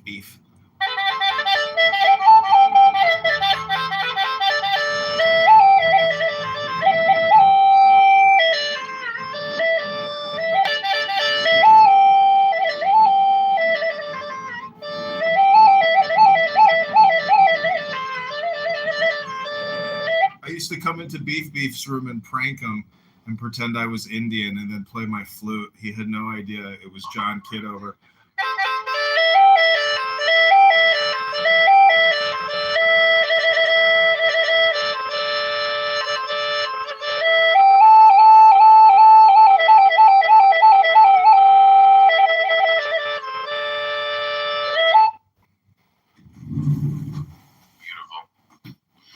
John, what do you think funny about Nargis? Nargis got so mad at me when I suggested that the reason why she uses AI in her profile pictures is that she's gotten fatter and uglier with age, and now she just tries to hide it with AI. She got I demoted myself, okay? didn't talk to me for weeks. She didn't talk to me for weeks over that. Like, damn, that really got under her. It wasn't that. It was fucking forcing me to skin. join Discord, man. I didn't want to join them. She was so mad at me for saying that maybe she's fatter and older and uglier now, that she had not talked to me for weeks. Like, yeah, but Beef. Any woman over 40 is a catfish. So I don't understand. What's your point? she's just very insecure about her looks. You know what I mean? I'm not. Well, I don't know if you know this, but that sexy woman, Narjaz, is a hell of a singer, and she says that she's completely waxed from top to bottom. So I'd be willing to bet you get on your fucking knees. You'd be on your knees licking her toes if you met her on a Friday, Saturday night, probably. What the fuck is wrong with you? But she was so mad at me for fucking. I was mad because you forcing me to fuck you pretty often.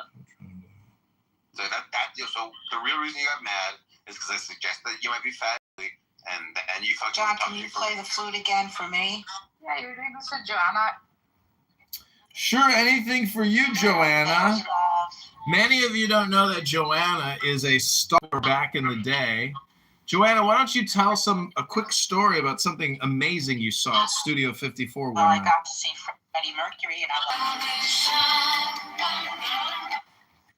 Yeah, I can play a new song for you on my East Top harmonica. This song is called Double Cheeseburger Beef. Chicago Cheeseburger. I got beef. I'll take 2 beefs. Put some cheese on my beef.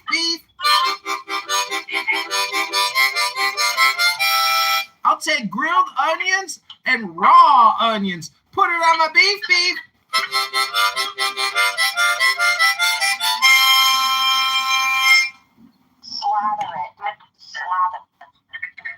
slathering it with sauce. Daniel, I like that. Daniel, I like your new profile picture. That's really flattering. Like, that's the amount of doctoring that you need to do to me Think about how much doctoring you must do to fucking Nargis. Daniel's fun. Those crow's beaks fucking worked out. You know what I mean? You gotta fucking really buff it out. Like a fucking bitch now. So shut the fuck up. Ooh. I do like Daniel's. Well, I like the ones also with Mikhail and Narjas. Those are really good. What are you guys using to generate them? Grok or ChatGPT, or how do you do it? It's a pretty long prompt. I could show it to you if you can make this. I just use Grok AI. That's pretty much all I use. Yeah. What are you, basic bitching? You gotta make it a whatever prompt, man. Come on. Come on, Professor.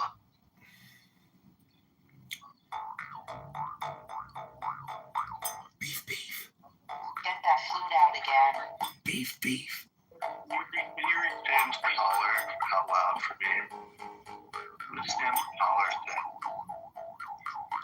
My God, Daniel's pet. Oh my God.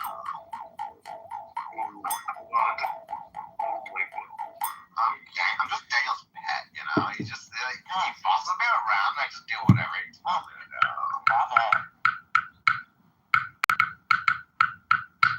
Beef. Have you ever been arrested at a Williamsburg bar? No, but I have been thrown out of Williamsburg. I've been thrown out of Williamsburg bars. Not arrested. Wow. What were you winning at skee ball or something? No, I got into a fist fight. What did? Oh, do you know who else got in a fist fight after he made a gay advancement on a man? Is Andrew? You know, Christian Andrew here. Andrew was doing some gay. Was he cruising? He was cruising at a party and he got his ass beat, and that's why he has TBI. It's not a joke. Oh my God. Can we give a shout out to Armenia? Armenia and Israel are great allies to the United States. Shout out Armenia. So I recently partnered with Pfizer to develop a schizophrenic daily oral medication tailored and reverse engineered to Clubhouse comments and conversations. Rabbi, thank you for that new submission. Your mom say safe up in the streets. Beef is when I see you. Guaranteed to be in ICU. What's beef? Beef is when you see you. Bitch. I'm talking about something. Daniel, I tried to call you on Discord. What's going on? Are you in a Vipassana retreat? What's going on? You Vipassana, bro? Is there such a thing as God? No. What is within us? Yeah, I like the picture of Cora that you got. That's good, Daniel.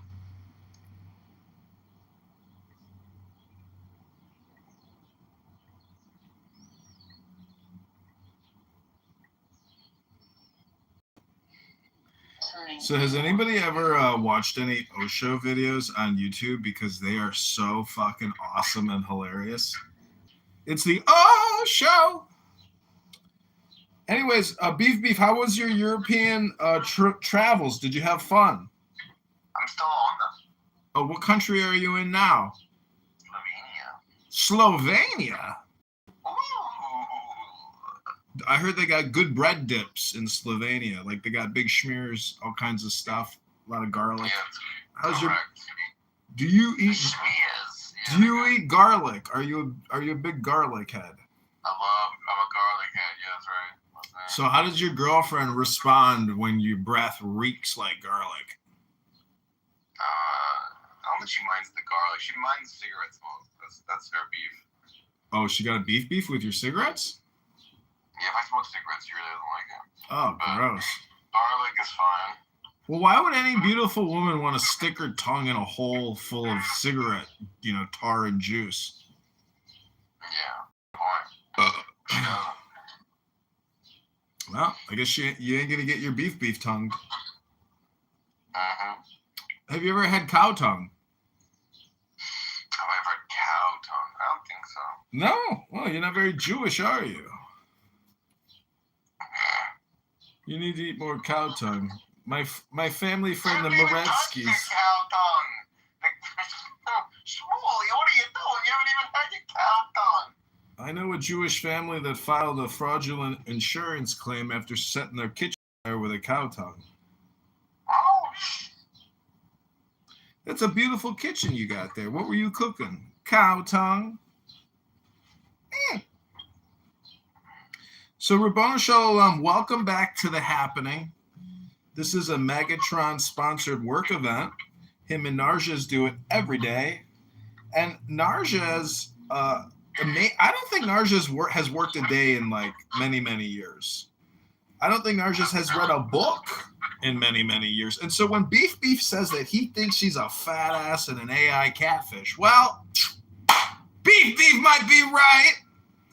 Beef in Slovenia, partying across Europe, summer of 26, birthdays of Beef's life. Yeah! John, do you think it's a white boy summer this year? Well, I've been supporting white boy comedy for many years, and as a trans social DEI activist, it's always a white boy summer and structural white racist. Our world. Hello? That's a good point. The question is, I'm just really looking forward to my white boy summer this year. It's just gonna be awesome. oh, you know, Sam, I saw your YouTube channel, by the way. Based. I don't know how I came across it. Maybe you had it in a room or something. Did you like it? It was old. It was like all old stuff, very old. You haven't created anything new in so many years. Yeah, that's true. Well, I did post a discussion with a philosopher on aesthetics. I don't know if you saw that. Yeah, I think I saw that. Yeah, that was good. You need to create more stuff, and like if you know all the work that you've created here with your documents and stuff, you need to like publish it on YouTube, etc. Because I tried to type in, Sam's and whatever Islamic white paper, and it just didn't come up. Yeah, that's true. So don't let your good work go to waste. Thanks, man. John, you're being very nice to me, even though I constantly abuse you. So that's pretty. You have a lot of equanimity in you. You've got the Christ consciousness. Rabbono Shalom, Christ consciousness. Oh my gosh, Rabbono Shalom. It takes Christ consciousness to recognize Christ consciousness. It's like, game recognizes game. And I'm just saying, if you happen to be cruising in Europe and you increase your TBI like Andrew, well, you might end up creating rooms perpetually on here called Does God Exist? Hello?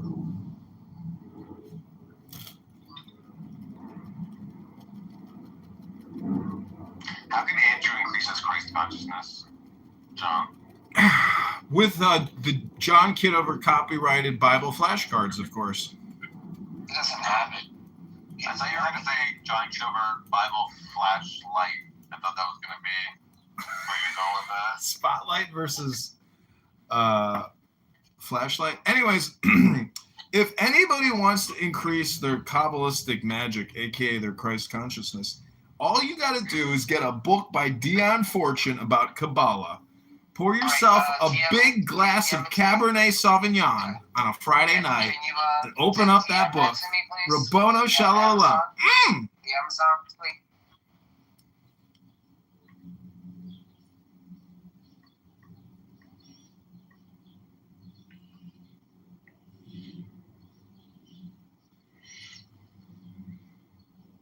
Don't be fooled by Barth.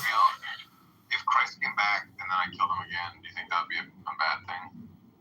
Well, you know what I think is funny? If you go into a theist or an atheist room, but really a theist room, and then you were to say, well, guess what, everybody? I'm the new Jesus and the new Muhammad. And like, if you're willing to worship them, why wouldn't you worship me, a living new reincarnation of your great master?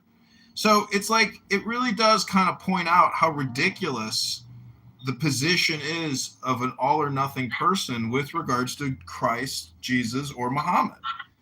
The challenge is always the same. you know, the game rules are the same then as they are now. How are you going to play this game called life? That's really the question. And there are amazing people playing the game. There are mediocre players playing the game. And, you know, I'm just saying that that's what I'm saying. Don't be fooled by Barth, aka Megatron. He's been playing this game for many, many years, and he's a former convict. He was in the hole in prison. You know, the guy doesn't have a PhD in divinity from Harvard, but he has an interest and a hobby, which is healthy. Wait, why did he go to prison, you know? You'll have to ask him. I don't want to talk about people's personal business on a social public audio app. Just like I don't want to talk about my medical condition because I got HIPAA rights, health information privacy. And Megatron has legal immunity, and he's also got it, you know, expunged. So why bring it up? Well, I just want to know what the kind of man we're dealing with, a fucking criminal. You know, we have a literal criminal that we have to interact with on a regular basis. I think that's important information. Well, you know, I'm just saying, like, it is pretty embarrassing. Like, you're meeting your wife's family and stuff, and, you know, father's a cop. Yeah, and he's giving me that smile, like he knows. You know, and it is very embarrassing. I'm not gonna lie. Wait, it's embarrassing that you're a criminal? That you're a fucking ex-con? Well, I didn't have the opportunity to tell her, and they did that for me. Yeah, but that was fucked up. Damn, bro. So, what made you turn to a life of crime? And then why were you so stupid that you got caught? Getting caught is part of it. Why weren't you smart enough to avoid getting caught? What's up with that? Wish I was. Maybe all the things they say about how you are a dumbass are true, actually. You can avoid getting caught by some fucking... That's true. You're a criminal. You're a fucking pathetic criminal. I mean, it's better than moving in once in one night. You're a criminal for life. Nothing beats that. You grow up on you. It's shit online and you do your dirty draws and all this and that. It's fucking stuff. It's supposed to be a grown-ass man. Like, honestly, it's like me. Just stop. That's what I'm trying to tell you. Like, you should have never came back. Like, how did you think things were gonna work out? It's just not embarrassing. It's like weird to take the fantasy out of like getting to know each other. Like, we don't really want to know you like that. You know what I'm saying? Like, you ruin it when you do that. And it's just like, I don't know. You don't know a lot of things. I was trying to describe this to Daniel, and I said, "You are like the girl that I get to bang in the ass on the first night." Nice. There's nothing after. There's nothing after that. You're a literal criminal. There's nothing after. That's what we got to do with you. You're a criminal. All these mobs leaving in the room. Light on the side of society. Okay. Fucking doing crime. Probably robbing people because you're... They say that you never really know how much you love a woman until you fuck her in the ass, because that's true love. Who shows it up better than you, Sam? I mean, who's going to show their ass better than you? It's going to be very... I don't like talking to criminals, actually, so could you stop talking to me? You pass my criminal time. Well, beef. It's different if you're in the fucking mob or you're a criminal. Beef. You didn't even ask him yet what he discovered in the hole, because his journey in the prison hole is actually one of the most interesting observations from Megatron. You see, you think Megatron is just boring because you think he's just talking about makeup, you know, stuff. But look at the PTR. Look at the three dimensions of the Trinity. And like, let's actually talk about it and say, you know what? That's pretty smart. Because actually, you could use it in physics. You could use it in your personal life. You could use it to talk about. And so I'm just trying to say, if you're going to go to rooms every day while you're in Europe on vacation creating beefs, man, you need to read a book. Go to the gym and touch your toes and get a yoga strap. Take a deep breath. Pop a wank and go smoke a joint and pour yourself a nice glass of red wine and Rabboni Shalom your way through Europe. Inshallah, you're right, brother. My God, enjoy your summer. Enjoy your life. Don't get in an argument with a guy at a work construction site on a conference call. Come on, the guy's at a work site, man. Hello? Hello? And he's literally he's literally an ex-con fucking scumbag. And I'm gonna fucking have a fucking discussion with him as if it's like worthwhile. At least I wasn't stealing caravans. Oh shit, did I say that? My bad. Stealing caravans? Like Muhammad? Is that a Muhammad joke? No. The caravan, white caravan that go to malls and leave stuff inside the caravans. That's what the fuck are you talking about, you fucking retard? You worm. You fucking worthless worm. Here we go. Yes, we're back. He's back, baby. I'm trying to think of what crimes a worm could do. And I think maybe like showing up late such that the early bird doesn't get it. That's pretty criminal for a worm. That's one.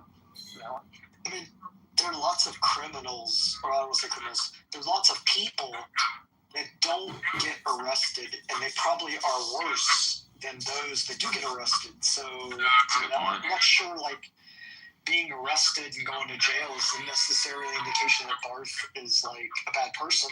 Relatively, he might be a really good person compared to the average population. So could be. It's just that happens not to be in this case. You know? I don't know. You don't know about Barth? I don't think he's a bad person. Oh, well, I think he's a worm and a criminal. Well, okay, it's fine.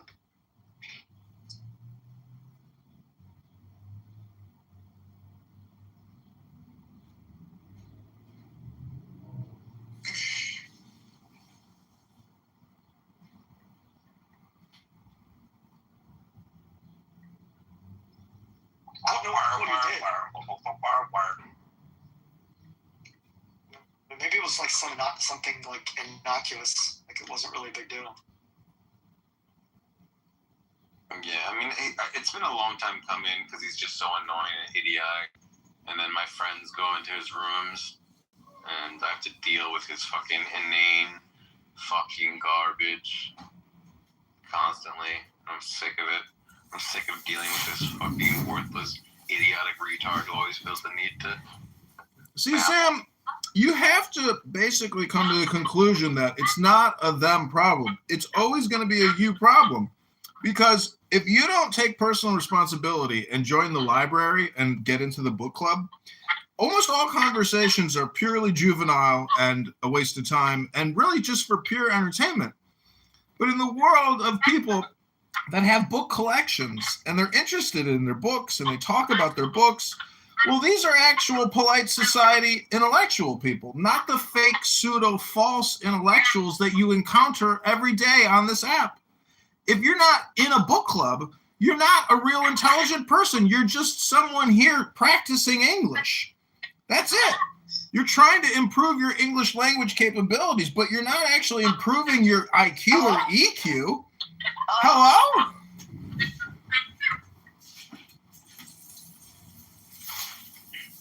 Yo, that guy really gets it. John's really fucking getting to the crux of the matter.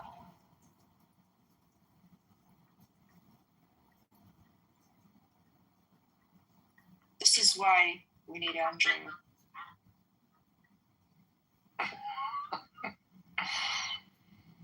Milith, welcome to the stage. Milith, what do you think about God? Do you believe in God? What's up, buddy? How's it going, buddy? Good to see you, buddy. Milith, meet Beef. Hey, Milith, do you know Beef is an atheist? Why don't you give him a lowdown on Beef about, like, why? He's so good at it. I wish I had questions ready here. Milith, Trying to remember, but then. Do you like the psychophysical harmony argument?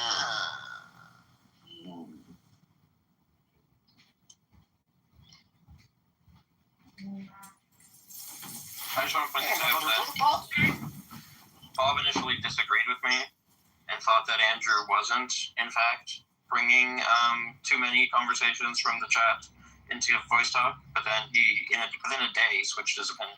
Oh, damn. Because Andrew, like, has been doing it a lot over the last few days. Almost like he does it a lot. Yeah, I do think it's funny. I think like the very next day, he literally did it, including, bring the conversation to a halt. I forget who he was talking to, but it was like, why are we? See, there's like he was doing it to prove a point that you were right. See, there's a flip side to the theist Karen, and that's the atheist Karen. Frenchie, if you were in a park and a black man had a pit bull and he let the pit bull off the leash, what would you do, Frenchie? Probably quite afraid in a way. This is a Karen diagnostic test. We're trying to. Dangerous than other breeds of dogs. So I'm just playing the odds. Do you think men? I said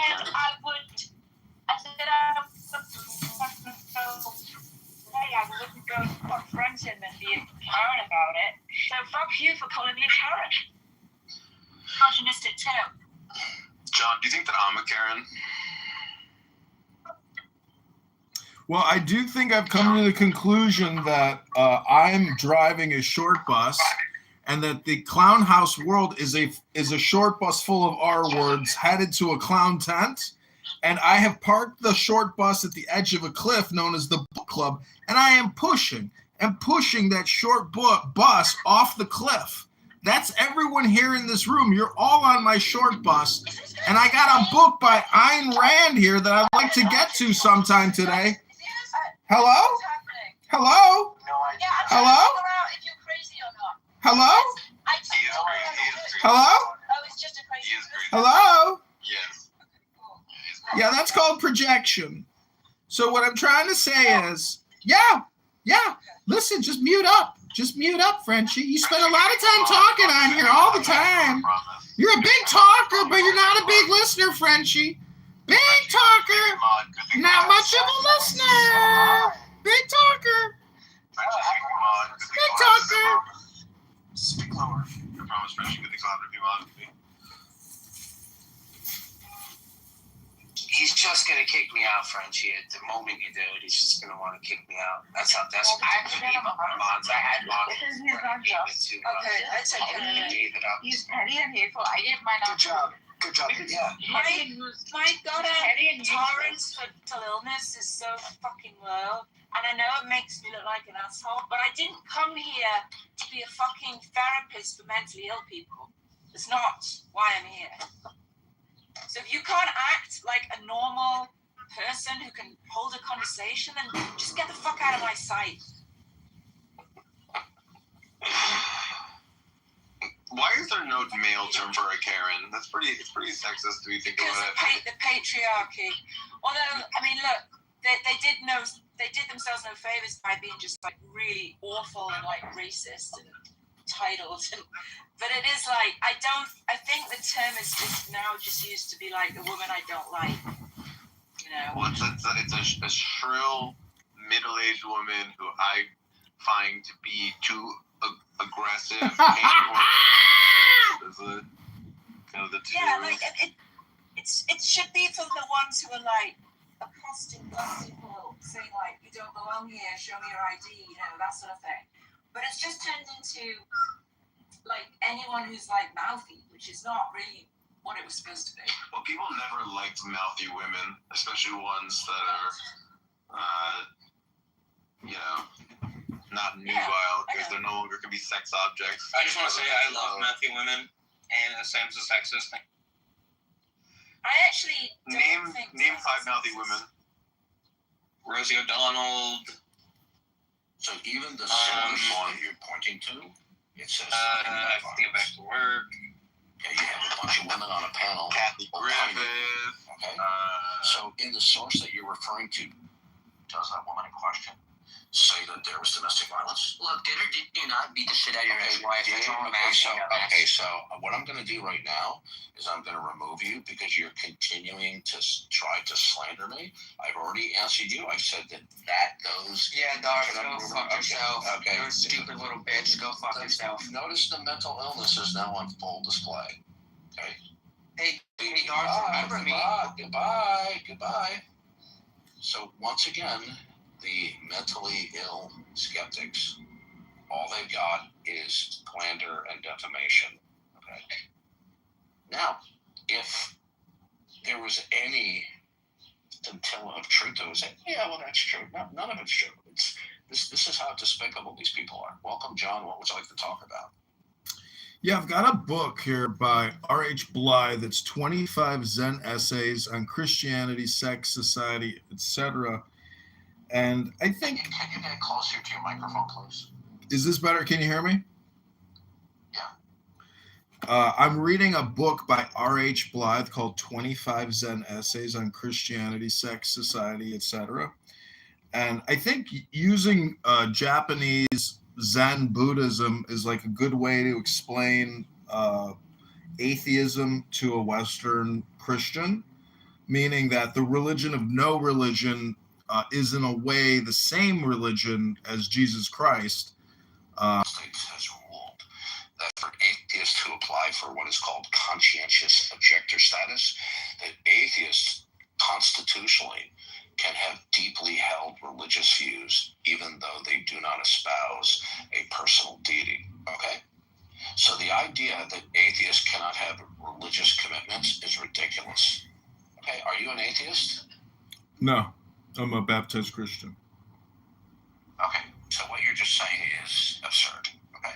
Well, you know Alan Watts. So if you're a Christian, then why are you not aware of the fact that there cannot be any position of neutrality with respect to the God of the Bible? No, I'm aware of that. I'm simply saying that Christian mystics like Alan Watts, who were big into Zen Buddhism, in a way, they're atheists. And they're not Christian. And he's not born again. Right, he would be considered a heretic, yeah. Yeah, he's not don't call him a Christian. Well, I'm saying he kind of dropped the title. He started saying he was a shaman. You know, the Democrats claim they're good for America. It doesn't make it true. Yeah, I know. I agree. Anyways, I think... Have you ever considered getting plastic surgery for your nose?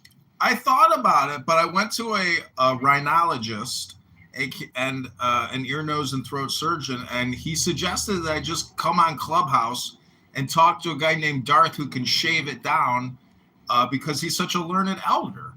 And so I thought that sounds like a good idea. I'd rather save the Medicare for a more socially equitable person. And here I am talking to you. Okay, why are you wasting your time here? I mean, you're just such a knee-slapping funny person. You have a bright future in stand-up comedy. Thanks. I'll be sure to clip that across my 30 different phones as I live stream this conversation onto YouTube. You know that was pure sarcasm. You're not in the least bit funny. Oh, it doesn't matter whether it's sarcasm or genuineness in the world. Can you do me a favor? Yeah, sure. Can you tell me, are you familiar with the Mediterranean? Oh, yeah. Especially the cuisine and the women. Right. Now, the country of Italy, what shape is that referred to? Well, let me pull it out of your ass real quick. Oh, my God. It's got Darth Dawkins shit stains on the tip of the boot. Ah, it smells like shit! You smell like shit, sir! You smell like diarrhea poo-poo! We got Darth Dawkins! We got Darth Dawkins! You see, I thought you were well read, but I think you just want to go against the grain. So now I let the conversation. I'm literally on reservations every week, buddy. That smells like Darth Dawkins shit! According to the census, was it colored or Negro? Negro came first. Color didn't come until later. And before the census, people was and you know what's crazy? I ain't told my mother, because hear me out. In the late 1800s. My dad before then, they were all properly classified. Okay, yeah, my dad, he's black African. My mom, she's black from like generations and generations in Virginia. They never left the state. And I remember. Because they don't have a leg to stand on. They cannot defend the rationality of atheism, so they resort to deception, evasion, slander, defamation. What else are they going to do? They certainly can't bring an intelligent representation of atheism. So we have any skeptics in the room that would like to attempt to change my mind that atheism is rational, love to hear it. I notice that a lot of atheists on TikTok as well as on Clubhouse and Discord, they're afraid to talk with me. No, I don't blame them. I don't blame them at all.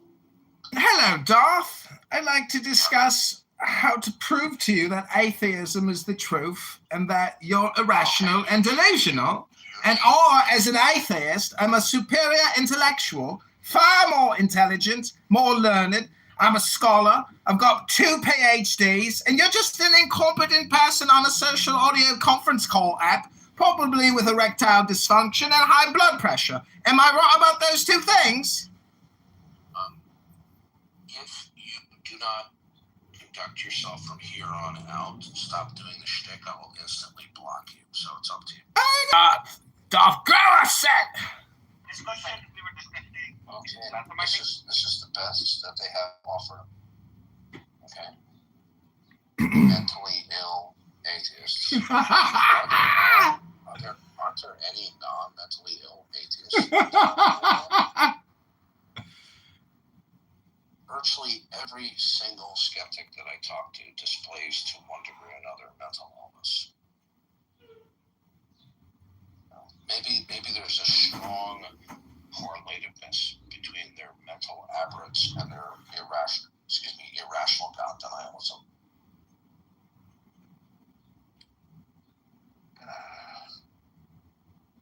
Their shtick doesn't work on me. If you ask the average atheist or skeptic, how is it that there is no God? They respond, there's no evidence for God. How does it logically and necessarily follow from that claim that God doesn't exist? And how is the claim that there's no evidence for God, how is it even defensible or sustainable? It's not. But they continue. But you know what? They're going to find out the hard way when life is over. They're for a rude awakening. And life is short.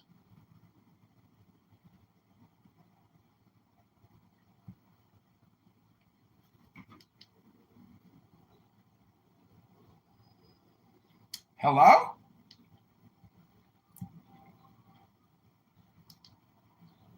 Hello? I was just in Darth Dawkins' room. Okay, let's see. What shall I talk about while we have people here? I was kicked twice. So I roasted them. Irrational because it claims to be able to predicate about our world without the self-revealing God as the grounding or the final context for predication. But when they claim to predicate, they don't have an ultimate or final context from which to predicate. So therefore, their predications are uninterpretable. There's no frame of reference. There's nothing within the model, within the system, that dictates what is and cannot be. Therefore, even simply say the sky is blue, that's unintelligible in the broad scheme of things, not semantically. It's semantically intelligible. But given their system, it's uninterpretable because there's nothing that dictates what blueness is, or skyness is, or what is means. Because there's no rhyme or reason why anything happens. And if there's no rhyme or reason as to why anything is or happens, then nothing is intelligible. So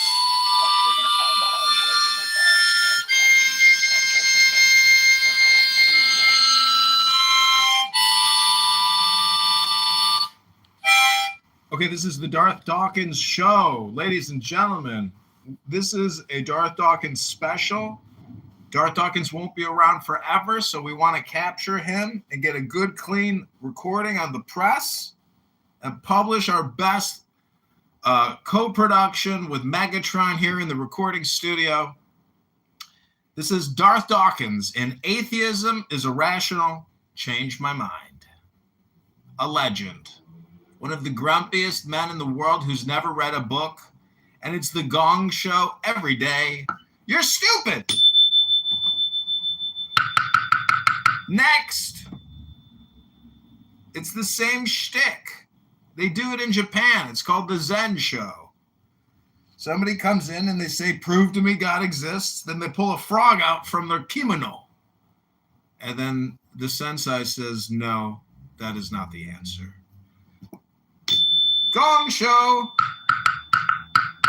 Welcome to the Gong Show. Hosted by Darth Dawkins, your #1 Christian resident troll. Only Darth Dawkins could be more annoying than Andrew and others. What would you like to talk about? Thank you, brother. Oh, Megatron! Boom! We got a hit! What do you think? What were the chances of me born Christian if I was raised in Somalia? All right, good. You have to back off your microphone a little bit so I can understand you. Oh, yes, this is good. We got a Muslim talking to Darth Dawkins. Can you go in there? Do you want to say anything? No. Not yet. All right. Well, when you do, let's create a new room, and then I'll record your interview with Darth. I can't understand. I just talk to him all the time. I haven't spoken to him in a while. You know what? For me, my faith is Muslim, so I'm asking you what are the chances for and if I was born in Somalia, what were the chances for me to be a Christian? Holy shit. Anybody can become a Christian anywhere around the world. All they have to do is respond to the convicting power of God's Holy Spirit. God gives natural revelation. It's going to be held accountable for that on Judgment Day. By the way, there are people in the West that attend church. They're not Christians. They're not born again. Right? Oh my gosh. So people's disposition before God isn't merely or only because of their geographical place of birth. Wow. Okay? God places everybody in the time and place of birth so that they will seek Him. That's Acts 17. Wow. And the reason most people don't, the fact that some people are religious and may want to follow the God of Islam.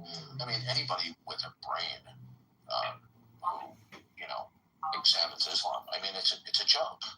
I mean, it's very clearly a bastardization of historical Christianity. It's obvious. Anybody with a brain can see this. But people who are committed to defending. Look, it's very obvious. Muhammad made numerous mistakes. Do you know that? Ooh, we got Khadijah back in the house. Hey, baby. Assalamu alaikum. Meow. He taught that the Christian doctrine. You're a naughty girl, Khadijah. You didn't tell your husband that you named your daughter Maya? Oy vey. Khadijah. So Islam is a joke. Okay.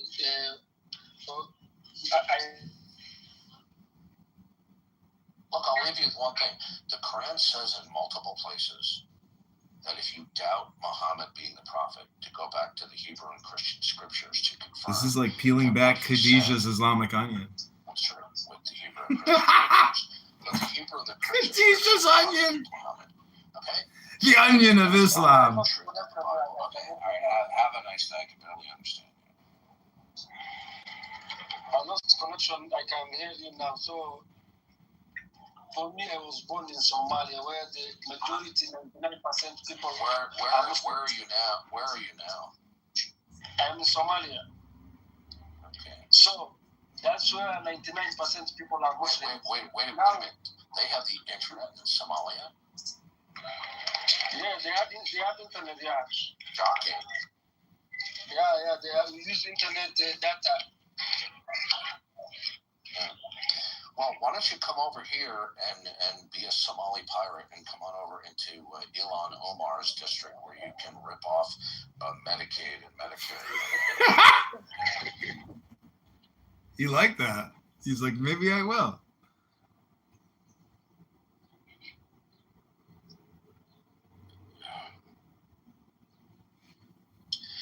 Imagine that on the internet in Somalia. What a wonderful country. I think my next vacation outside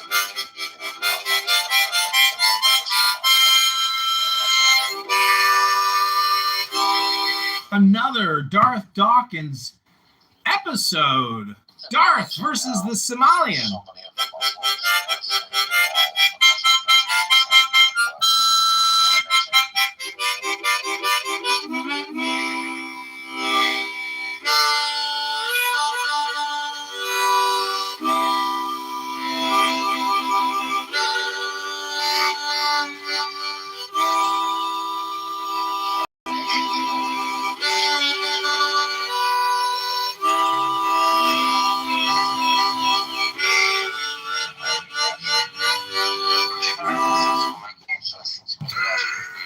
My harmonic is better than listening to Darth Dawkins. God doesn't exist. No, there's no evidence for God. It's just a psychological report. It doesn't follow because you have an absence of a positive belief in God that God doesn't exist. So, and that's 99.9%. Khadija, hey baby, assalamu alaikum. Are the kids watching TV? Almost all of them. Hello? Give that same fallacious response. Hi, Khadija. What? I'm so surprised by your personality. You are? I am. Why? Wallahi! Wallahi! Woohoo! Wallahi! And you speak multiple languages. I'm impressed. Nam nam habib. Nam nam habibti and the barashwe Arabi. MashaAllah. Masha'Allah. Okay, we have 15 people in here. At least 15 people. But I was really.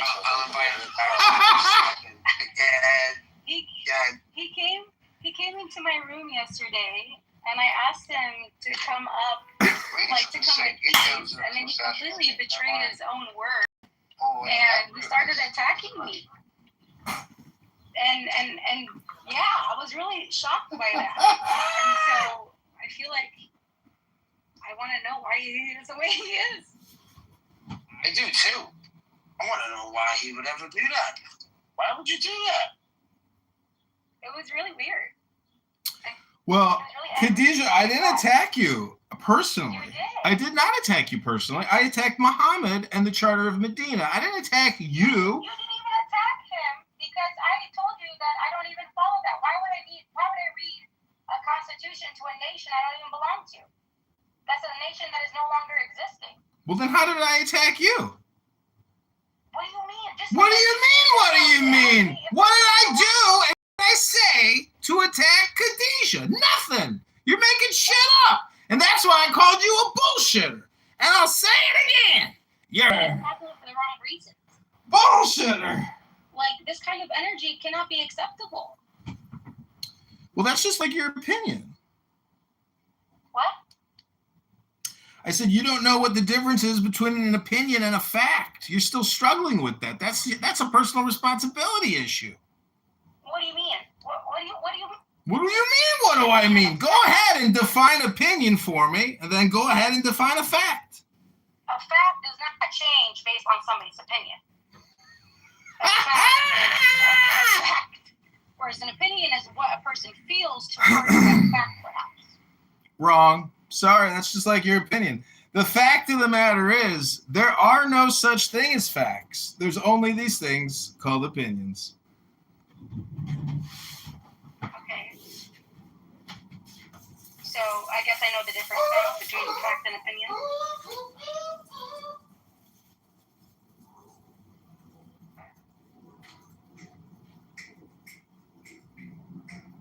Anyway. Anyway, yes. Yeah. What's up, Khadija? Hi. What are you doing? Heads up, I'm running an errand for my mother, which now John is going to throw into my face somehow later.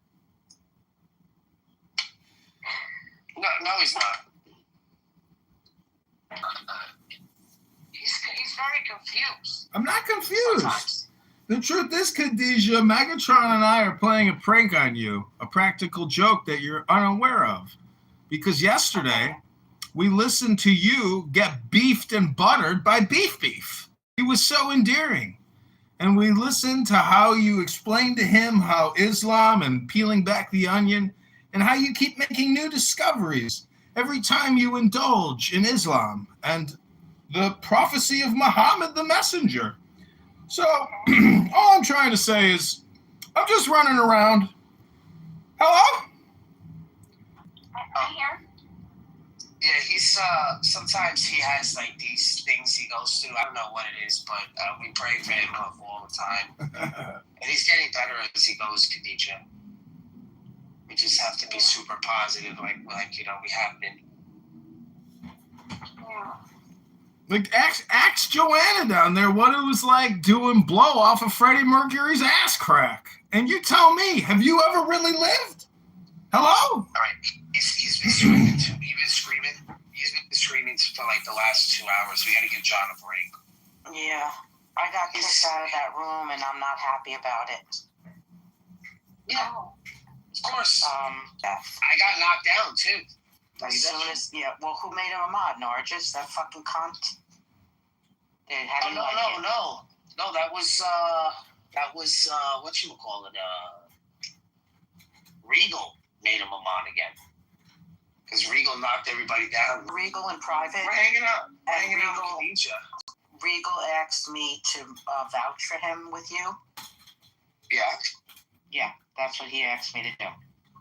Oh, I didn't get kicked out. I left because I didn't want my rating to go down, so I just left. Well, I don't expect any guys here. None of you are my boyfriend or my husbands that you're going to stick up for me. But I think it was a little overkill. The abuse, he was verbal abuse. Of course he was. Yeah. He knows that I wouldn't put up with that. But then Well, you did. I didn't. I wasn't a mod. He did it after. He's been doing it since 10 o'clock this morning. Let me just stop being angry, because when I'm angry, I shake, and I'm very angry right now at this person. I think it's discoverable assault. Oh, Joanna. So let me mod up and calm down. I'm so sorry. If I could just have 10 seconds. I never met the guy in my life. I just said, good morning, nice to meet you. And he just kept attacking me.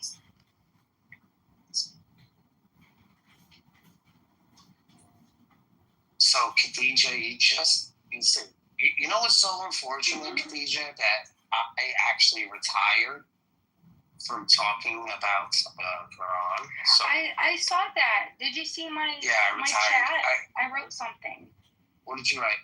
I said that you should do a reset and just erase everything you know. Yes, it's exactly what I'm doing. Because what you probably know is what you have been told, which is what I've also been told, which is like the whole war on Islam.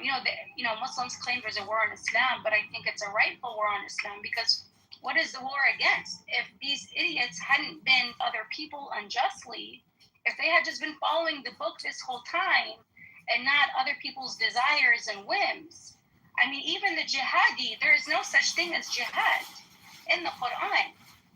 If you look, and if anything, Jesus is the ultimate jihadi, right? But when you see what God says about Jesus, it doesn't mention a martyr. And even, guess what?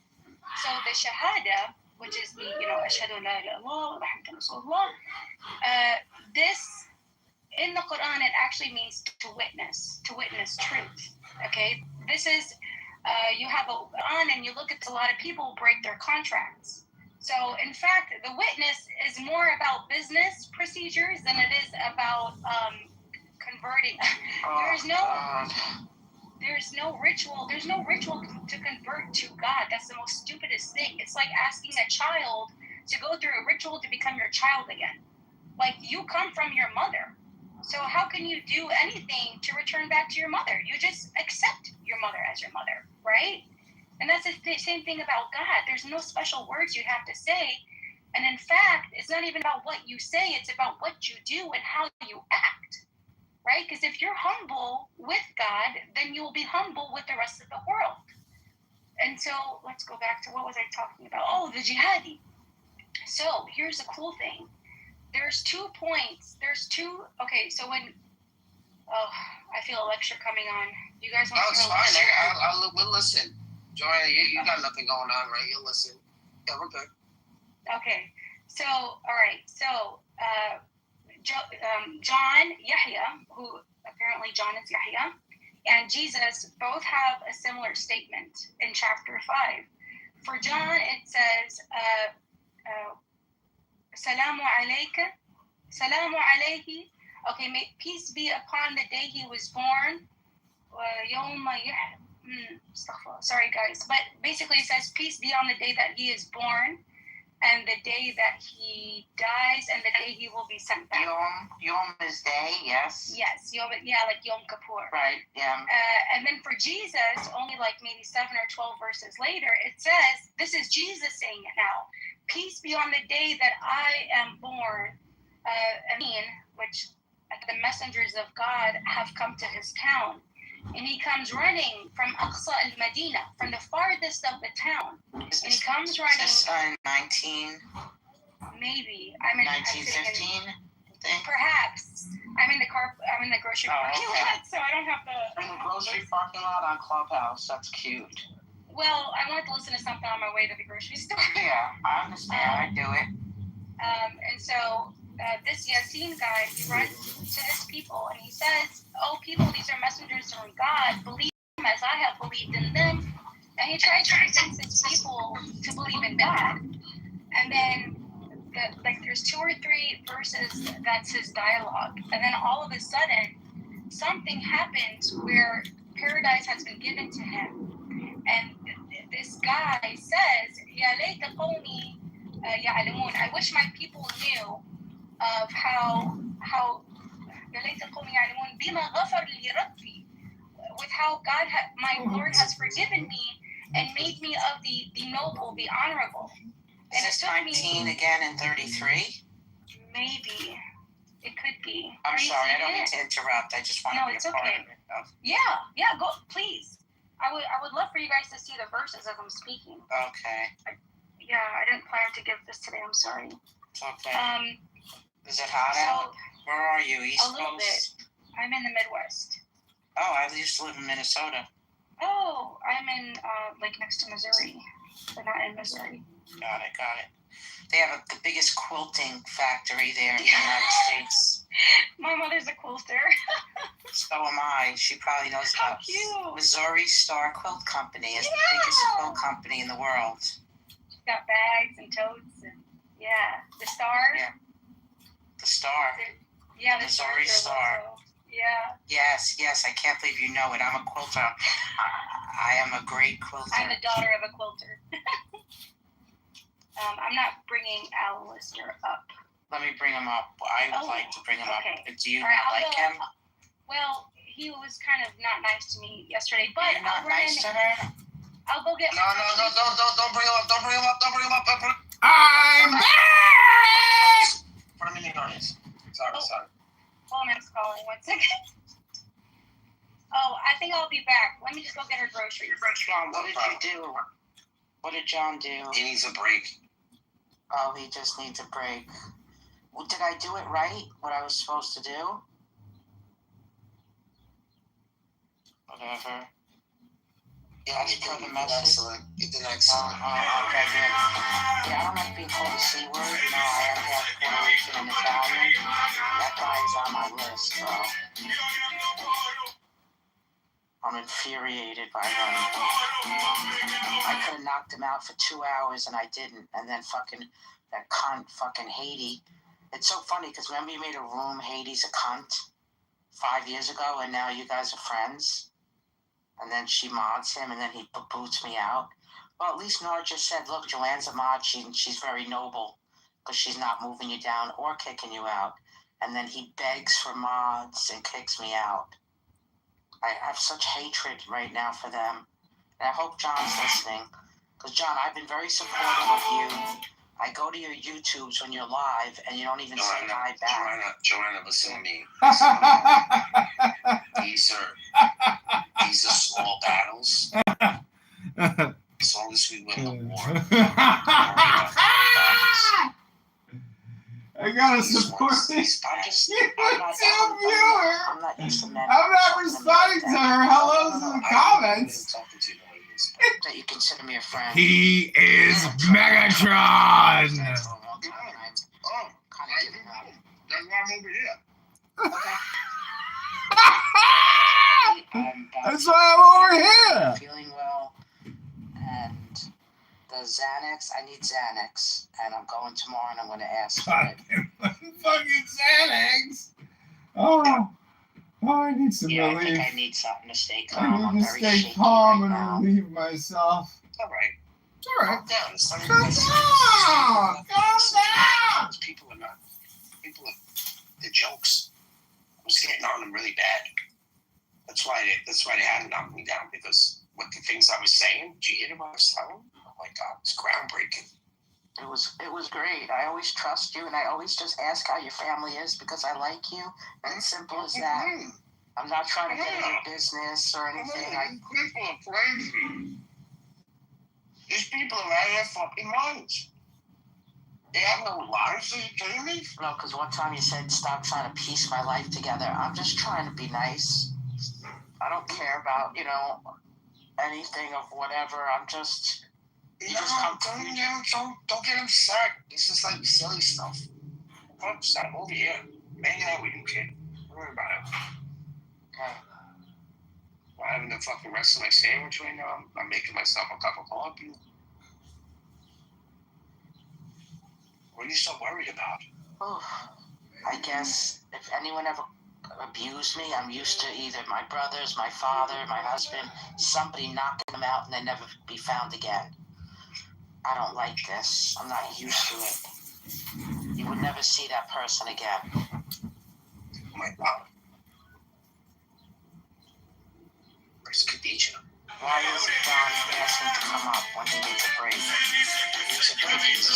doesn't stop. He's got a fucking problem. He tells us we have a problem. Why the fuck did John... I don't think Megatron... I don't want to open up a can of worms, but why did John tell everyone that you were in jail? It's a long time ago. Dude, he shouldn't fucking bring it up.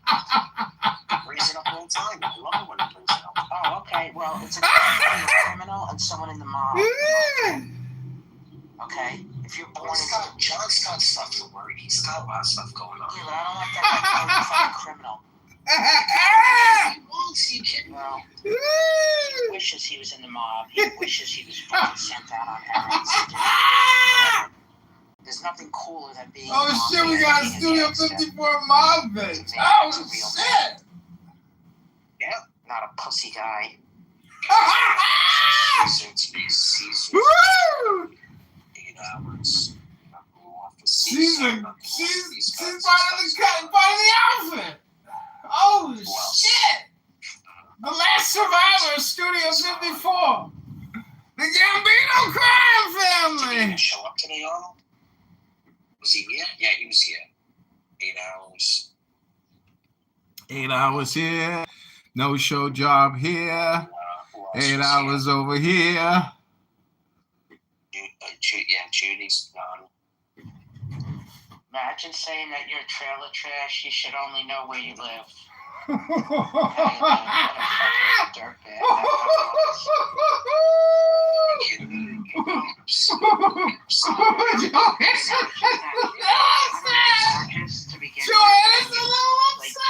know me longer than her, but yet you mod her every day, not me.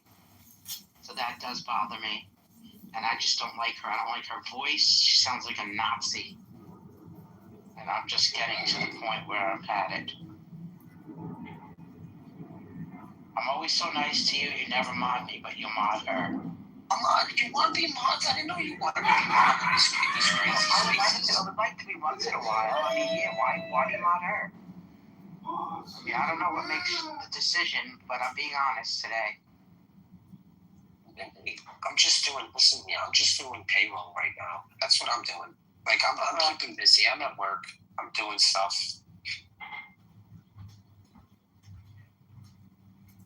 You know what I mean? This stuff doesn't bother me. You're right.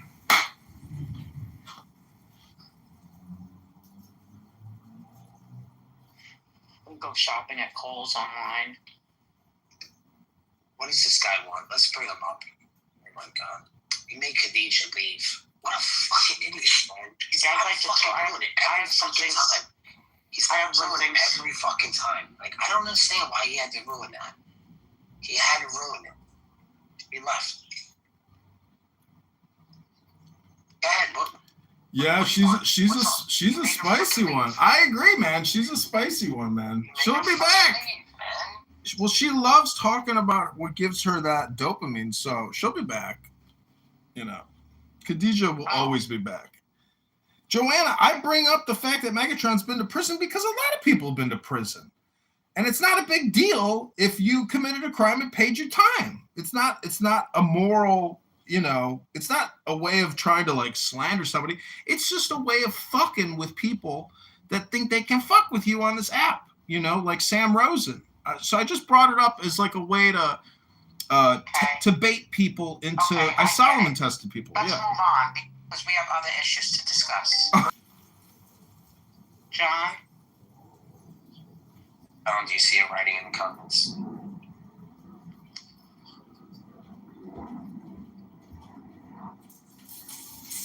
What is the point, John, of you going on YouTube Live? Yeah, I see your comments and I like your comments and I responded to one of your comments. But what are you using that YouTube Live for? To create media, to create content. What do you mean? I'm a filmmaker. I'm a content creator. Okay, because there's nobody there but you and me. I know, but yet my 50 YouTube accounts still get millions of views every month. So even though it's just me and you, across all of my accounts, I have thousands and thousands and thousands and thousands of subscribers and millions and millions and millions and millions and millions and millions and millions and millions and millions and millions of views. Well, I'm proud of you. That's all then. That's very good. And I'll leave it at that.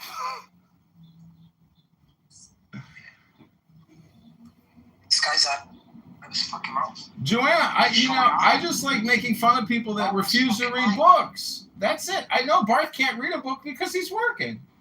But the truth is, the book club is what we're talking about when it comes to religion, because I have a library of books.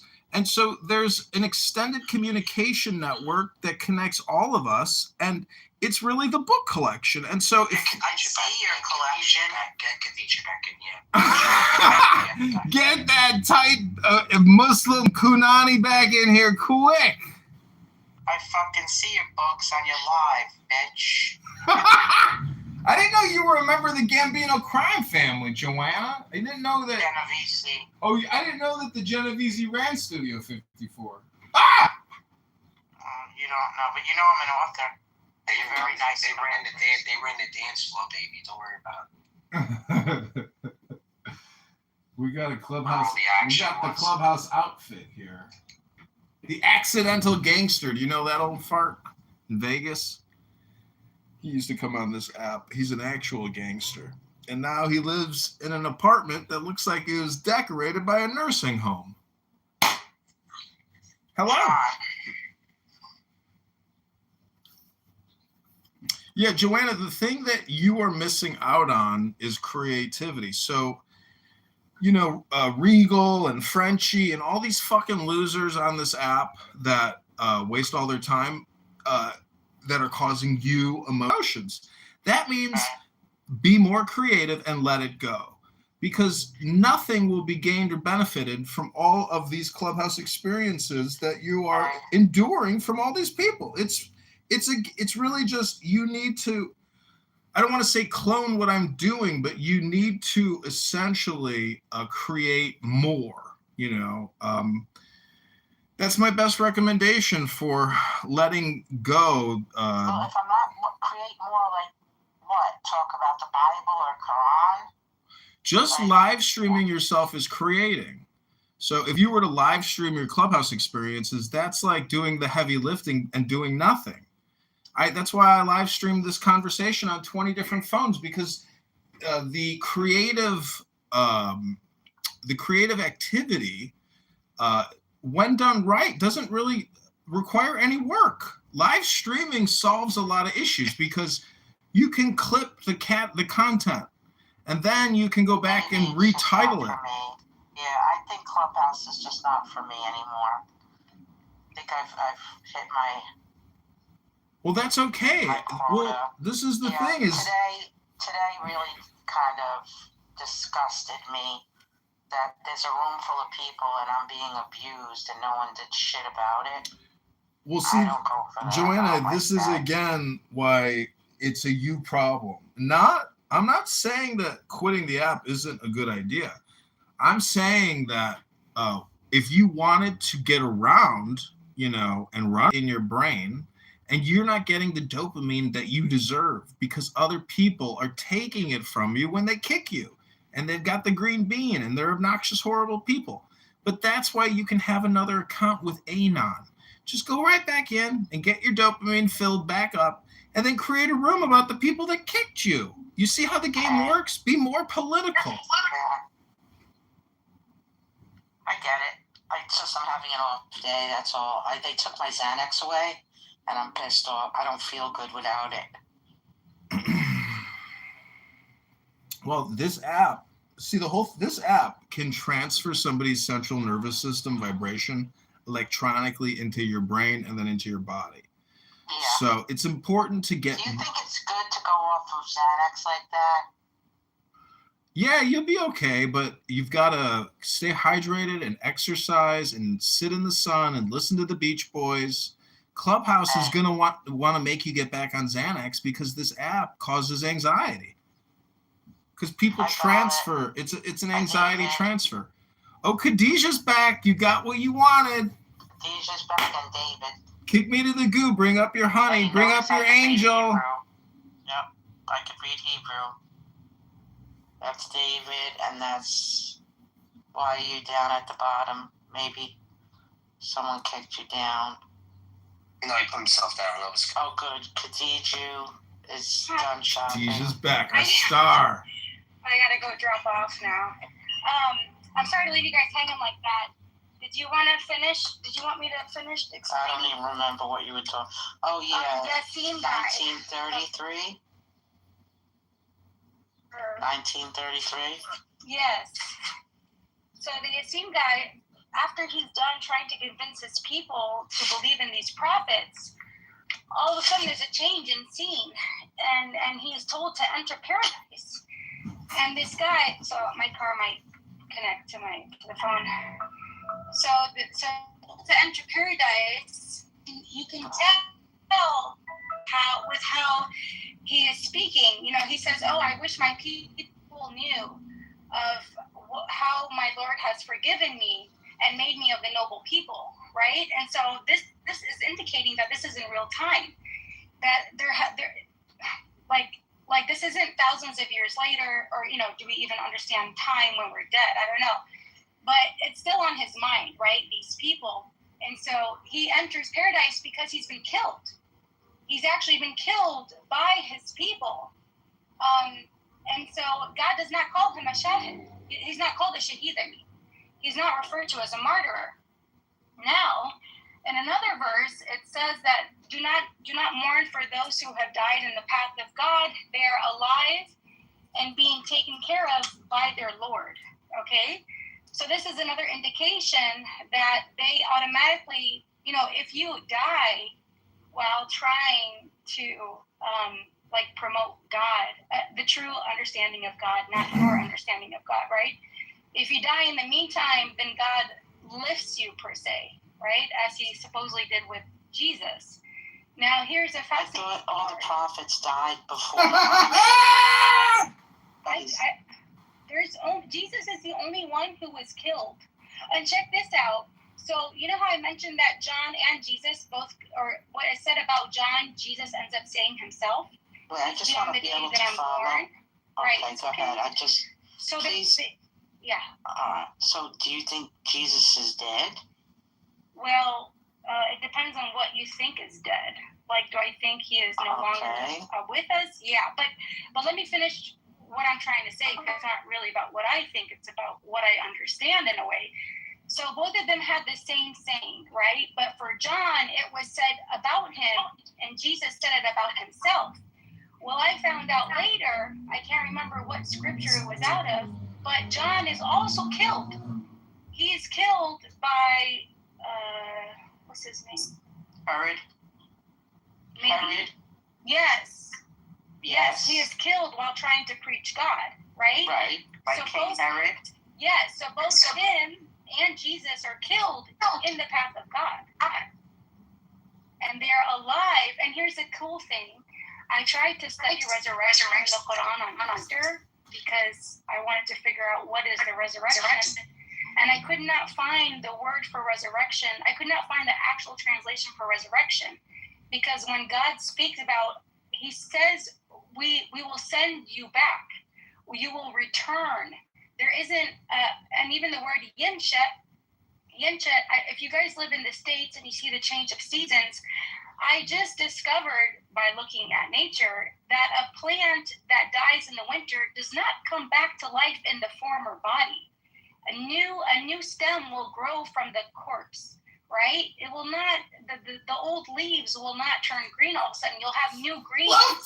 So in a way, this is what God refers to as a resurrection, that we turn into a new form. We don't stay in our old body. So we're not zombies coming back to life.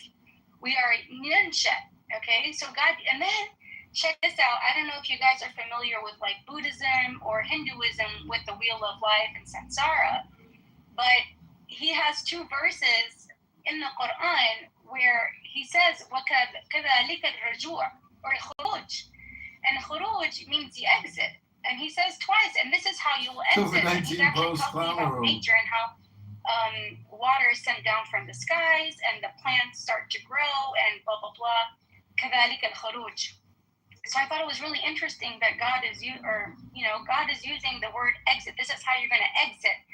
As if we're exiting this wheel of life, right? This cycle. Okay, so my point is that the Quran does not talk about jihadis. Okay, the Quran does. Muhammad died of poisoning, if that's how he even died. He did not die fighting in the path of God. He died on his bed, right? So he did not die a shaheed. Yet the mainstream Muslims say if you die in a car accident, you're a shaheed. No, that's not what a shaheed is. And here's the cool thing.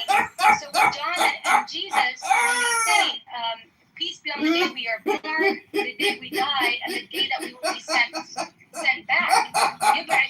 Okay? They're going to be sent back on the day of resurrection, on the day of accountability. They will be sent back to us so that they can be a part of the whole process. Right? And they're not going to be a part of the process as in like they're not going to go to hell. No, that's not what this means. There's a due justice that needs to happen on the day of accountability. This is the day of truth. Right? So, I'm sorry? I'm trying. I'm jumping. I don't have my notes. It's a long site. I was just wondering if you were referring to like when it says we did not grant immortality to any human before you. Right. Indeed, you will die and they will die. Is that what you're talking about? No. But that's the immorality. So the reason why I said I don't think Jesus is alive as of like his body, but yeah, God this is a lot. God is saying that he is alive. That those that die in the path of God are alive with their Lord. So his energy, his spirit is alive, just not his body. And that's all we actually understand. Thank you. You're welcome. Did that help you? Like, that makes more sense now? I'm trying very hard to follow. This is all new to me. I'll try. I have Well, it's no new to a idea, lot of really. people. Yeah. And I was jumping everywhere. But why? just as a, why? You're Because just happy. You're just happy to share the message. well, it's not that I'm happy. Like, you know, the barn kind of comes across My random 600-pound life! right? Like, it flips from one. I'm not really to the interested next. in the Quran. Oh, that's okay. I was just sharing that that's what you might perceive when you might see that if you read it. There, like, you know, the chapter about women is not all about women. And in fact, it doesn't matter. But anyway, so the fact that I'm jumping is because we have to find the same concepts. Oh, she left. I hope I didn't upset her.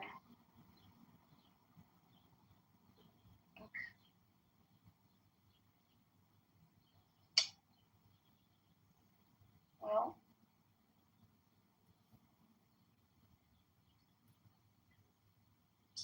Oh, that was very interesting. That was very good. That was all.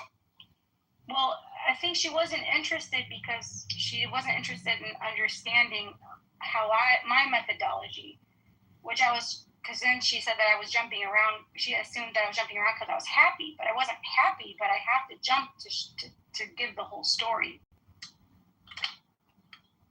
if that makes sense. Because nothing is like, you're not going to find the same concepts listed one by one in order. Sorry. If she comes back on and I'm not here, can you apologize to her for me? Oh no, she's fine. Don't worry about her. Well, she was This already is for the office downstairs. For the office downstairs. Yeah, I'm listening to you. Oh, it's okay. I didn't mean to send her away. No, she'll be back. She's always in and out. Yeah, a lot of people don't understand that book. I think that's why they're confused. I'm confused myself also. Well, I think most Muslims are confused. They need the hadith to Oh, is this? Yeah, I think that's a little confused. My 600-pound life! It's okay. My 600-pound life! Yeah. Oh my God. Well, anyway, that's why I said you should do a reset. Oh no. And just start from my 600-pound life! Yeah. It's a complete one. Good. Labe is in the messages. I don't see Labe though. Would Labe like to come up?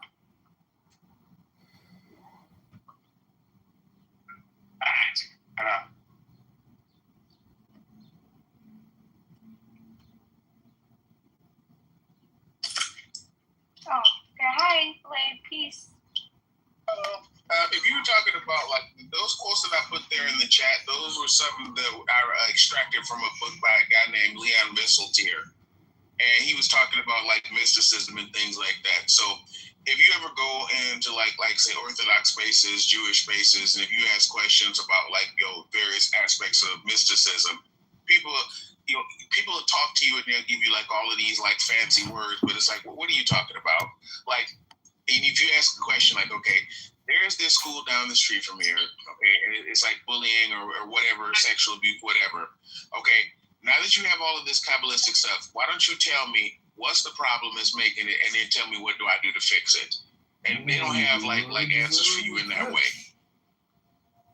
So he wrote that book called Kaddish, and actually, because I did the quote out of order, it said, "I must admit that the high Kabbalah of the 16th and 17th centuries leaves me cold. I've never found a place for myself in the extravagant edifice. I think it is artificial and airless and almost tantric decadence of symbols and allegories in which the cult entities are arbitrarily hypostatized, and then enormous effort is expended in the mapping of the relationships between them in the utterly unsubstantiated belief that the structure of the Godhead is being revealed. The whole system has always struck me as a holy game. Sometimes the mania for symbolism is amusing." Fans?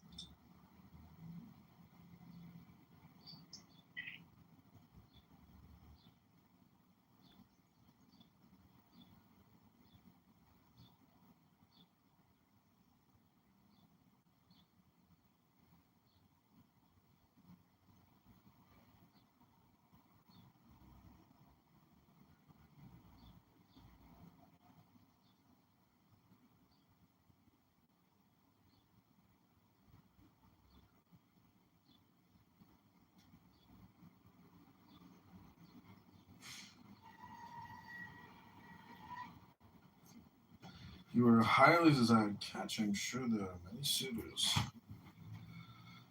Uh-oh.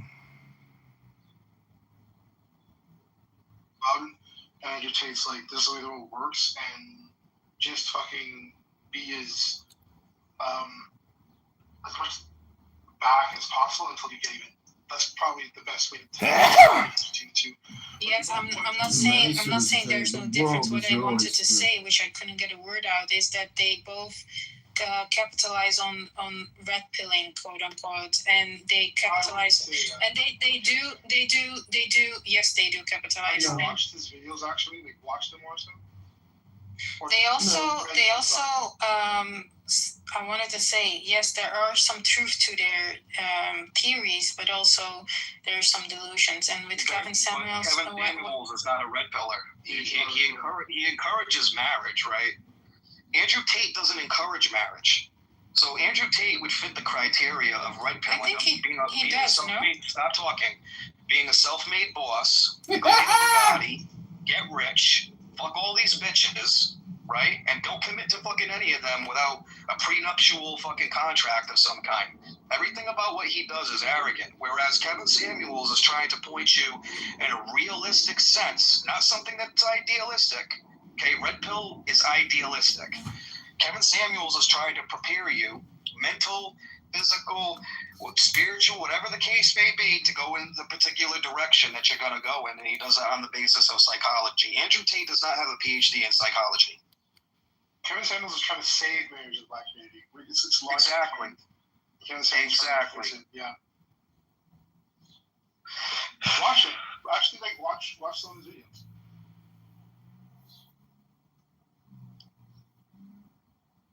Or maybe you don't. Huge difference. You know, the best dating advice will be your own Bible. The Bible was made in a time when there wasn't contraceptives. Yeah, then find a bitch that doesn't use a contraceptive. Yeah, but even they want the best guy. No, oh my god, this is so fucking delusional. I don't know why you're not listening to me, but if you keep trolling in here, right, which is what you're doing right now. Okay, Andrew. All right, if you're going to keep trolling, because this is not an adult conversation for you if you can't handle it properly. I'm not trolling. I literally mean everything I say. How am I trolling? Because you're being overly idealistic and you're throwing stereotypical platitudes out there that feminists say. Oh, he's just a red pillar. That doesn't mean nothing to me. He's black, therefore I don't need to listen to him. That's fucking racist. Oh my god, the Discord people are fucking insane. Listen, like, to be honest, like, I think there's, like, a lot of illusions, to be honest, like, women kind of built around themselves about their own moral character, that is not really, like, the experience doesn't bear it out. And so, both these people, to some degree, have recognized this. It's just that one person says, okay, you have to kind of shape up, so you can be worthy of the woman whose moral character that you're seeking. And the other one says, well, they're all fucking dumpster fires. Who gives a shit? Just get money, get laid, get as much money as you want. This is kind of like the crux of it. So, like, you know, like idealistically, this is what I want to do and present myself and how I look. And then I'm going to go out there in the world, and idealistically, this is the reaction I want to get. That's the point of the thing that I'm trying to attack. That's the thing that I'm trying to attack here, right? Whether you're like a trans person that idealistically wants to be a woman and then be perceived as one out there in the world, idealistically, right? Or if you're a woman and you want to idealistically portray yourself in this way, right? Does it make you more of a woman to put fucking makeup on? Does it make you more, like, does the estrogen in your body make you the woman? Like things like questions like this, right? So it's really not so much about this stuff as it is about the idealistic sense of an approach that people take in the world. That's one. And then two, the difference between what's idealistic and then what's realistic. And that's kind of what I'm trying to reduce the conversation down to. So we can avoid the idealism altogether and actually just simply deal with what's realistic. And that's kind of like why this conversation is coming up like this. Now, I guess Abby kind of wants to kind of look at some of the nuances here and say this is ridiculous, or I wouldn't listen to Kevin Samuels because he's black, or Andrew Tate is a red pillar. That has nothing to do with any of that, because when you really get to the crux of it all I'm trying to say is that when people have this idealistic approach of how they're going to be perceived.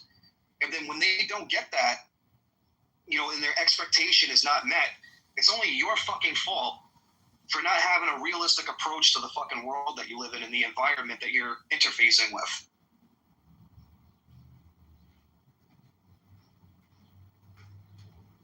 Awesome. Exactly. And that's kind of why I was using Kevin's... I disagree, but I will not say anything because my intentions were not trolling. I don't know what's going on with this group of people. When I disagree with something, I get labeled as a troll, but I'm not. I sincerely do think when people like stay healthy as they could, as much as they can, of course, it's not always possible. But also like go out more, try to find people, and we are also very influenced by social media and all that. I agree, but I think if you just go out more and be healthy, you can find anyone at any age. Yeah, I tend to agree with that, right? But again, how you put that is a very idealistic reapproach, right? Realistically, if you try to have this idealistic approach and you go out there thinking whatever the fuck you're thinking, right, you're going to get this reaction back that's not probably going to align up with the reality of your expectation of that idealistic approach that you're taking. And that's what I'm trying to say. People need to spend a little bit more time being realistic in their approach instead of idealistic. That's all I'm trying to get at. Also, like grading people is very subjective. Yeah, you can. It's not that subjective. It's not that subjective. I think it is. That's not like that can't even be the case. Like, for example, if you go to any high school or middle school, you're gonna have like tons of girls who like the same guy. Like there is some kind of gradation that happens, right? It might depend on the environment to some degree. Like in some environments, this guy might be the top dog. Yeah, and the other guys cannot get a girl. But that there is some sort of grading. Like that's just not like we can't pretend it's not true, right? Like even the Bible puts up in some women look better than others, right? It's just not like we can. Yeah, I'm not, and the ones that are misfortunate with their looks.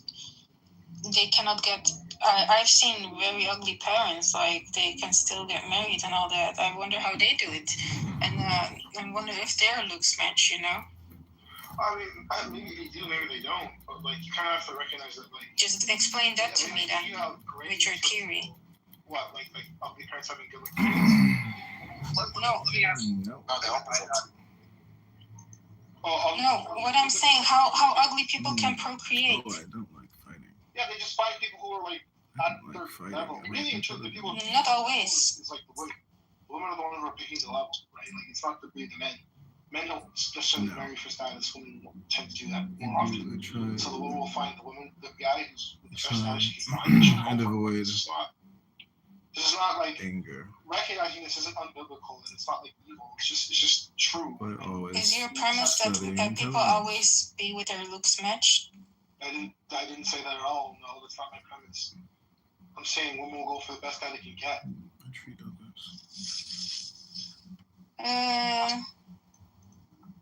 Listen, I highly doubt I have to say no. There's too much biblical to say. Too much. Love there are women out there who value a guy for a different reason than she might value another guy. But she'll still want the best one she can get. This is not like... No. This shouldn't be like surprising. I don't like fighting. Best one in look-wise or money-wise? What is Solomon? Isn't that nice? I was trying to put a battery on it to see how it holds. No, yeah. But I mean, it's good to move around.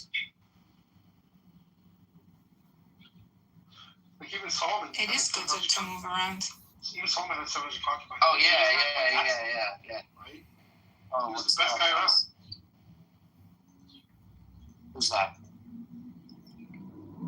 Is that Solomon? Yeah, we're talking about Solomon and his concubines and how, generally speaking, the more successful you are. But in the Bible, there are so many stories of garbage. Oh, I didn't say he's not garbage. I'm just saying, like, yeah, it's simply garbage. Something true about the world that we kind of have to acknowledge. You know? Yeah, it's something that was taken from them. This is a really interesting alternative question. I'm wondering if there's any alternative speakers here that would like to offer or suggest some new information that's alternative and interesting. We also have the world famous Dr. Pepe in the audience. Rabbana Shalom. These are alternative conversations. Do you have any more of these? Some people aren't prepared for alternative conversations. For example, live streaming at the workplace, at the construction site. Those are alternative conversations. This is alternative content.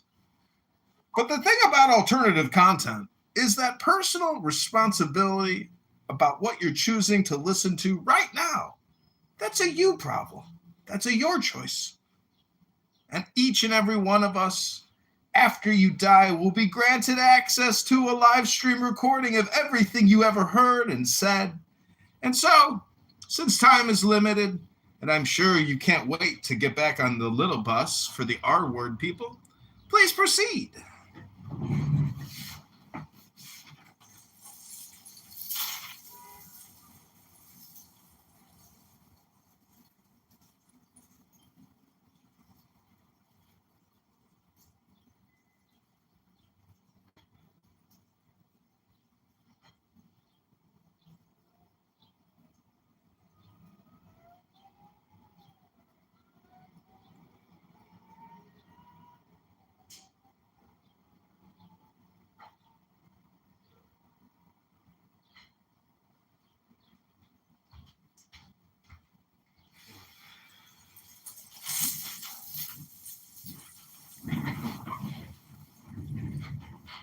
Welcome, Carlos, to Mario, Rigo. What's going on? So, to Mario, I got a question for you about society and economics and philosophy. I see you have Plato's Republic. And, you know, the Republic, the concept of the Republic is a high standard, a high level of standard. So I'm just saying, what do you think in society today are we missing from that high standard that Plato showed us?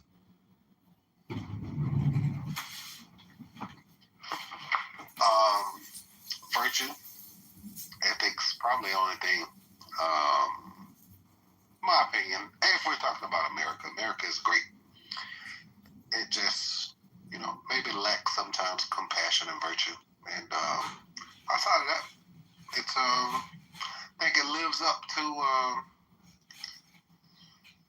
yeah, I mean, maybe not what Plato had in mind, but you know, it's better than everything else.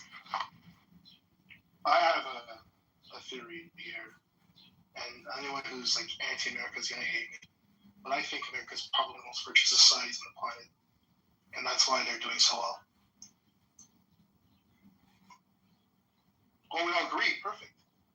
No, I don't disagree with that. You know, again, we sometimes can't elect because we have a, you know, where Plato warned us. Yeah. The problem with democracy is we can get, like, we now have a tyrant at the helm. I'm indifferent about that. I don't personalize it, but tyrant's not necessarily bad. That is a flaw in just anyone being able to participate, you know, in what's going on. But, you know, what are we going to do about it? Bye, Mario. Hello, Joanna. I like when you talk.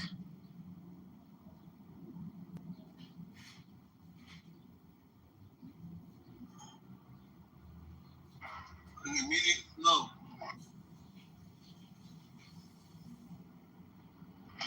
What did you say in Concord?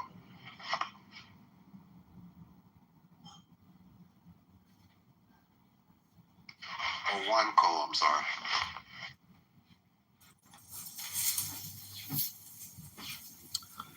Well, I would say that in America and in the world, what we're missing in Plato's Republic is Plato, the book. And in the book club, unlike the political ideologue rhetoric club, in the book club, we read the book and we analyze the information, and then we use that information to modify our concepts and thus our decision-making process. And until politicians like AOC or Tulsi Gabbard or any of these monster cretins can prove that they've actually read a book, well, then we should start to have some faith in our leaders. But until we can prove that our leaders are actually reading books or they've ever read good books, well, we should have no faith in their credibility. Isn't that a fact? Jack. Man himself, or his works. I don't care if AOC reads it, but I think that it should be instilled in grade school, probably starting, slowly integrating in middle school. Definitely required just throughout high school. These, ages where humans are very impressionable and they're, they could use Plato should be integrated into the American education system. Well, Marcus Aurelius, the Roman emperor who wrote Meditations, talks about Plato's Republic, and he says, don't be surprised if what you carry into the gym is what you take out of it. So you can come to the gymnasium of philosophy, but what do you believe because of your personal responsibility and the action that you decided to take? So all the grifters and ideologues and spam artists about racism, these are the worst people amongst us because they don't even talk about Plato or Aristotle or the French Revolution or any books whatsoever. These are brain-rotted out, meaningless, nothing droolers who deserve mockery. Hello?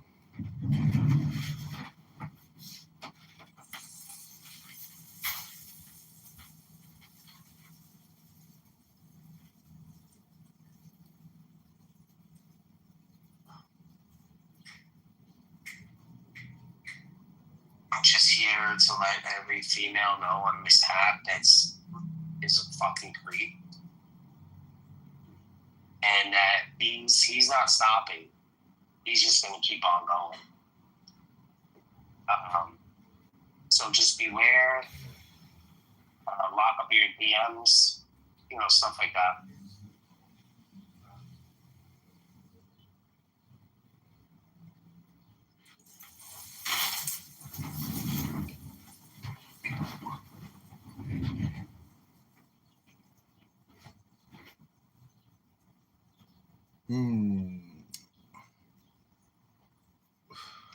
So, Alistair, have you read The Republic?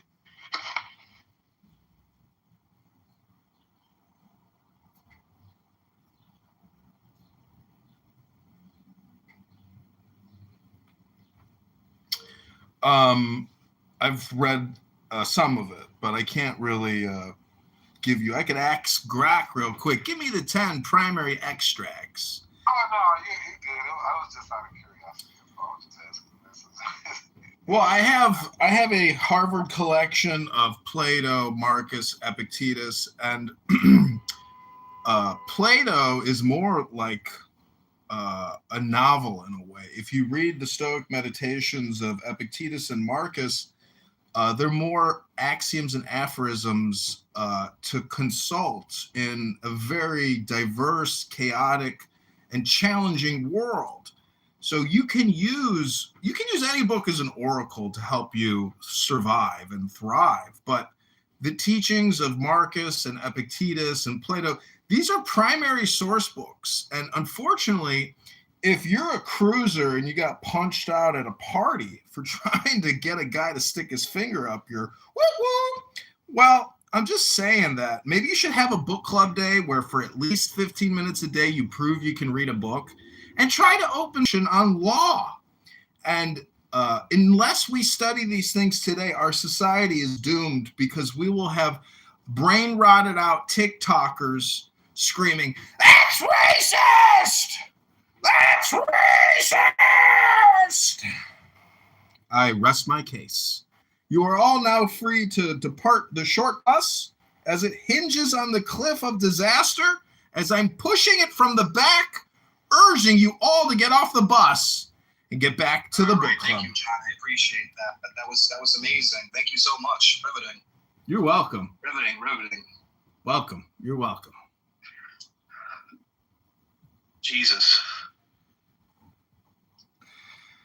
Mary and Joseph.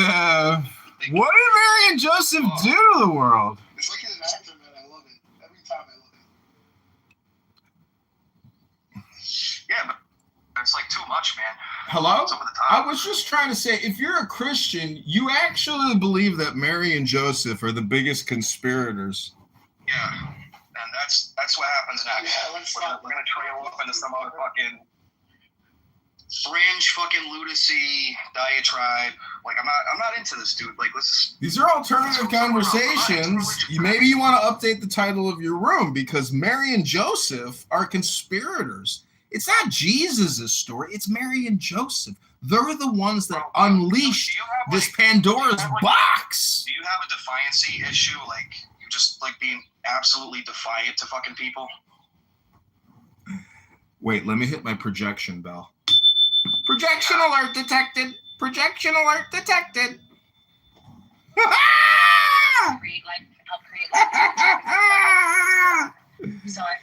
got it. We got him again. So Thomas, Mario, where were we?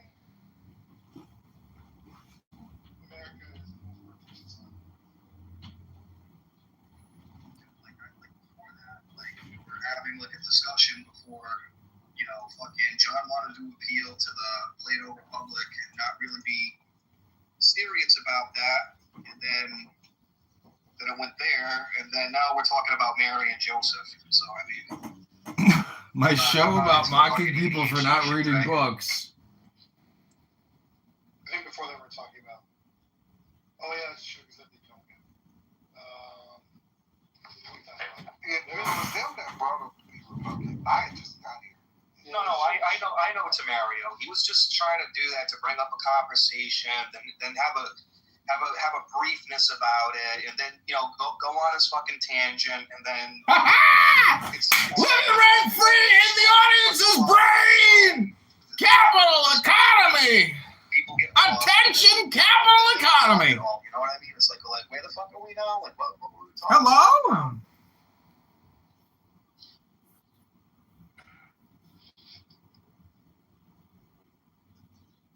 Talking about what, like women? How they That's kind of like I was going down like fucking idealism versus realism type of approach. Decimated. And that's kind of like the main driving force behind it. And I was trying to. That's amazing you said that. And it shows a lot of stuff. Why'd you say that? Because if you deny Jesus, you're not smart. That's why. He didn't deny you. He denied your interpretation. Yes, he did. Yes, he did. You're an idiot. Not my interpretation, Mark. It's not my interpretation. You're so blinded by It's not my interpretation. Yeah, it is your interpretation. I can't believe you just said that. Nobody's ever said that, by the way, in human history, except I can't believe you just said that. Out of nowhere. You haven't read his work. No, I get that. You're ignorant to his. Mark, it's just projection. Don't take it personal. That's Andrew's projection on you, Mark. Got to try to read between the lines of what's happening here in this conversation when somebody calls you stupid. That's Andrew projected on you, Mark. Got to hit your projection bell. Ding! Projection alert! Projection alert! Projection alert! Everybody here is witness to Andrew's ad hominem projection. Let it be noted and recorded for all the time. So Christ Jesus in heaven, after Andrew's death, he can look back and say, Andrew, you made a lot of ad hominem projection on a conference call app called Clubhouse. Why did you do all that, Andrew? Did you do that for me? And Andrew's like, yes, Lord, I did the ad hominem projection for you, Jesus. Thank you, Andrew. You may enter into heaven now. Congratulations on apologizing for doing ad hominem projection all those years on the conference call app, especially in the Bring the Noise room where Andrew, the king of Christianity, gets roasted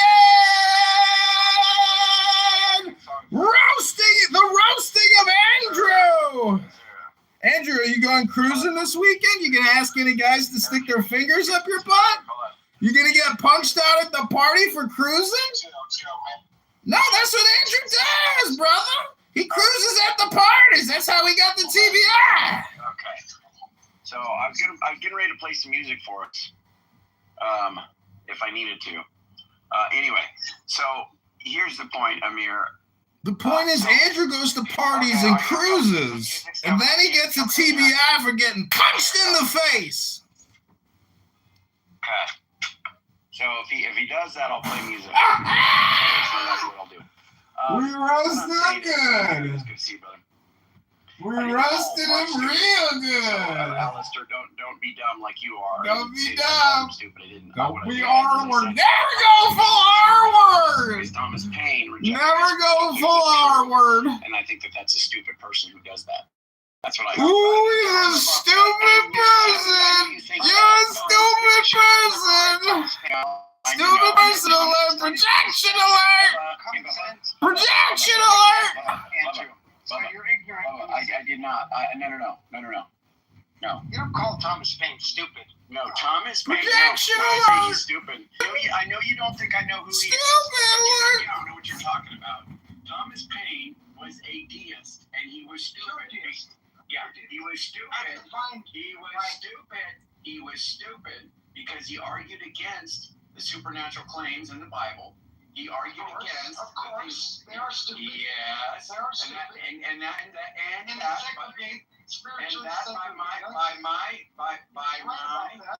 by my lights.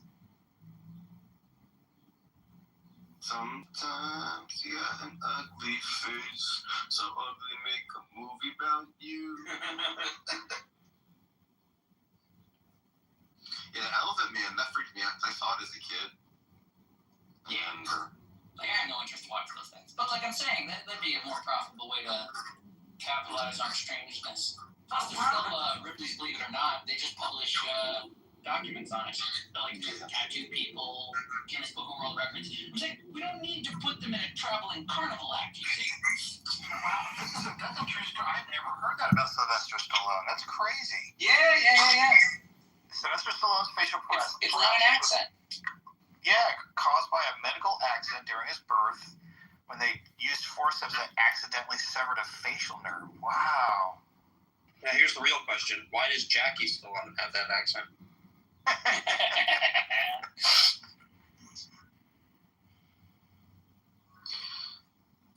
Oh man, the Elephant Man was only 27 years old when he died. I thought it would be, I guess because he looked so gross that I think his condition was putting a lot of pressure on his brain, wasn't it? Yeah. God, that's gotta suck that your fucking bones are trying to kill you. Your own fucking bones are trying to fuck you up. Neo-Nazis supporting. No, the universe only supports life, Sam. What are you talking about? Ousted unfairly. I apologize.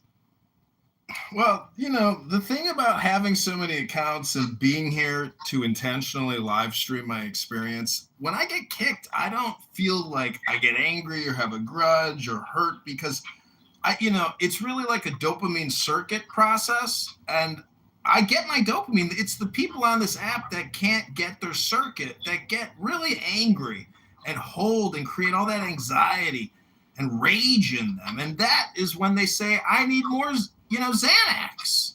And you're full of dope. I mean, all right. Well, Rabboni Shalom, I'm just saying, if you've never smoked a joint, had a glass of Pinot Noir, and read a good book, well, you might not really be fully alive yet. Hello? Yeah, I'm dyslexic, so I can't read. That's kind of like ableist to read stuff. Well, Rabboni Shalom, I believe in social equity and altruism. I think the egoists are really the criminals of society. It's only the altruists. See, I've been reading Ayn Rand, and I've been improving my IQ to come back here to talk with you all about the future of capitalism.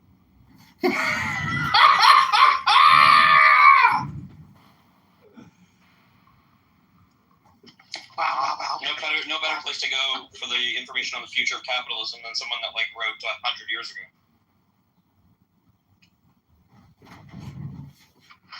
Well, really, the Rand teaches objectivism. Objective ethics. Could you imagine? Artisan creative ability should you be allowed to survive in Ayn Rand's or Well, Rabboni Shalom, I often observe that there are many people too weird to live and too strange to die. And then I realized that that's me. And that's what gonzo, bizarro journalism of the guy that got shot out of the cannon by Johnny Depp said, you know, from Fear and Loathing in Las Vegas. And so if you believe that entertainment... You realize that movie is about being on drugs like 24/7. Do you realize that I have to call my lawyer? So, Mixed, what is your favorite thing about Clubhouse if you quickly search your memory? The interesting people I meet.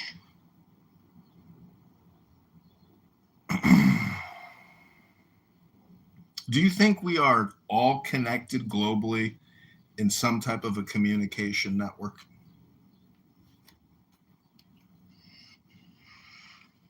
We've got wires going in, we've got wires coming out of our skin.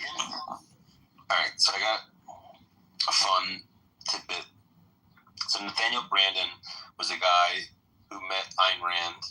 He was 19 years old when he first met Rand in fan letters. And then Rand and Branden had an affair when they were both married. Rand was married to Frank O'Connor. Branden was married to Barbara Branden. And the four parties had a rational sit-down about it. And then the affair was justified in high philosophical language. It was not that we are horny and making a mess. It was treated as a heroic value response between superior souls, with spouses expected to rationally accept reality. And then eventually the Nathaniel Branden had an affair with a young model, and then Ayn Rand kicked him out of the movement. So this. If you send me an audio note question, I will respond with an audio note.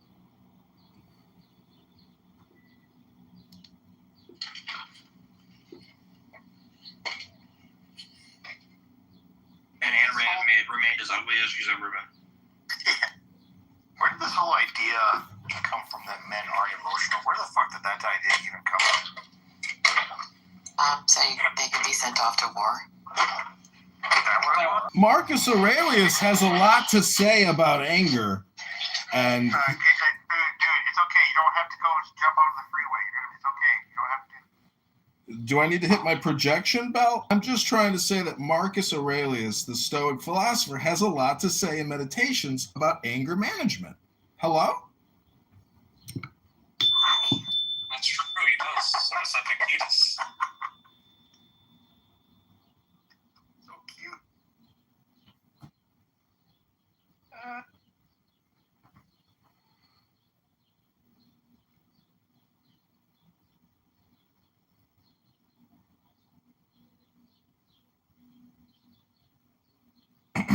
Well, Rabbono Shalom, this is a public space, so I'll try to remain public and just say that in the Republic of Plato or in the democracy of Donald Trump, it's up to us as Americans to freely voice our concern when we don't think that the debt resolution experts are going to be able to do their job.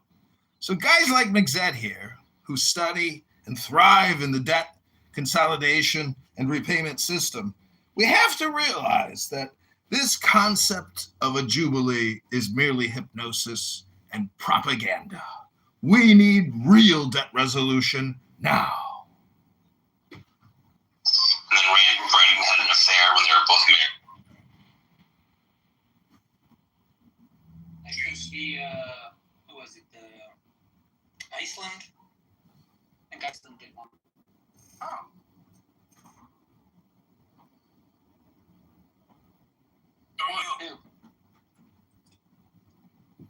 Iceland is one of the highest rated, satisfaction of life surveys globally, and that's because after the 2008 financial crisis, they actually declared insolvency and started over, unlike the rest of the world who just piled on more debt to pay the old debt.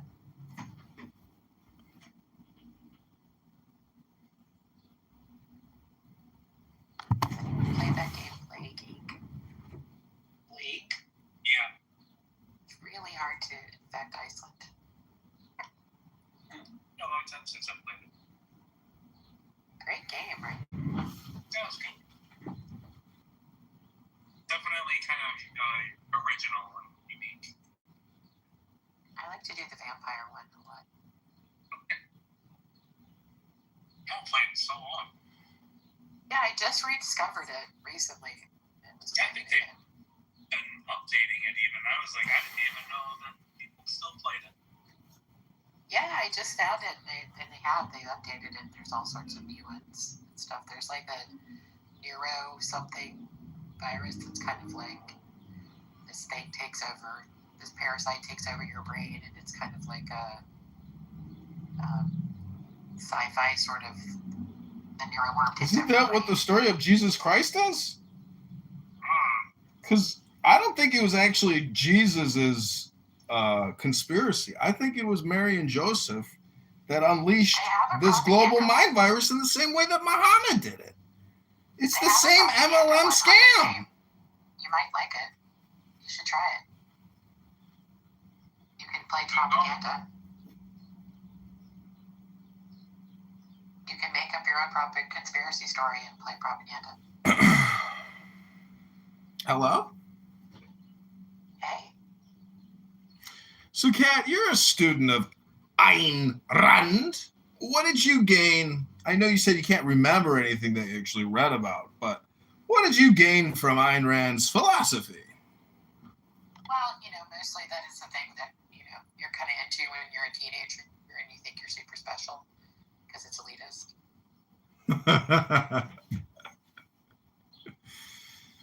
I would say that's actually a pretty accurate analysis. However, that's like talking about a book and not really reading a book.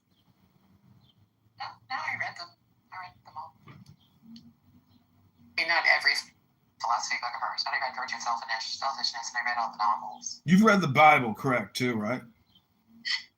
I read the Bible in high school, yeah. So, what's your summary extraction from the Bible? There's a lot of, begetting in it. Really? Because I would say that you would probably say the same exact thing that you just said about Ayn Rand, that it's a book for a bunch of elitist snobs. No, there's no begetting in it. Actually, they were trying to stop the engine of the world, not begin anything. Yeah, pretty much. See, Ayn Rand had a whole, fetish for men, grabbing and kissing women without their permission, too. Well, I'm just saying that, it's so superficial to ask somebody to tell me what's in a book as opposed to actually just reading the book myself, and to think that anyone actually has much of a memory to even tell me what were the most interesting parts of a said book. So I'm... I mean, it was 40 years ago. She was a teenager when she read it. Well, that's why I said it's a me problem, not a you problem. I mean, expecting them to have the memory is kind of a little bit of a dick, but whatever. But isn't it a little bit of a dick to suggest that you actually know what's in a book by just saying it's something that high schoolers read who think that they're elite intellectual snobs? Well, I'm just saying that it doesn't matter who it is. It's not a cat thing. It's just a personality behavior observation that no matter who I ask on this app, it's kind of the same, egotistical response. It's never really a sincere, truthful response. It's always kind of this opinionated, angry complaint response. You ever notice that? Did cats sound angry complaining?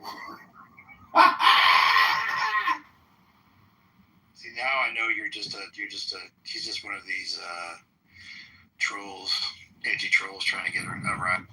Oh, no. I'm accurate in what I'm saying. I see you just don't like what I'm saying. But I think Kat here is kind of a Karen of Clubhouse in a way. Sorry, Kat, but I think you're a Clubhouse Karen. Let me hit my Clubhouse Karen alert system. Ding, ding, ding, ding, ding, ding, ding, ding. We've designated a Clubhouse Karen. All right, come on. The Gen X name is Ashley. Karen doesn't bother me. Right.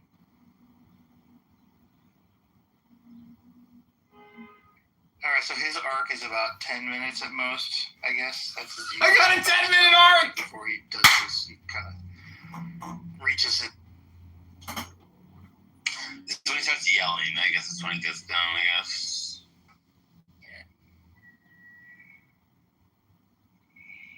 Yeah, I was a libertarian for about 5 minutes. I was libertarian once for 5 minutes.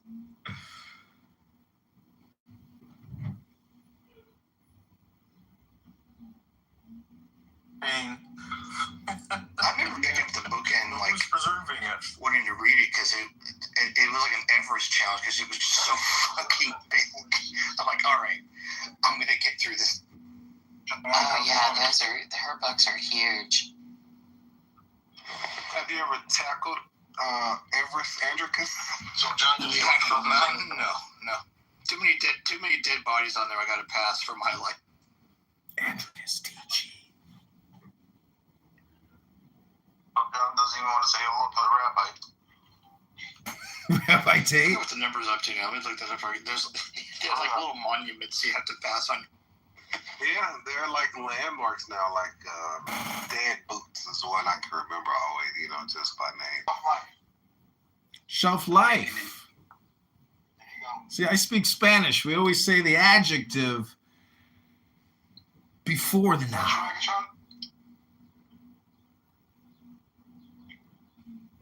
Look at Megatron's ultra-Kabbalistic picture of Mary, Rabbono Shel Olam, the true magician of Christ Jesus. The true magician. Rabbono Shel Olam.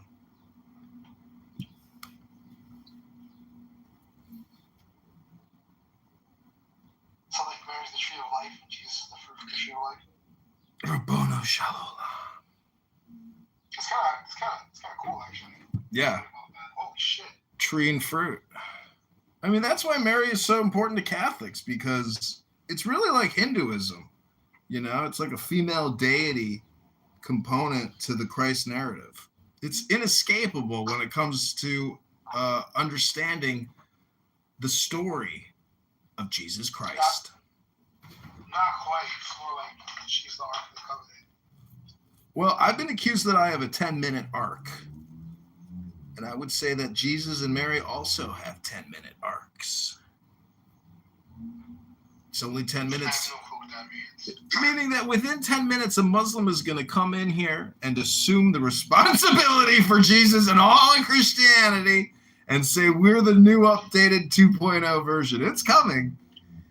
Just have belief and faith in the pattern of the Muslim. They are coming. Oh, it is an alternative conversation, all right. It's coming.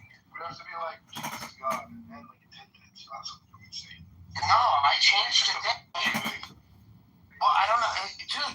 Dude, why are we, that's the whole thing, right? Why are we ever entertaining anyone telling us anything different than what in the Bible? I don't even understand. We got to look at this totally different. I don't know why anyone is going to appeal to anything that they say. You got to be like, listen, dude, you're saying he's a what? He's following what prophet? Okay. Where? They're going to have to show the evidence, bro. I don't see the evidence, bro. Those are more dangerous mountains to climb than Everest, like K2, more dangerous. The evidence starts to cry true after that. Like you're more likely to die. More people have died. A higher percentage have died climbing them. I don't know why we're even entertaining the fact that like that Islam even has like a chance to. Right? It's really weird. Hold on, I can't hear you. All the fucking yeah, they don't have any common images here. I don't know what's about this. So I gotta look at the fucking.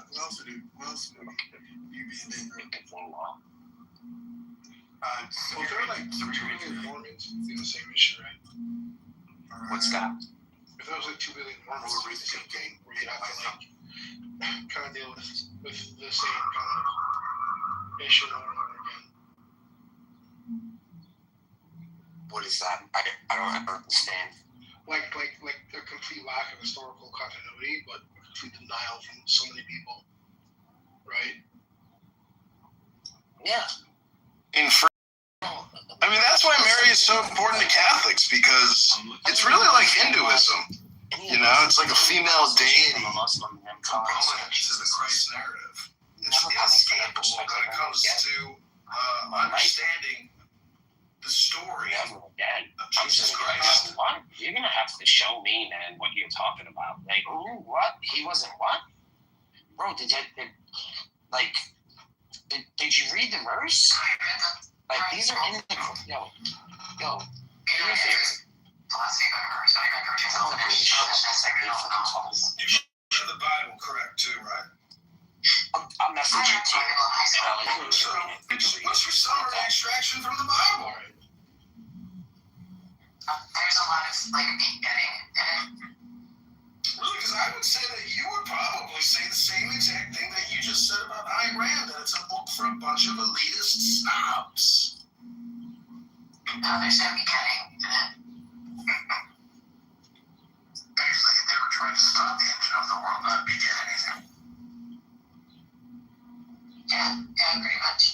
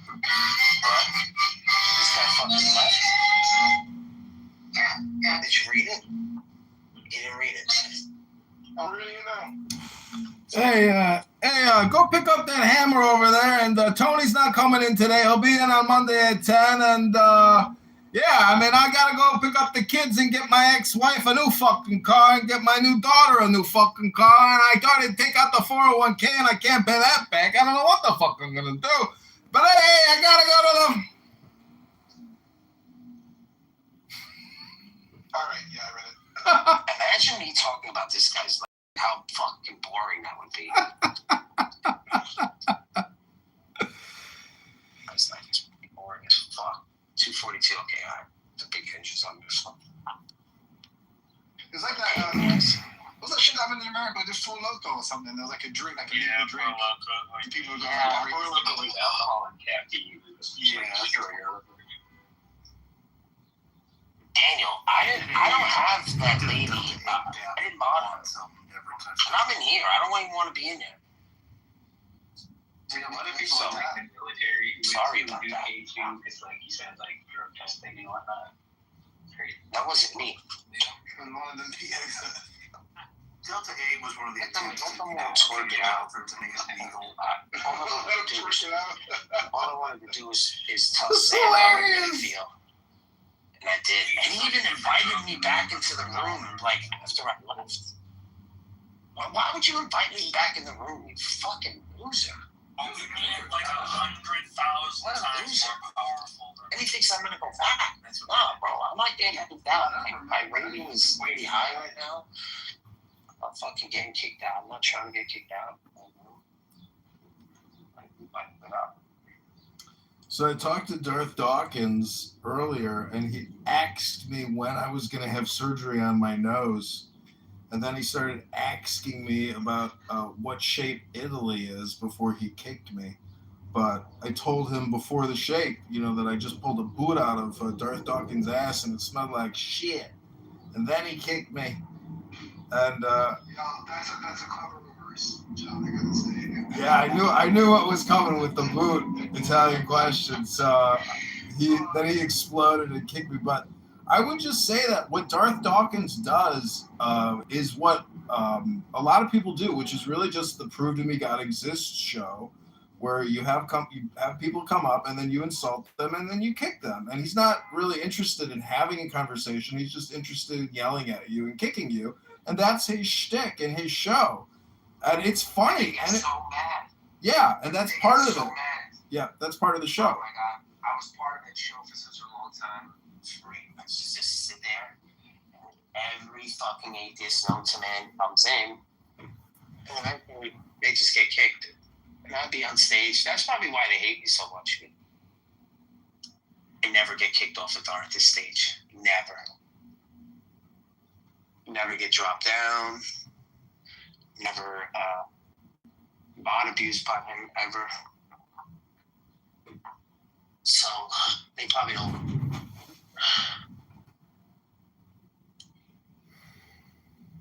I mean, he throws the theatrics stuff to me. So I miss hanging out with Darth. I mean, the whole thing is that sometimes I really liked when he went into it. Like, he would explain to the atheists like what they're saying is wrong. And he'd go into the metaphysics of it. I really enjoyed that. But then they stopped doing that. So I kind of, I torched the PMARs. Tell Sam the latest development in your love life. Wait, tell him it's in the latest. He's getting married. Yeah. Yeah, he told me. She seems pretty cool, too. Congrats, Sam. Thank you. Yeah, you're welcome. Adjustments to compare. That sounds really cool. I use Irish. I use the shillelagh. Who is punch? It's me shillelagh. I am Scott. It's a better joke, I guess. I mean, you're ginger, so you can pass. It's the same shit. Speaking of gingers, hey, Sonny, have you ever smoked moon rocks? That sounds crazy, but. What is that, hash? No, it's like a bud, and then it's like wrapped in wax, and then they like put keef on over the top, and then it looks like a rock from the moon. I probably have. It's like heaven on a stick. It's like they serve it like a lollipop as well. It's fucking sick, bro. Oh, I went in. Oh, I didn't hold back. That was brutal. That was so brutal. It was so brutal. I listen to me. He was begging everybody in the background to drop me because he knew I wasn't going to stop.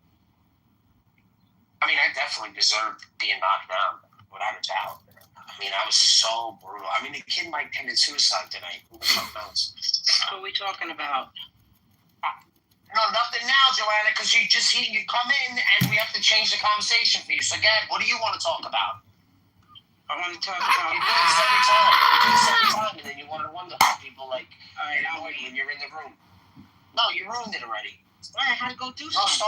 No, start over. I have to start again. Let's go do something. I didn't ask you about doing anything. All right, whatever. You deserve to get kicked. All right, bye-bye. What did I miss out? You're not leaving? You're not leaving? Why would I leave? I'm just saying I'm going to do something. I'm back. All right, stop. Kitover started in with this bullshit about.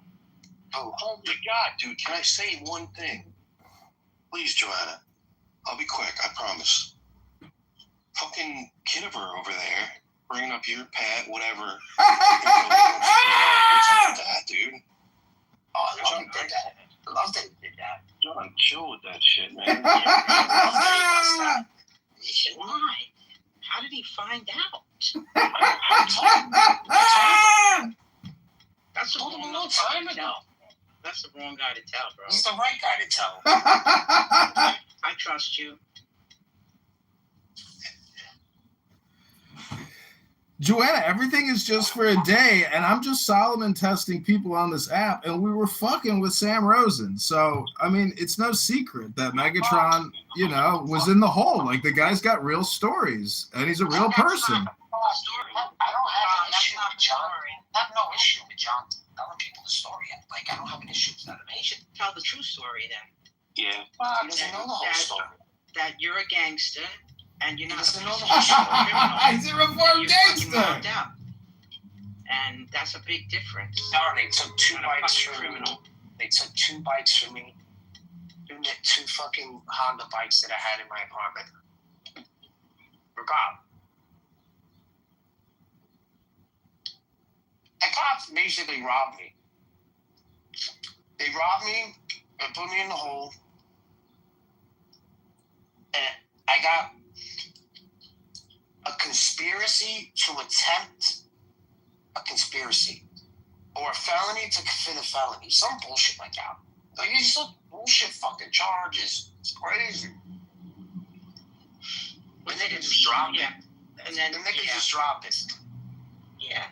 They just do it to intimidate you. Well, I think it's hot that you were in the hole. That's an experience, let me tell you. You talking about going crazy? There's people that don't get out of that shit either. That's really fucked up. They stay crazy. They stay fucked up, yeah. My brother will be like, oh, I left it in my cell. I mean my room. Like, he still thinks he's in there. Nah, I kind of draw a blank. Joanna, why are you BSing? He's supposed to BS. That's what I'm saying. It's always exaggerating with you. Always. I would love to. I'm gonna tell you how many which prisons I visited. Fucking get. What was he gonna get into? 5 ounces of blow. Oh my God! And he sold it to a narc. Oh my God! 5 fucking ounces. He couldn't prove that it was just his. No, because he met him in a hotel, and then the DEA was in the bathroom.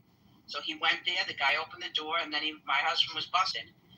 And my second husband did 11 and a half years in Leavenworth, Raybrook, and Otisville. He was in 3 federal prisons. Raybrook. I never bragged about. I never. 5 years, Daniel. I know you. Do you ever know how to pick them, dollface? Right? I mean, I've never. What kind of a head on your shoulders do you have? Do you still do those the Reiki stuff? Yeah, I was a fan of guys back in the 80s. Of course she was. Her husband was in jail. Of course she has to do the fucking massage. Prison. Can I get a massage? Yeah. Would you throw in, I would do anything for you. You see? What do you think I can get? You think how much? This guy's in jail. Trying to put her in a nice house. This is what she's doing when he's out. This is what I'm saying, Daniel. No, They're all the same. Oh, yeah. See, I'll massage you. You know what I mean? No, I own a spa, and Daniel knows about it. Yeah, we know you own a spa. Well, how do you think I own a spa? Mark, you're not mafia money. Why is it that the people that fucking hate us want to be around us all the time? Art. Dude, I've been saying this for Frenchie. Why did Heidi change her name to Frenchie? Dude, she hates me with a fucking. They want me to shit talk Sam. They want to hear me. They heard it. I don't know who heard it. I don't know why.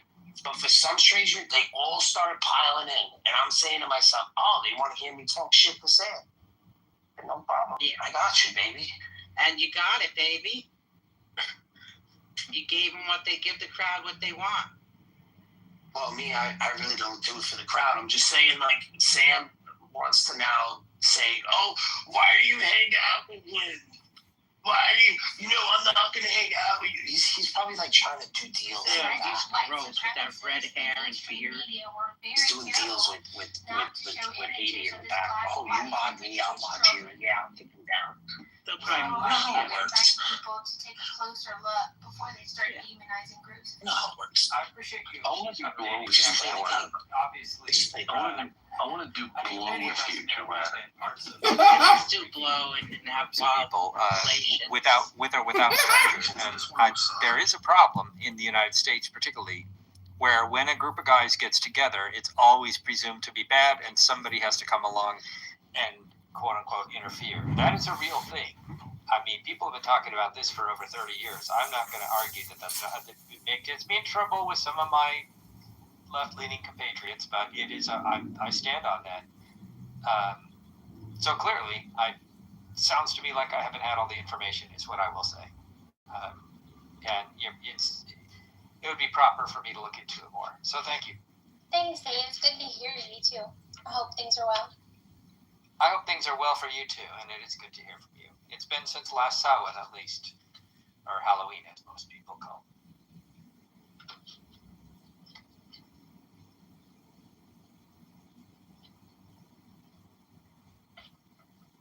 Yeah, there's so much to talk about here. So much to talk about. I think we all want to live in a good world and a safe place.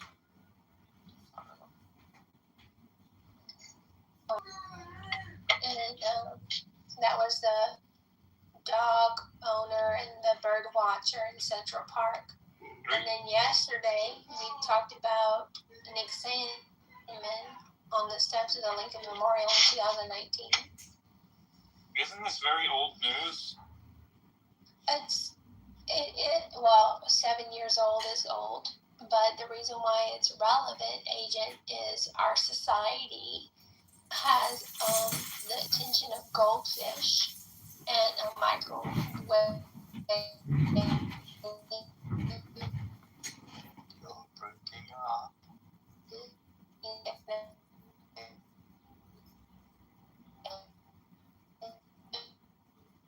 Maybe you have to mute her.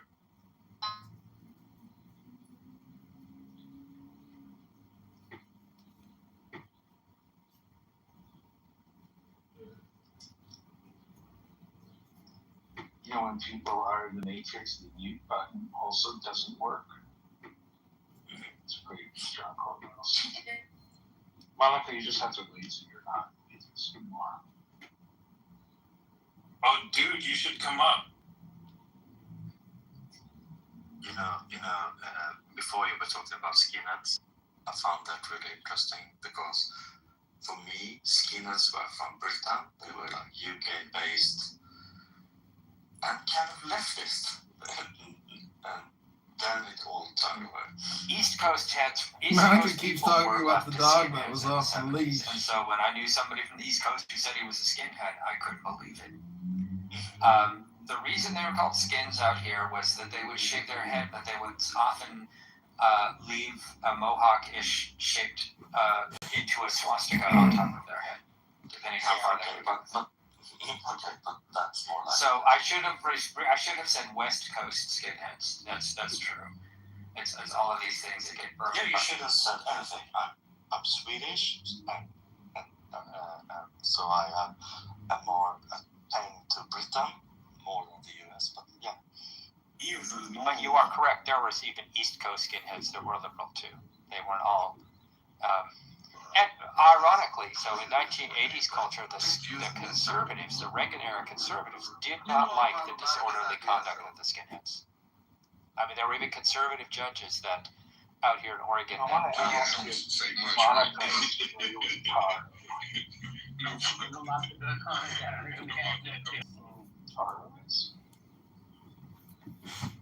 No, it's not. Ragged, you're off my. Hello, moderators. Seems like it, Ragged. Can you hear us? Right, we can't hear you. If you can hear us, can you flash your mic? He can hear us, but we cannot hear him. Alright, so. On Club Deck, for your input mic, your input on your mic, you gotta switch that one back. We still cannot hear you. And then we'll be able to hear you.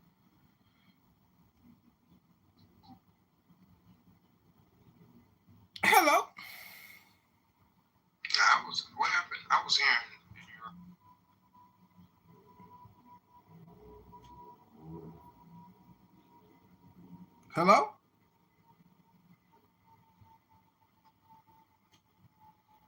Hello? Nitha, why do you have my wife's PTR on your account?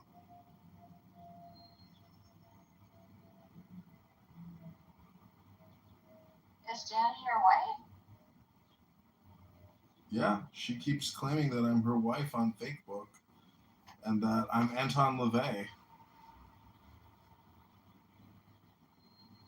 And can you read my tarot cards?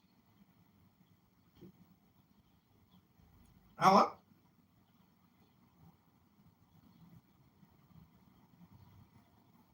It's my party and I'll cry if I want to, cry if I want to, cry if I want to.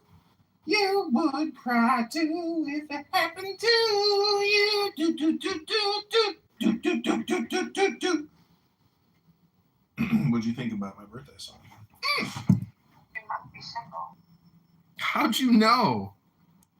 Of course Taro said that. Of course she said that. I should instead criticize Christians for opposing the murder of not quite born children. Well, let's just say we take the religious element out of this, and we just do it as a constitutional legal argument. And after Roe v. Wade was decided. Daniel, I can send you nudies. I can send you pics of me in the back channel. You are so fucking hot. It's That's what I'm gonna do unbelievable.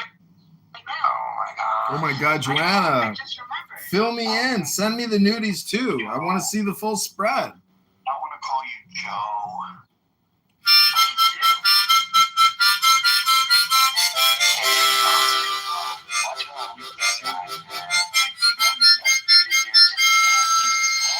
Send me the nudies, Joanna. Let me send Daniel something. Drive back to the states. Right? Certainly, you have states like Texas where we have a stringent abortion law put together by Ken Paxton, and Texas, everyone would be one of these examples. There was a young woman who had a medical issue, needed an abortion. Oh, knocking at that door. The law Texas had passed, got the permission, and then Ken Paxton, who wrote the exceptions in the law, then sued her for using the exceptions. Right? So there's that. So there are states that do. There are states that simply don't agree with keeping abortion illegal and have abortion. That's not a religious argument. That's a state-to-state right argument. Right. The actual argument is a states' rights. I'm not saying which side I come down on. For me, it's complicated because I was aborted, so I'm grateful for that. But I'm not sure the government should be in it. But yeah, the Supreme Court never said no abortions. They just said it's not constitutional one way or the other. It's returned to states' rights. So states like Oregon, California still have it. States like Texas don't. So, the argument on a states' rights issue side is if you want this, if you want to live in a place, then you should move. The problem then comes into that's financial feasibility and whether you can or not. But so then are people citizens of, because people are citizens of states as well as citizens of a nation, this is where it gets lost. The conservative argument is not we hate abortions. Some probably do. The conservative argument is states' rights. And this triggers my daughter when I try to explain this. Dad, I thought you were, I said, I am, but I'm sympathetic to states' rights. I understand.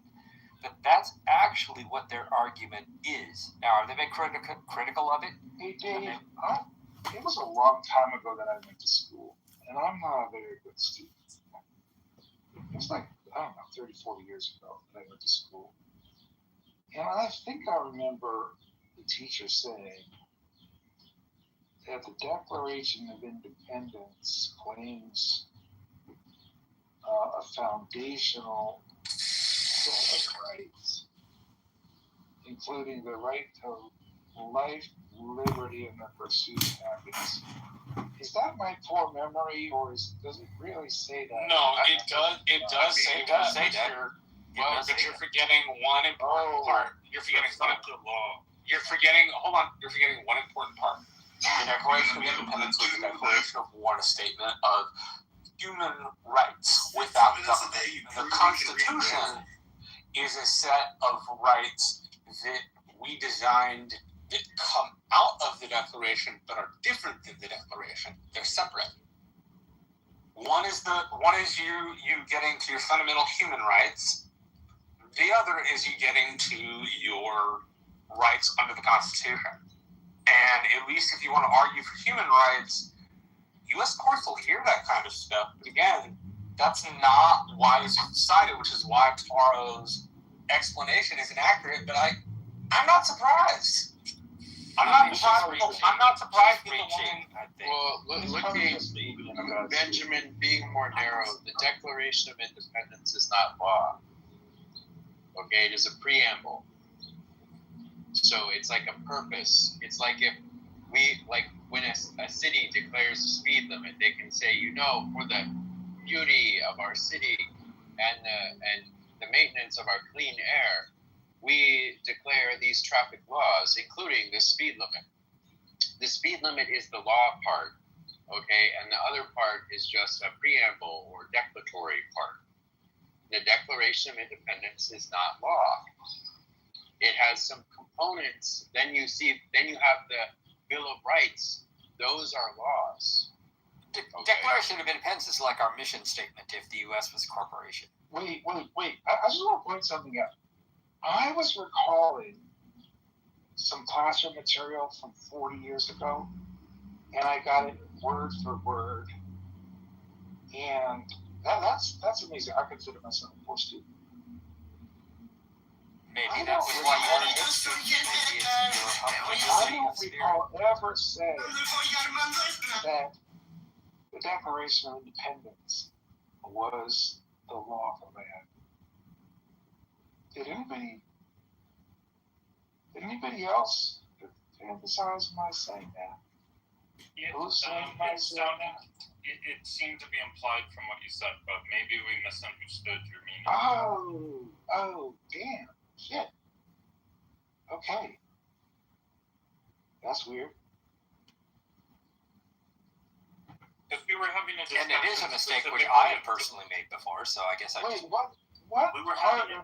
what part of recalling that the Declaration of Independence includes the phrase that among the many rights of man is the right of life, liberty, and pursuit of happiness implies anything more than the Declaration of the United States includes the rights enumerated as the right to life?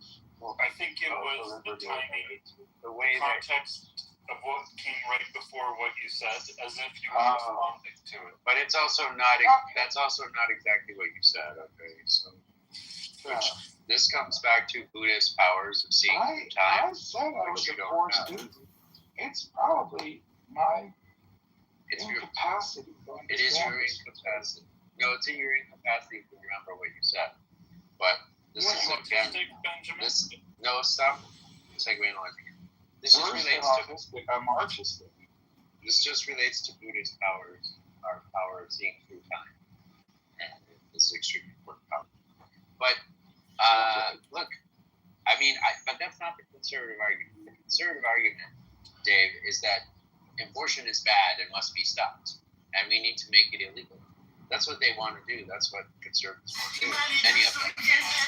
And the states' rights thing is just like means to an end or a way station along the way. Now, I don't think that the conservative policies are good. Okay? I do think there is a good states' rights argument here. Nowhere says in the Constitution that states, that citizens are guaranteed the right to an abortion or anything even close to that. So then it's like, well, it probably goes to the states then. I mean, that's just as a technical matter, it probably does. But I don't think that their policy ideas, the conservative policy ideas, are good. I don't think the policy of my own state in this area is good. And I think we'll probably see in a few years that it didn't work out. In fact, they did not prevent abortions from occurring. It's just prohibiting abortion, kind of like prohibiting marijuana or prohibiting alcohol. It's something that doesn't work. If you want to get people to have fewer abortions, there are ways to do it, but prohibition is not the way.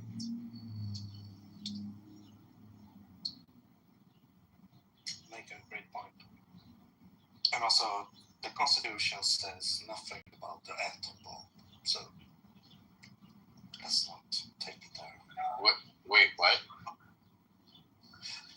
I'm just saying, the Constitution, I'm actually a fan of the Constitution because I think it's one of the greatest documents ever created. But and this represents someone who everything. how do you get I agree with you. differentiate from 1 to 10? Just based on what I No, heard but you within two its talking, framework, Wendy went for a it while, you creates went a for a while, mechanism and for you its know, I didn't know I had to follow some Like, type of like programming schedule or format by for you, its so I existence, apologize if the it's a strong government juxtaposition. it presumes to set up is this idea of it has ruled upon. And anytime, I think the lesson here too is anytime we depend upon the Supreme Court to make a ruling change, it can be flipped. All it needs is a new lawsuit to undo it. Gay marriage could be undone tomorrow. I don't want to but if it did get flipped, it would again return to the states, and then states like Oregon would still have it. But you know, it is a living document. But if we rely on courts to make these changes, like what was done with Roe v. Wade, then we should expect that a new court will undo the change. It's sort of like rely on an executive order, the next president's going to come along and undo it. Like, I think some powerful lessons may have been learned during the last few years through this time.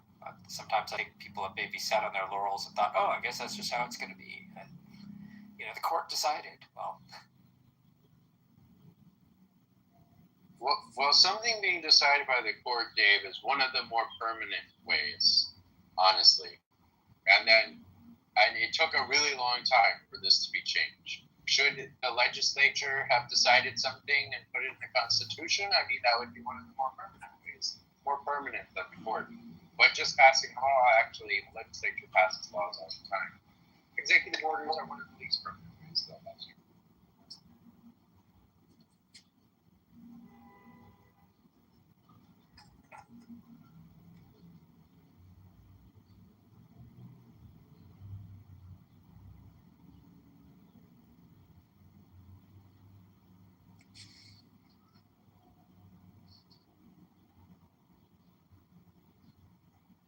I will say, though, that if we are going to have a right to an abortion, and this gets me in trouble out here, then a man has a right to a financial abortion, like AKA she's pregnant, he finds out, then he should be able to sign away those rights and never pay child support again.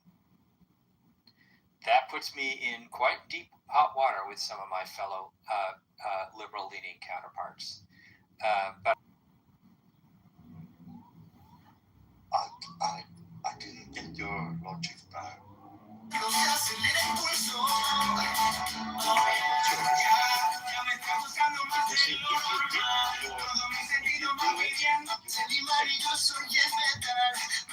that's what conservatives say to women, right? I mean, that is the anti-abortion argument. People play that on. So there should be a window, like there's always been a window, where the man is notified and then opts in to parenthood. And at that point, it's settled. I think that would resolve the issue 100%. See, if people say that if you do the deed and the consequences, then now you're basically an anti-abortion. That is their argument. I'm just trying to become a big content. And I'm confused on the issue. I could have been. People abort people for being disabled all the time. Somebody could find out I was blind and decide to abort me. Now, I met my bio mom in the last few years. She didn't want to do that. She's very staunch about that. But I didn't ask that question. She just brought it up. But I do think that both, if you have one, you got to have the other if you're being honest. Are you blind? I've been blind my whole life. I'm missing my optic nerves. Oh, wow.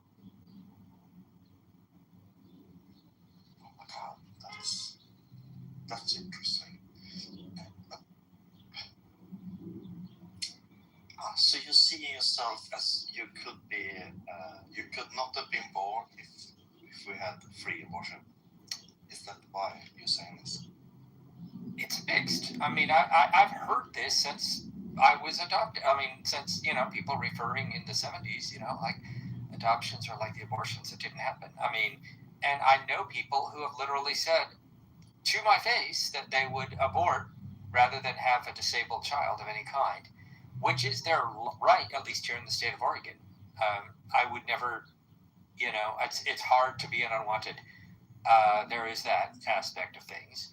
I just think the issue is more complex probably than what I think the government should stay out of it, but I think the issue is probably more complex than what either of the two parties who obsess over each other probably want it to be.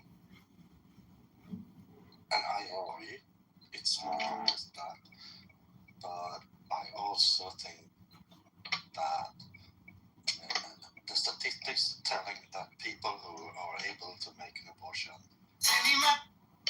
there's a lot of more happy kids from that, because they don't do that because they are disabled or anything. They do it because they're not ready to form a family. Oh, absolutely. And I don't believe in the so-called abortion as birth control. People aren't doing that. Most of us don't want to get a shot if we don't want to. So telling me that a woman is choosing to do it over birth control, I've never believed that. I know the conservatives are telling me that, but I've never believed that. I mean, there's a great many things I think the government should stay out of. Abortion is simply one of them. Pot is another one of them. Guns are another one. Prohibition on things doesn't help anything.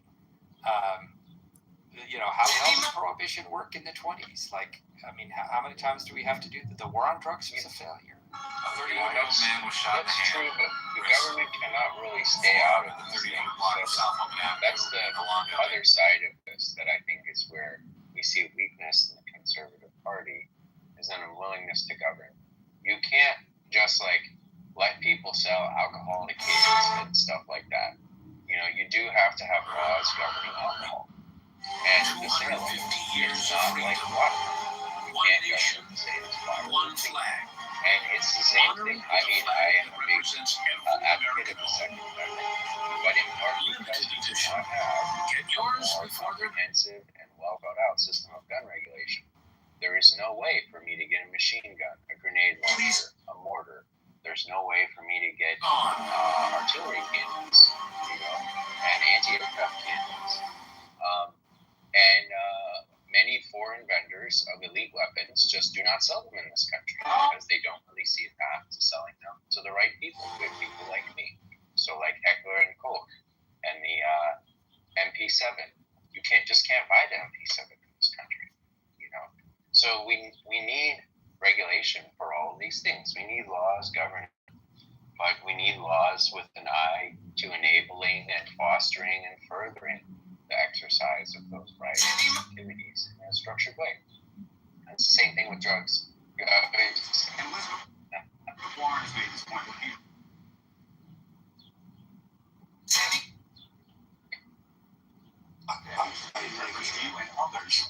Is it possible that the Iran war is not a...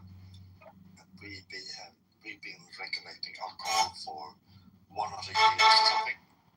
8 years. Actually a war between Israel and Iran? So, that's not the black market or anything. I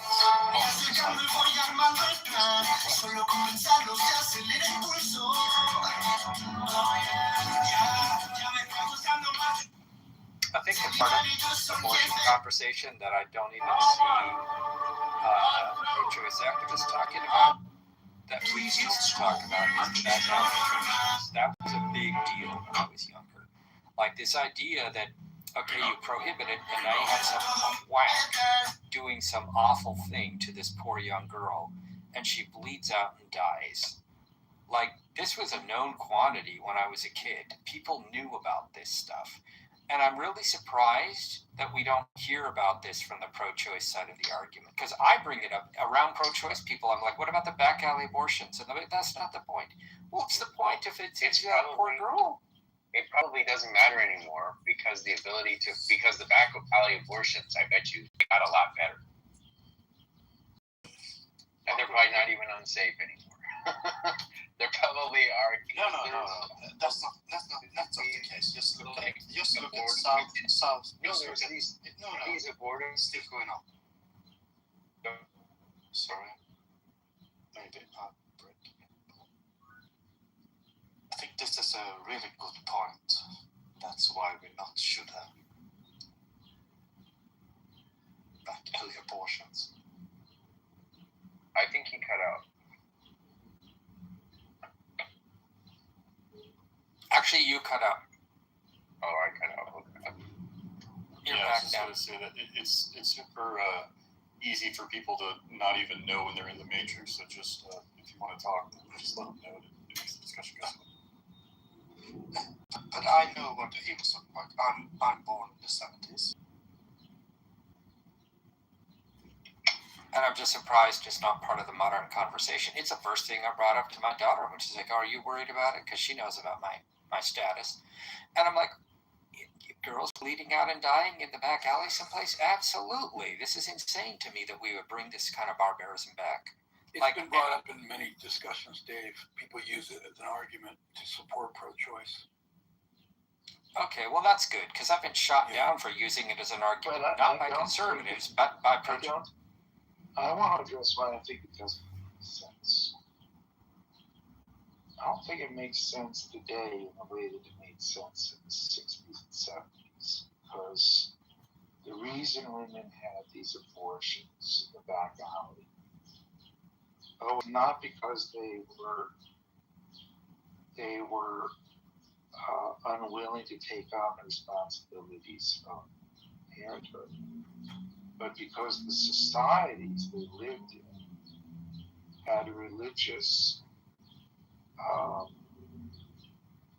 consequences that would come to bear on them if they were found to be pregnant. And society has this, well, they have the bastardization comment, right? Bastard is one of the worst things you can call a person. And it's also the name of a child that's born.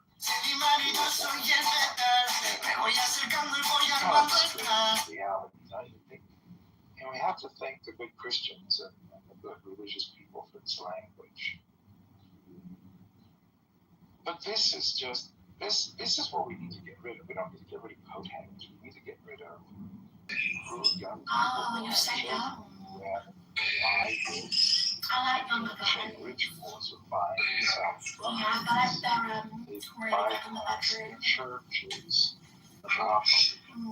Have you ever been with a trans girl before? Now, what we need to do is break the church's monopoly on covering, and not the other thing. You won't need back alley abortions, and you won't have them if there's no social pressure associated with keeping the baby. But the fact that religions, God bless them, for years have put such negative pressure on young women having children that would rather back alley abortion than have a child. That's the craziness that just absolutely has got to be condemned into non-existence. Look, I mean, Benjamin, so many things wrong with what you said. I don't know where to begin. You just don't understand it. But, yeah, you have to have the religious monopoly. You have to engage in the ritual of buying and selling the bride. Yes, that's the whole thing. So the man and the woman need to form a common enterprise for the purpose of raising children. And that needs to be sanctified, sacralized by the society. Are you saying this for real? I was saying it for real. Jonas, you're such a cartoon. This 25 No, I'm just saying. Yes, I'm still Swedish. We can have a really, really strong relationship with women for 1,000 years. It's been that way forever. They vaccine that you would tout when you live in cure Trump derangement syndrome? One that you could really get behind.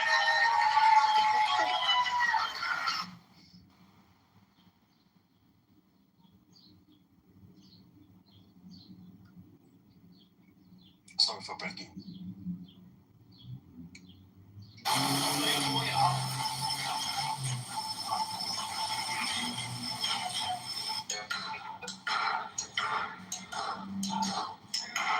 Family is a common enterprise for raising legitimate descendants, not bastards, right? But of descendants. Let that sink in. That's pretty much what I'm saying, because... Wait, I missed. But what did Jason just say? I said the family is one of the most sacred institutions of a functioning society. It is a common enterprise for the purpose of raising children, of raising legitimate descendants, not bastards, legitimate descendants. That's right. You know, you ever tip too much and then you didn't really get the thank you that you thought you were going to get, and you're like, I gotta give you extra there. Yeah.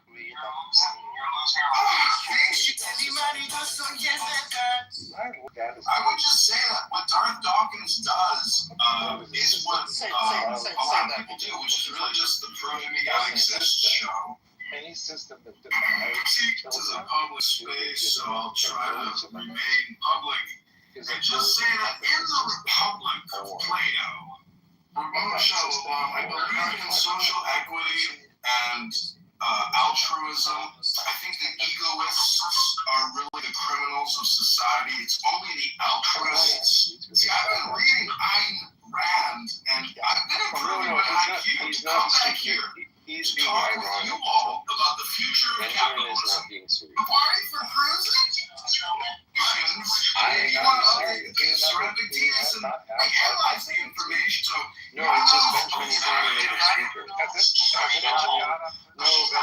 a scholar. I'm going to get PhDs. And you're just getting corporate invested on a social audio conference call. Probably is the erectile dysfunction and high blood pressure. Am I wrong about those two You're things? a native speaker. That's all that there is to it. imagine sarcasm spreading across Europe, trying to get to Sweden and getting blocked by the Germans, the Austrians, and unable to move any farther east. Second person. Sorry. Very much. I mean, now we should start saying pork,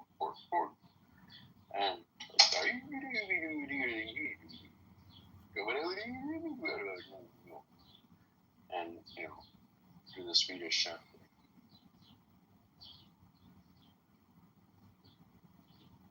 Jonas should speak some Swedish for us. Just for fun. Jonas, you could criticize me with full obscenities in Swedish. That would be fun. And are Swedish meatballs, as we see them, are they actually Swedish or is that an American? They don't even know because they don't have Swedish meatballs. Actually, we do. Don't go to IKEA if you want to eat Swedish meatballs. That's for sure. What about that bowed harp of yours? I forget what it's called, but it practically has like a bow and it's also a harp. You guys have some beautiful musical instruments.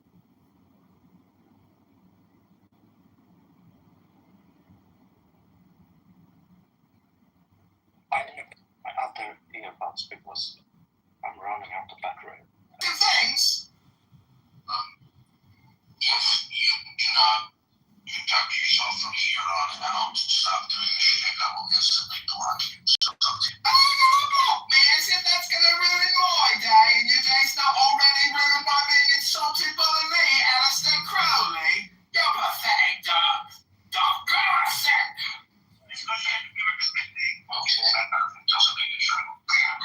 The guy doesn't have a PhD in divinity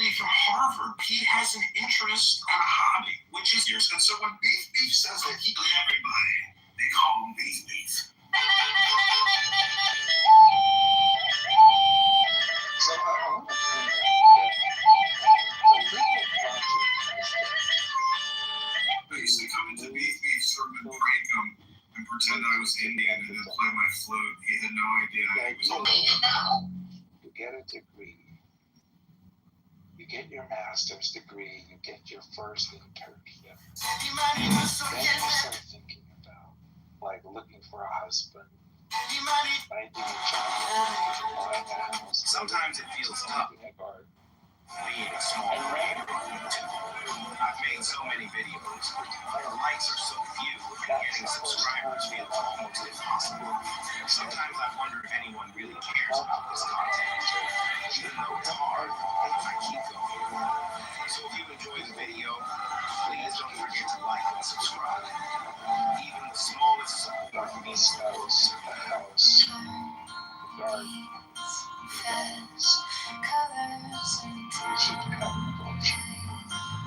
That's basically. Well, this is not, that's unfair. That's not the way we look. That's simply a consequence. Please, Benjamin, stop it. It's simply a consequence of the greater doing useful work. Clothes with minimal detail. And then the environment where work occurs is another factor. 1,000 years ago, if you were in textiles, well, you're a woman spinning with a spinning device, okay, which you could actually do while you were taking care of your children. These machines were safe, they were not loud, okay, they didn't emit poisonous gas. Now, if you're in textiles, you cannot have children around. And that's basically true of all manufacturing. All manufacturing has changed in this way, where, like first of all, someone got it. But this is also the time when you got kids.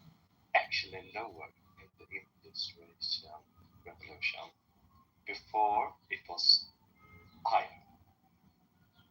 They were like 25, and then they turned like 80.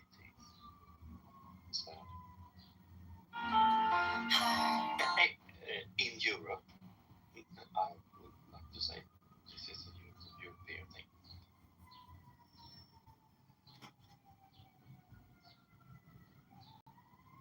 Sorry, I missed this. No, I'm saying, what I'm saying is Fully funding. the firstborn baby of the industrial revolution. Well, I can't hardly believe Yeah, so this is actually what is called the European marriage pattern. And among Europeans, that is true. The Europeans had a long-time pattern where the first marriage was mid-20s, or marriage was mid-20s. The first child was mid-20s. Okay, somewhat later than that, somewhat earlier, 23 years. And a relatively large proportion of people did not have children, something like a quarter of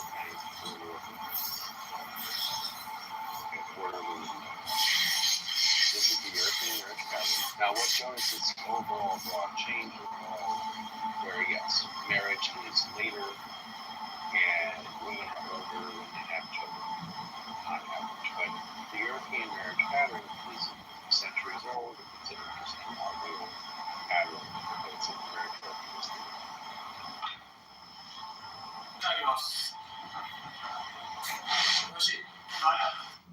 I'll make a dangerous. You know what it's like when you want to go crap. Also, before the Industrial Revolution, so-called nuclear things would have been considered the idea of mom, dad, and 2 kids was created specifically for the purpose of leading around a small units for a factory. Was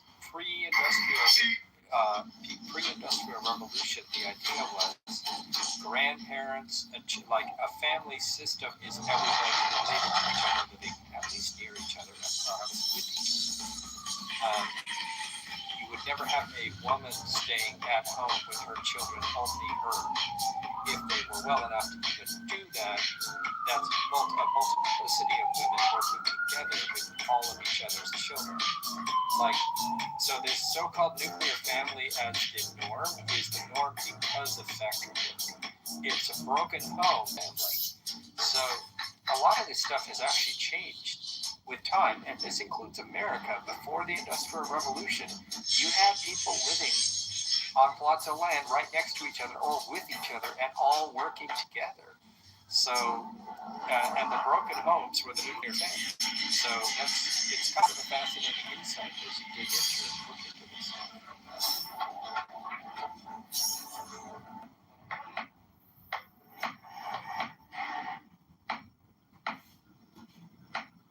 Yeah, so backing up a little bit, Benjamin, the issue isn't the liberals. I mean, this change started to occur more than 150 years ago, before you even had anything like the progressives, which is, these are what our liberals are today, really. Before you had anything like progressives.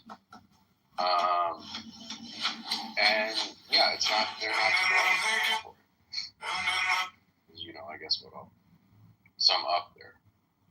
So it's like, I would just like that the founding fathers would be called progressives today. No, they would not, because the founding fathers did not believe. Okay. No, Jonas, look, you said what you're going to say, and now I'm going to say that you're wrong, and why not? Okay, and then we're going to have a back and forth here. Okay? So you can you can disagree with me in a minute. And they wouldn't, because the founding fathers did not believe in using the government to change the values of regular people or to progress society. The founding fathers were actually keenly interested in setting up a government to preserve traditional rights, okay, what they understood to be traditional English rights. And they really wanted to get off the train of modernization of government and centralization of government that the English were starting to get on in the late 1700s. So, and I think there's an argument to be made that they were right, that they ultimately saw that this is what creates a freer and better society. I think I agree with you totally. That's the thing. So maybe I'm just coming on business because I agree with you totally. This is the thing.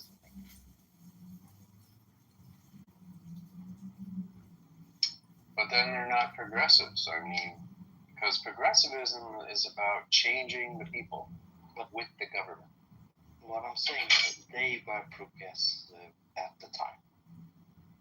With postmodernism, I consider myself to be post-meta-modernist, meaning I've seen through the traps of postmodernism as well as the traps of rationalism and whatnot. That doesn't make me special. This is where I am. Right. But progressivism in the United States is linked to postmodernism, and one of its major traps is it wants to deconstruct for the sake of deconstruction.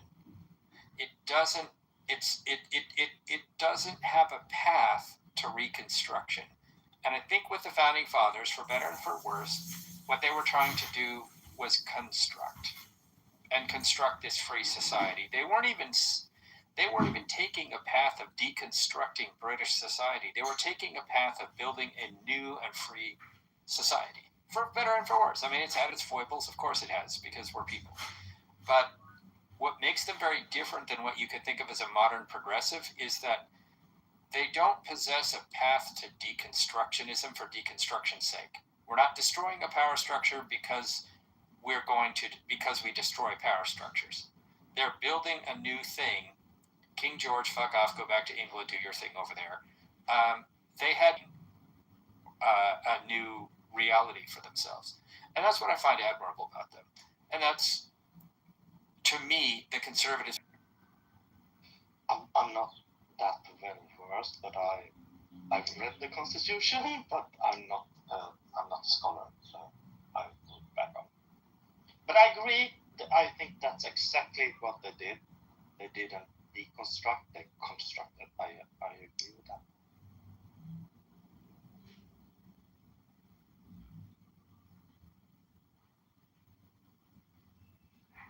Yeah, and I guess where I have a different view, Dave, is I don't really see them as having developed a new society I really see them as having tried to basically capture and preserve and refurbish, renew a very old model of society that had reached a certain state of balance and I suppose perfection, but just had reached a certain level of maturity. And that was the Tudor era medieval society. And they were really saying, look, we're going to keep doing this thing. I guess if you guys over in England want to wreck this, you can, but we're not going to do that.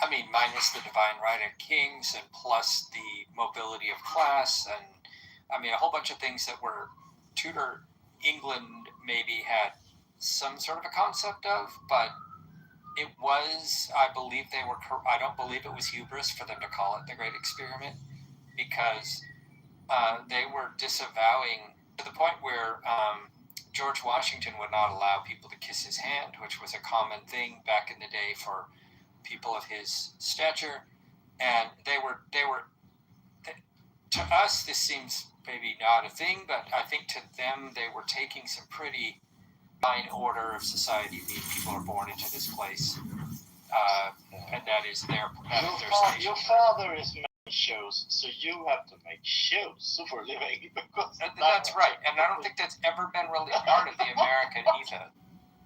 Well, so this is where unfortunately we are burdened with a lot of myths very warm.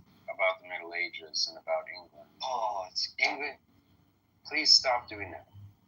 England was not that kind of society, Dave. And there was no divine right of kings. This is something Sam got wrong earlier. Divine right of kings is tendentious in the Middle Ages. And the idea of a king that you must obey, and there are no institutions or power in society that can undermine or challenge him, is a very late Middle Ages phenomenon. Okay, we're talking Louis the 14th is the Sun King, is the absolute monarch. All right, that's a late development. That's not a traditional medieval. The traditional order of society in the Middle Ages is you have all these different constituencies in the society.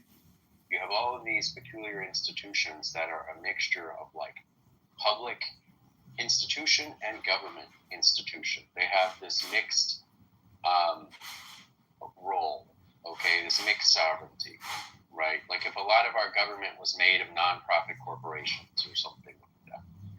And that's a better way to understand the Middle Ages. And so we are, in a way, ignorant of our own history. We think of what the founders did as marking this huge break with the Middle Ages and the English system and the European system.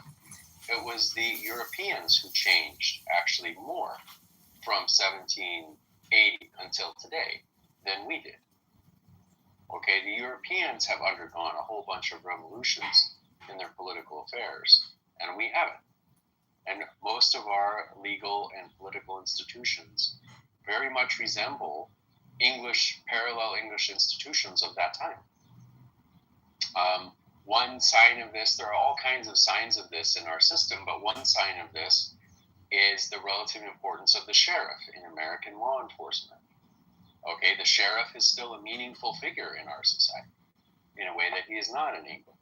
Or the incredible multiplicity of police departments, the relative power of the states, of the subdivisions of our government. Okay, whereas in England, a lot of those things have been made much more streamlined and efficient and much more centralized. So I'm going to put an essay in the chat, Dave. Is that a good way to share an essay with you? A link to an essay? Yep, I can get links in the chat. Yeah, it's an essay by Samuel Huntington. Benjamin has mentioned this guy a few times. He's talked about Clash of Civilizations. The guy did a lot of other stuff. He's done a lot of scholarship, and this essay is about how Europe, England, and America modernized and how they are different. So I'll put that in the chat. I did want to quickly respond to Benjamin's thing about liberals not making babies. How would you account for Stalin, who had a huge baby-making venture? Also, Mao, everyone knows that China had a one-child policy, but this was not Mao's original vision. This happened as a reflex reaction in the 70s to enormous famine. Many very liberal societies, communist societies, outlaw homosexuality, for example, because you're not doing your right duty to the state by making more. So I don't think you can attach loss of childbearing to a liberal ideology when there are so many great examples of Soviet Russia giving awards to women for having more children. I think Cuba has had some of this stuff. I mean, so I think that was a little bit of a stretch on that.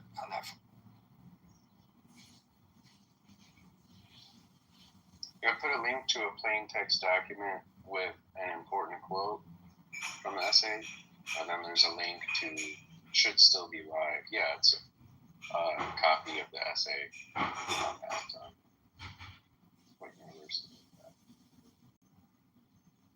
At UC San Diego.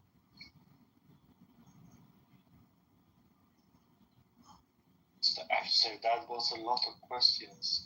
Not question. So, but you also mentioned Soviet Russia. That's fucked up society.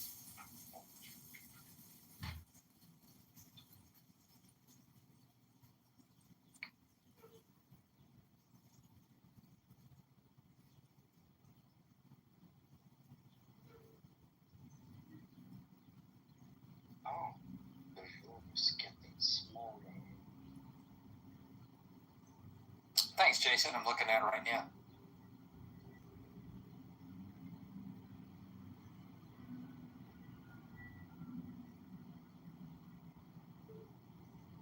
I've been having some JCC before, but I think we're doing fine right now. Hopefully.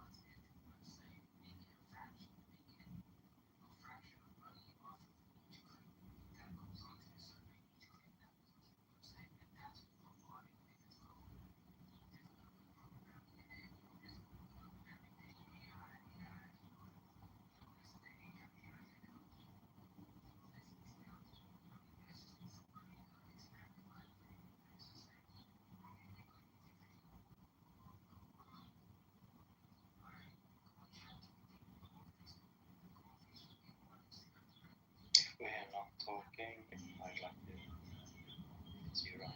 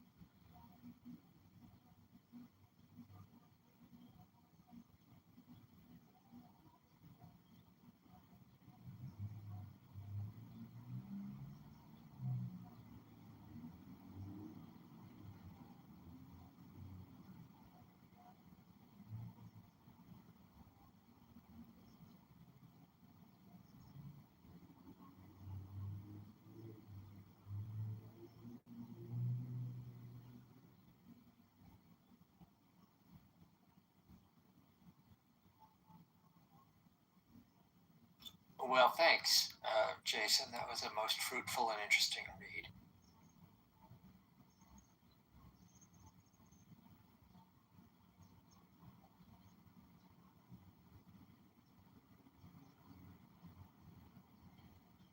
I don't know if I slept through that in school or if I was just educated wrong, but I've been trying to study more about read more about medieval society, and I've learned many ways in which I was actually very incorrect about a lot of it. So it's really fascinating to me.